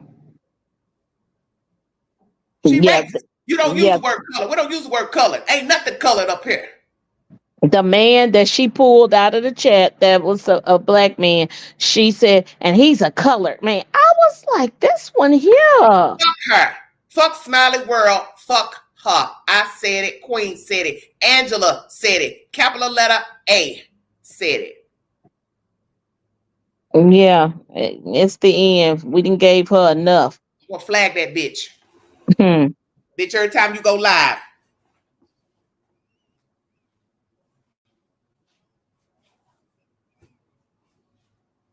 You ought to be ashamed of yourself. Because you just what I thought you were. You pure trash. They just stay up here on these lives and expose themselves, right? Mm-hmm.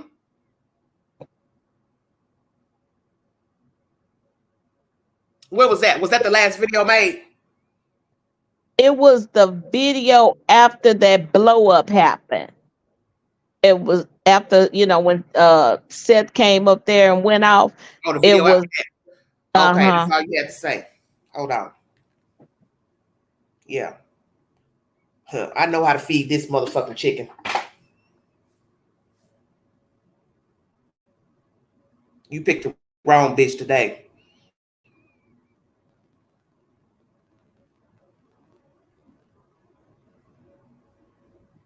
And I mean, hey, I'm one of them black folks that's done sent Donation. GoFundMe money and everything for that. She just a racist cow. It's all right. She's just a racist old cow. But I know how to feed her. Sure do.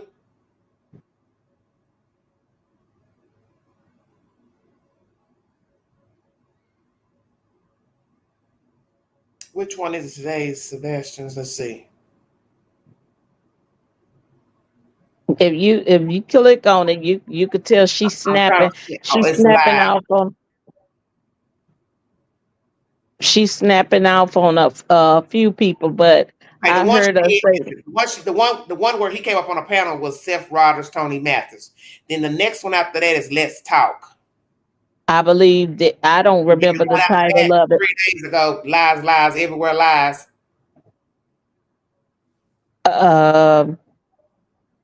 If you play it, I ain't trying to put that whole shit. yeah, if she yelling, if you muting, if she's yelling and going off, that's the one. I don't remember the what she titled it. It can't be but two, because it ain't but two after that, and then the other one's about a story about a little boy. That was yesterday. It wasn't yesterday. Okay. Before that. Well, it must be the lies. Let me see. When was the lies?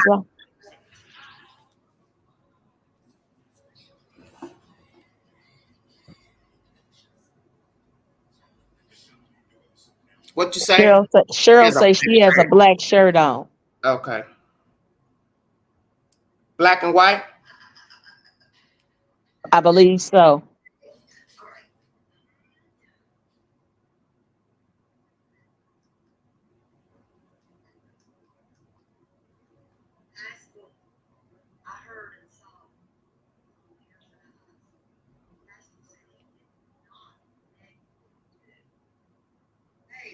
I don't know. It ain't but an hour long. I don't think she stayed on there too long. She got on there and snapped off on Well, I don't hear her arguing on this one at the beginning.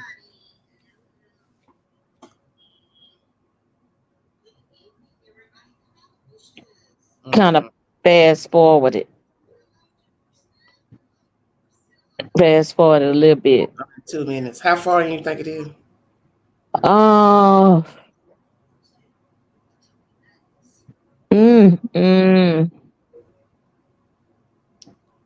wouldn't know, Queen. Let me see.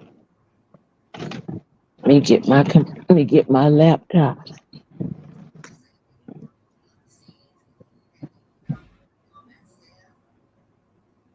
That's all right.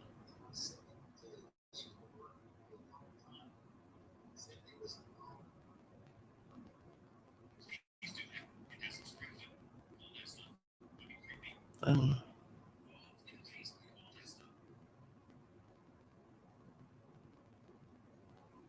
don't know. It don't matter. This one from 3 days ago. Oh, I see it. It's the Let's Talk one. She said she got the black shirt on. Mm-hmm.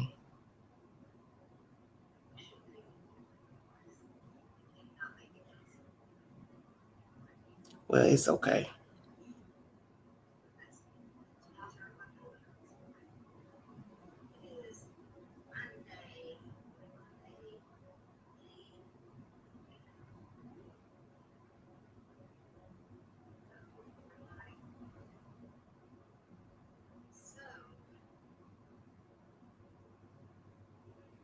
Hell yeah.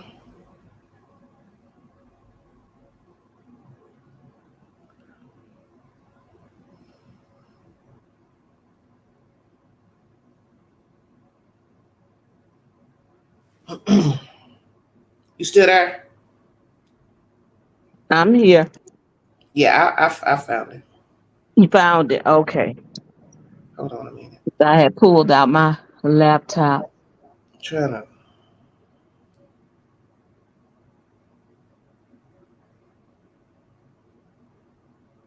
Hello, everybody in the chat. It spoke. I wasn't being rude. Yeah.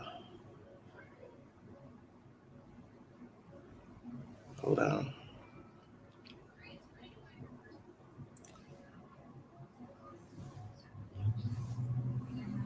Somebody that don't care.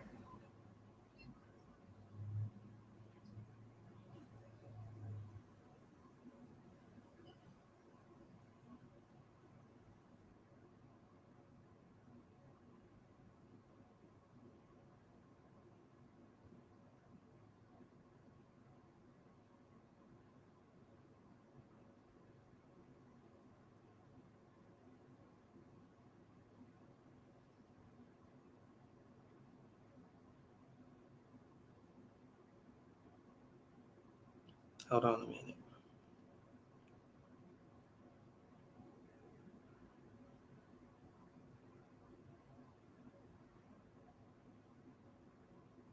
Good. You can keep talking. I got everything under control, honey.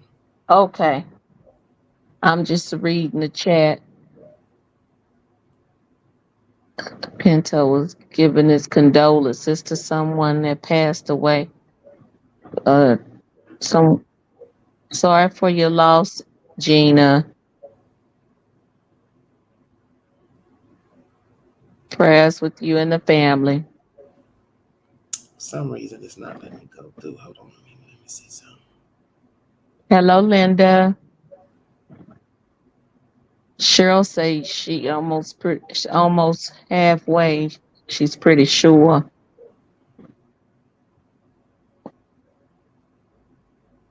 Hold on a minute. For some reason, my Yeah. phone is acting up. Hold on. I got to start over. Something's going on with my.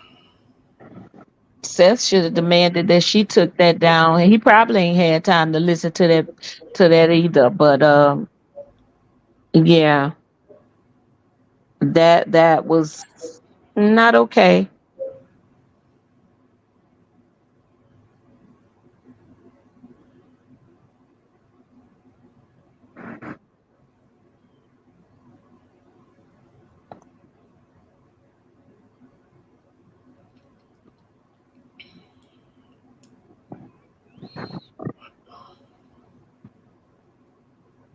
Some people just can't take the truth, Queen, Mm-hmm. because they hear you over here spitting that fire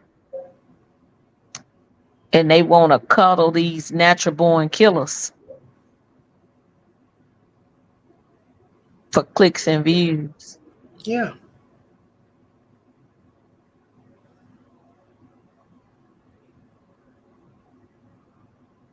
She says, I hate when she said share. It sounds like my name. See when I heard a week ago that she had her on her channel because I was checking something out, I knew then she was trouble. because Cher is an enabler of sadists. So the fact she had her up there right before Seth jumped on and started venting about Trevor and all that old nonsense, I knew what time of day it was then. And then she had the nerve to come over to my channel trying to comment in the comment box, trying to explain herself about I admired you, all this, and you don't know if you weren't in my shoes. You don't know what shoes I'd have been in up here on this network. But it looks like to me, that she's with the bullshit. Because Yeah, one then popped up and then jumped down. Then she tried to act like, well, I didn't know if it was Chris or not. The point is, Trevor defending himself, that's not where I have the issue. You don't bring Trevor up on the panel while Seth is going off. That was a dumb idea. Seth wasn't going to let that boy get a word in. You had to have known that by the way he was talking. How was pulling Trevor up going to solve a problem? Nobody can solve a problem when they're angry like that. And then you don't even know who's. So Trevor had to jump down because he already knew he couldn't get a word in. So that's why she didn't have no business bringing him up there. Right. She knew what she was doing, though. Yeah, that's I believe. What it seemed like. Yeah. Yeah, because the video, you put the title up before you even go live. So you made it look like, you had something to surprise everybody with during the live stream. Well, to me, that was a surprise, was it not? Yep. And Seth said it. He said, "Oh, I thought I was still backstage talking to you." Mm-hmm. But she hadn't added him to the show. Mm-hmm. And then she didn't even ask, "Oh, Trevor's backstage. Are you okay with me bringing him up here, Seth?" Just let him pop up without even telling them, "Oh yeah, by the way, you're right. I got Trevor on. Do you mind if I bring Trevor on?" You didn't give the man a chance to say, "Yeah, I want him on. I want him up here." Yeah, I don't. Well, he let you know he didn't want him up there. And then you sitting there with your hand on top of your mouth and folks in the chat, "Oh, Queen, I don't think she knew anything. I think she was utterly surprised." I said, it don't matter. Once you heard him mention Trevor's name, you should not have brought Trevor up there. So she's making fucking excuses because you with the shit. That's the point. She's a shit stirrer. And the fact she fuck with Cher, that tell you everything you need to know. That's another bottom feeder. I don't know her. Stinking ass mule. Another mule.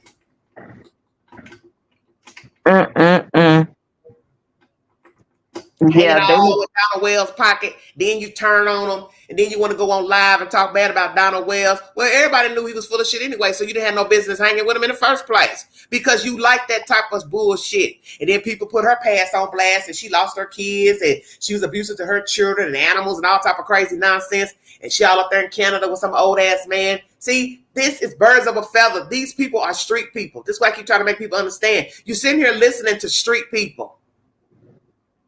A bunch of racist street people, gutter trash. If that's where you want to hang in your free time, knock yourself out. But I done told people, don't carry that bullshit over here. I'm not interested. I don't want to hear nothing about what them folks got going on.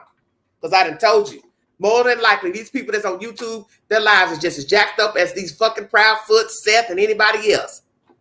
Well, I wonder how they feel, though. I wonder how they feel since they so racist. Every time there's a prayer visual for Sebastian, there's a black person that is leading the prayer and song and worship. She ain't gonna say nothing to Seth about that. She ain't gonna say nothing to Seth. Why you hanging with a black friend? Why you got a black friend? She ain't gonna say none of that. Oh, he got a white wife too. Ding, ding, ding. Talk about that over there. Put that on your channel. Why you calling somebody black mouth? Put that on your channel. That his best friend is black and his wife and he married to a white woman. Yeah, she ain't gonna talk about that because she already know. Her ass to get flagged. She won't be up on YouTube. So you trying to pick with Queen, you wasting your time, honey. You are your problem. I am not. And then out of all the people in the chat, she pulled up a black guy. He's my friend. A lot of white people do that. So maybe like black people. Maybe they like the the black third leg. Yeah, and they have a problem with her. She probably one of them. I like that colored man. Him got a big old penis. Hell, you saw that one YouTuber that went live. She started talking about Pascal. Ooh, he a tall drink of water. I said, oh, here we go. Following that man around was stalking him. I was like, that man is married. That was stupid too, because I couldn't even enjoy the live stream for her chat running around asking her to have T-Rev and him stand beside each other. I said, you all are so childish. This woman is supposed to be filming the fucking rally, and this is all you want somebody to do is go tap everybody on the damn shoulder during a damn live stream. See, these people don't have control of their network. See, this is why the people in the chat get mad, because they want to run your shit. You're not going to run my shit. You want a YouTube channel, go get your own. Right. But I'm not going to set out 100-degree heat trying to follow around another YouTuber. That's asking. I want to see them stand side by side. And she's talking about, I'm tired of doing this. I can't keep bothering these folks. Hell no. Don't nobody want you following them around with no motherfucking phone. She should have told her chat, look, I'm here to film the rally. That's it. I couldn't even enjoy the live stream. I was sitting there listening. I'm like, Lord, why do you watch these people's bullshit? Because you sit here letting your chat run the live stream. I watched him, and I wanted to see the visual and everything. You couldn't enjoy it. You couldn't enjoy it because she kept going back and forth with the chat because they wanted the two men to stand side by side. I thought, how disrespectful is that? Everybody know that Pascal is tall and the other guy is shorter. It's really disrespectful. Because I'm trying to understand why you want them to stand side by side. That didn't make no sense to me. The woman was telling you she was hot and she was sweating. And you want her to run around there and get a fucking heat stroke to have two YouTubers stand side by side. This is why I keep telling myself, I tell the chat, y'all will watch anything, promote anything, and this is the reason why this true crime genre has such a bad rap on YouTube, TikTok, because the people filming, the people going live, the people bringing the content, they're not serious about what they're talking about. They're clowns. And they sit there and they let their chat and commenters and fans dupe them into doing stuff like they don't have no common sense to think for themselves. Hey, go jump in the river. Okay. I'm in here. I'm in here, camera and all. I mean, I just shake my head like, wow, this is what you're watching play out on the internet. Just utter foolishness. That's the YouTube. It's sad to me. Yep. That's why I don't like talking about true crime. There's 1,000 things I can talk about, and I tell people that. And see, you can see from looking at that heifer's content, she don't talk about anything. I don't even have to go over there and look at anything. I already know I can skim and look at the video titles without even opening a video. She doesn't talk about anything. She's a one-hit wonder. I tell you what, since you're worrying about blackmail, why don't you go get you some fucking fillers and plump up your fucking lips? How about that? Because, baby, you sure ain't no Kardashian.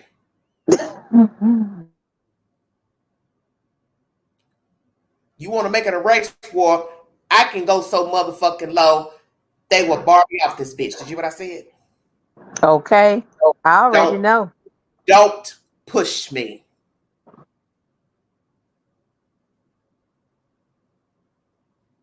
Don't push me. Because you need some fillers over there with them thin lines you got on wearing that bright ass orange lipstick. Boo-boo, you need to go get you a colorist or somebody and show you how to put on makeup. With that two-tone ass dye job you got. You ain't nothing but a wet rat. Oh.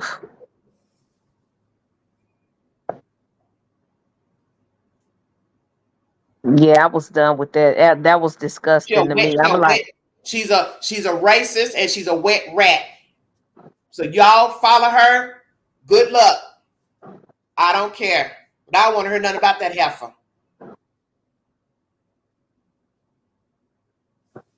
Ellie say it isn't pretty. No, she ain't pretty. I got full lips. I got what the men like, bitch.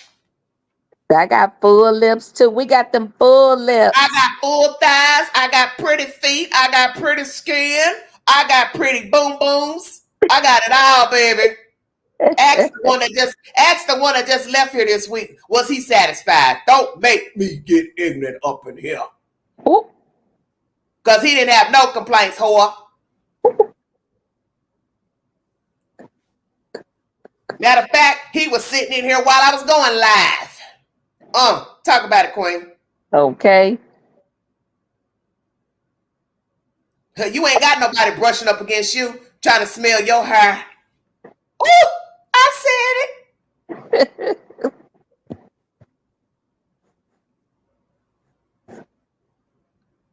That's one thing Queen can say. She don't get no complaints from no man. I don't need no lip fillers. You don't need a tan, Queen. Girl, you gonna make me pee. I got it all. Look, I got it all over here at the vault. At the vault. XL vault. Look, I got it all. Sugar Mama got it all. Shut your mouth. Okay. See, I can put Sebastian to the side now because I can get real gritty with it. We're going to quit talking about that boy. I got it all over here, bitch.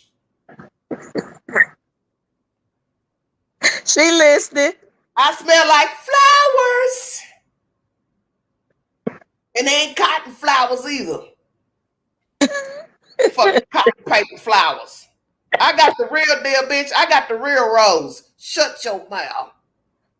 Okay. We get forever roses. We get forever roses around here. I got a text just now sitting on my phone. Who texting you during the live stream? Nobody. Nobody. What? Girl, you're a fool. Honey, don't let me get descriptive. I have to do a whole nother live. You know that it just I don't get into that drama, but that just ran me. That just ran me hot. You know, yeah, it's a waste of time. But she just mad because I put her ass on blast, and I told the fans I don't like doing that YouTube battling stuff because it's low rent. But you are aiding the foolishness, and you're not helping the case. That's why I made the video about that wench. Right, and my YouTube, I don't care for. If I want to tell you the truth, I can make a video about a lot of YouTubers, the foolishness that they portray up here. But I don't do it because I know it won't ever stop. Right. So I don't do it. But this heifer, she pissed me off because she's not helping these people. Whether I like Seth, whether I like the Proudfoots, you're not helping the child. And you acting like by putting them up on your panel, you're helping them.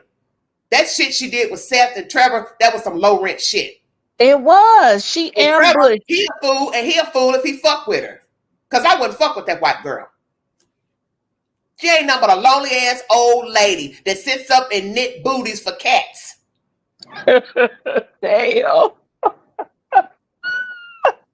Sitting up sniffing a cat's ass. Damn. Oh my goodness. Fucking a nut scratcher.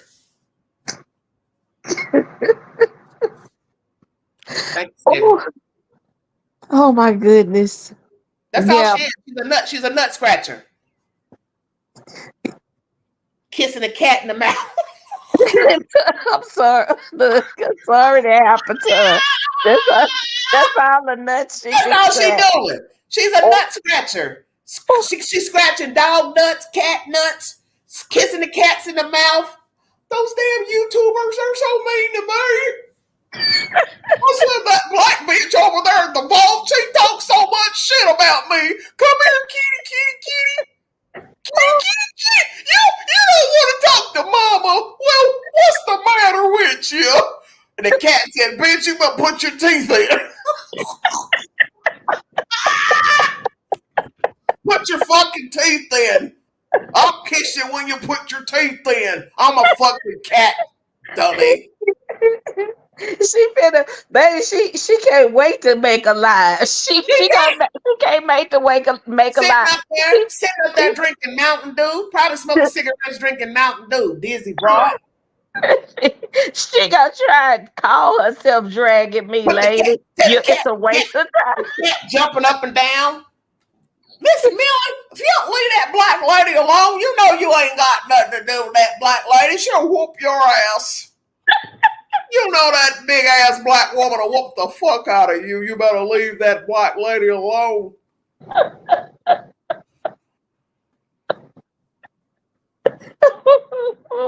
Why they try? Why do they try?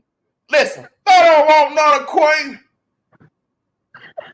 Whoop your fucking ass.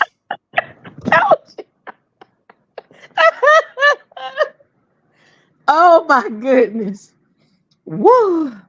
Chewing on cigarettes like they Skittles. Pinto say she has a list. She has a list too. She not talking about me over here. Trevor's my friend. I'll let my friend talk. I'll let him defend himself.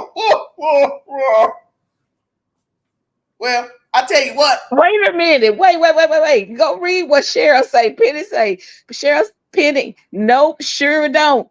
Or the letter she wrote to the judge using Summer's name to help her husband. Shaking my head. What a husband do? What a husband do? Run over a dog?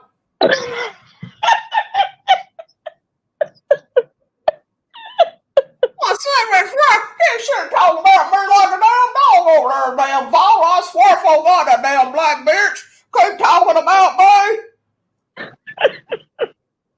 Fucking black mouth bitch. Yep, and this black mouth bitch got it going on too. I was confused. I've never, I've experienced racism, but you better not call Seth. I better not ever see Seth up on your panel, bitch, because I'm going to flag you because you're racist. You better believe that, bitch, because he likes black people. So I better not never see a black person near your fucking channel, and I better not see Seth up there on your fucking channel. Fucking hillbilly. Oh my goodness. You're a racist channel. Flag that bitch. Flag everything she does. Go live. Flag her. She's racist. Look at my black friend. Look at my one black colored friend. And you know they racist when she said that. I'm over here snorting like a pig. Get off the line. We have some Mountain Dew with my colored friend. Hi, buddy. You want to come over and drink some Mountain Dew? I got some Doritos. I'll put a flower in my hair and look real pretty for you. Somebody said her husband got arrested for DV and had a no contact. Hand wrote a letter that she needed him home because she's actively helping find Summer. Oh, wow. She's one of those. Thank you, Cheryl. Wow. Well, my husband's important to me, damn it. I love my husband. I ain't got nothing going for myself. I ain't got nothing for the fucking redneck and the fucking YouTube channel. Is Summer kin to her? I ain't got shit going on but YouTube and this dusty motherfucker. Is Summer kin to her? You don't want me to go over there with your husband. He probably likes a little black woman in the first damn place. I bet he likes a little black girl. I bet he see Queen dressed up. He be like, son of a bitch, that's a pretty black ass woman.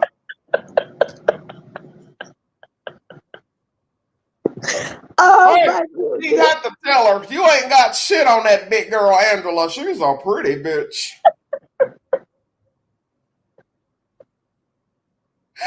You're a black woman. How dare you?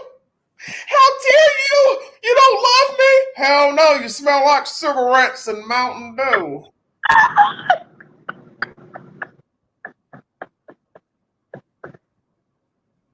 That damn big girl smells good when she gets out the shower. You don't want none of me, bitch. Better slow your roll. Yes, Gigi, I need oxygen over here. Oh, Lord, have mercy, your skin's so smooth. You smell so good, lady.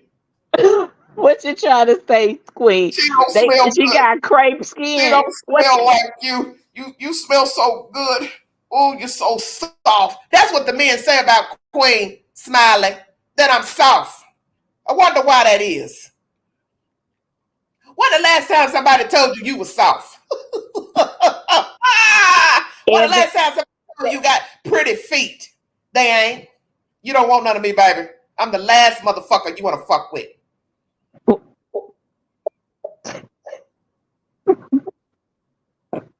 Baby, you can walk in my door and smell Queen. That's how I rock. Mm-hmm.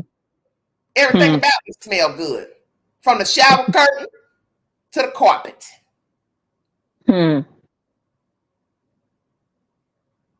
Oh my goodness. Well, I think you done fucked up there. Fuck that bird. She smells so damn good. Jesus Christ. She's so soft and stuff. I like a soft lady. I ain't never been with a black lady, but I'd be damn. She's soft. I ain't coming back around here with your ass. What the hell? All over you damn need to go talk to that lady at the vault, because she's soft. Smells good too. Some. I'm done though. Wait a minute. I know I'm done too. Because guess what I'm getting ready to do? Guess what I'm getting ready to do when I get off this live stream? I'm getting ready to lay back like a fat cat, get me a butter pecan on a sugar cone, and lay back and relax. Because I can do that, butter. I got 15 cats jumping on top of my head. Trying to pull out my damn bad hair dye.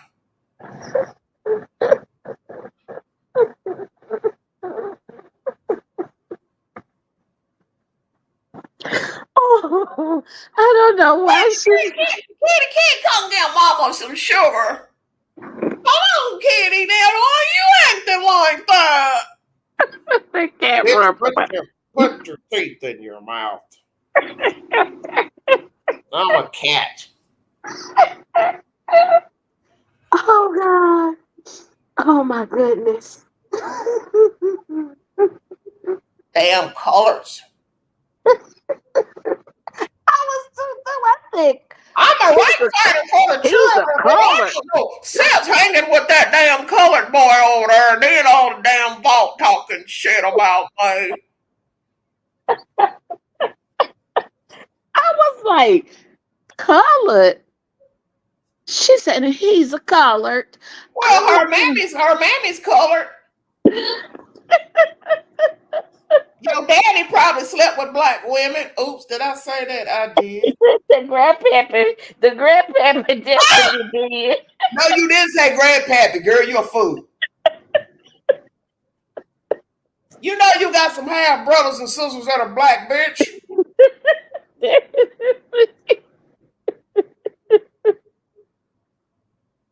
Woo! I don't understand it. They just pushing around. She probably be pushing around the Piggly Wiggly, looking at them black men shopping. Boy, look at the britches on him. I believe he's got something in his britches. Woo! So I think we're just the problem then, Queen. So they don't have a problem with the men. With the black men, it's just we need to shut our black mouth. Jealous, honey. She's just jealous because honey, I'm soft up here.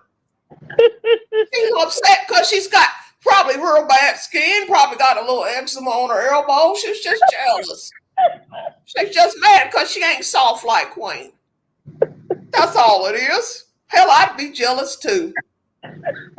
All you gotta do is go back on the community page and look at Queen. All them pretty pictures of her out on the weekends.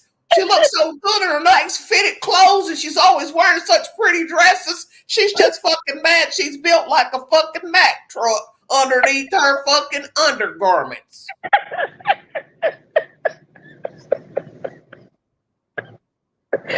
Oh my goodness. Just a Humpty Dumpty looking bitch. Me too, Penny, for thought. I be too, Penny. Penny say she need a damn diaper. This keeps up. What she should do, take her titties and wrap them up and tie them around her fucking neck and make a bow tie.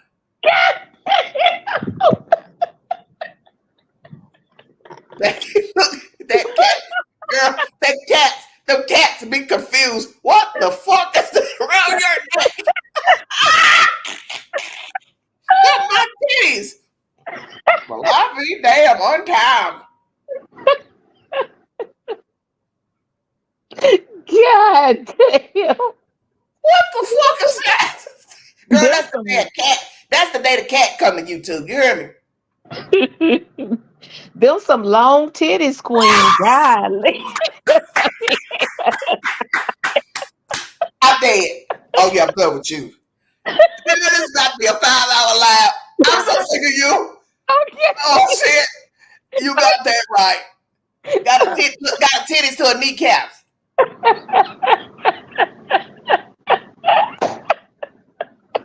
What the fuck is this? Oh my goodness. The husband probably in a wheelchair, tripping on him. Well, you picked them motherfuckers up already. You know I'm in a damn wheelchair. To put it in his I'm mouth. handicapped. To put it in his mouth.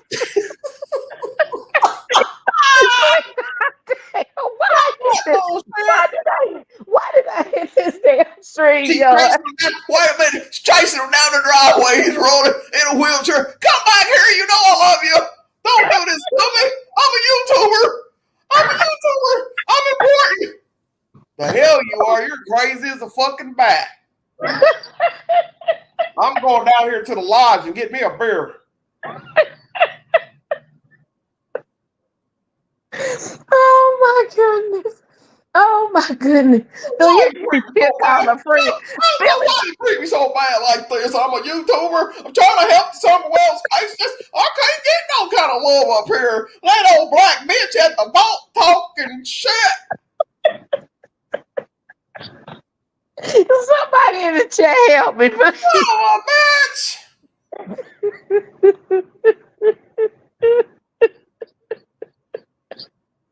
I better shut my fucking mouth for that black motherfucker find me.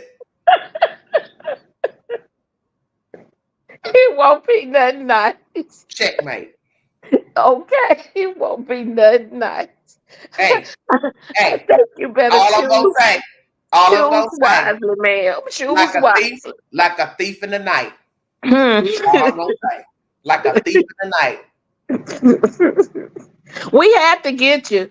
I because I started to come and leave you a message under one of your videos. I say, you know what? I'm not about to bother the Queen tonight. I know the Queen is sitting back. It's all good. You know, people come back and tell me when they hear crazy stuff what somebody got to say about me. Eating her bonbons. But it's no way I could be up here on this live because it does something to my spirit. It does something to my spirit when she, called that man a colored.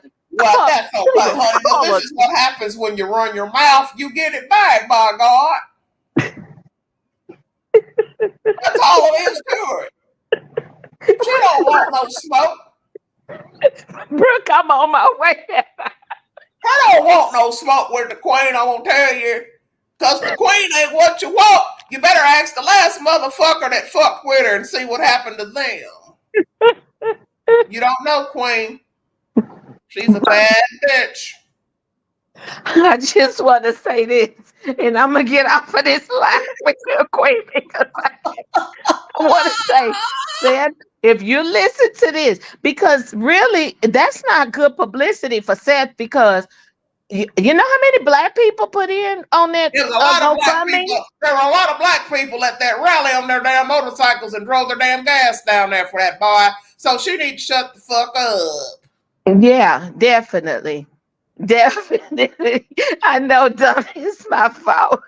It's all my fault. I done You got damn right. You done went up here and got that damn queen upset and got all riled up over that damn gator trash over there. She ain't got nothing on me, and I don't give a fuck about her. She can go eat some damn shark meat. I don't give a fuck. goddamn sorry. I gotta get the hell out of here. I love You the don't walk queen. on there. Well, I don't give a fuck about her at all, buddy. Now you go run and tell that about a black mouth. A breaker 19, queen. I'm out. I love you, hug. I catch you on the next one. Bye, Pink. All right, baby. Bye-bye. All right, everybody. That's Pink Ice from Texas. Yeah, we decided to have a little fun up here because we got somebody thinks they're in competition with the queen. I don't think so. Best thing you do, baby, is go sit your ass down somewhere and shut your damn mouth. You ain't talking about a damn thing. I ain't worried about it. By golly, I swear, I don't really give a damn. I'm queen. I got that name rightfully so.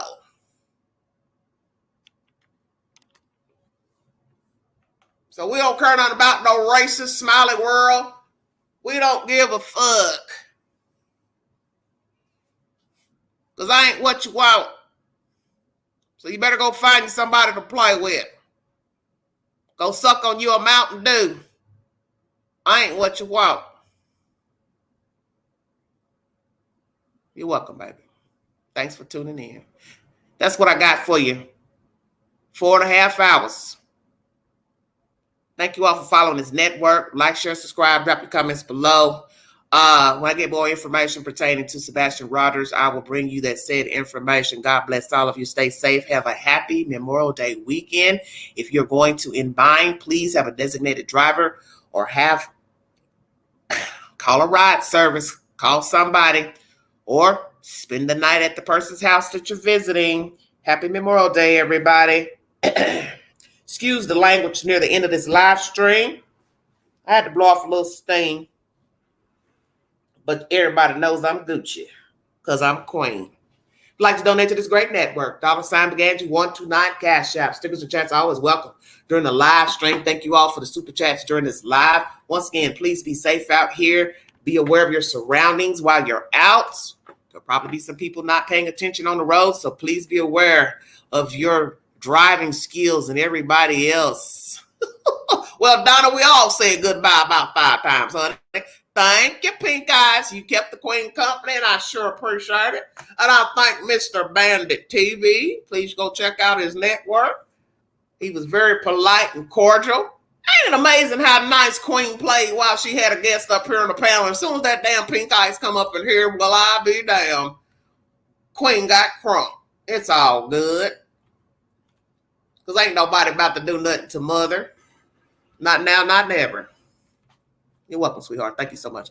You all have a wonderful weekend. Please be safe. You have been listening to The Vault XL.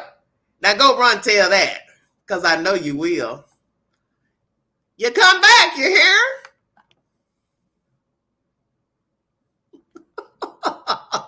Y'all stop it. See y'all later.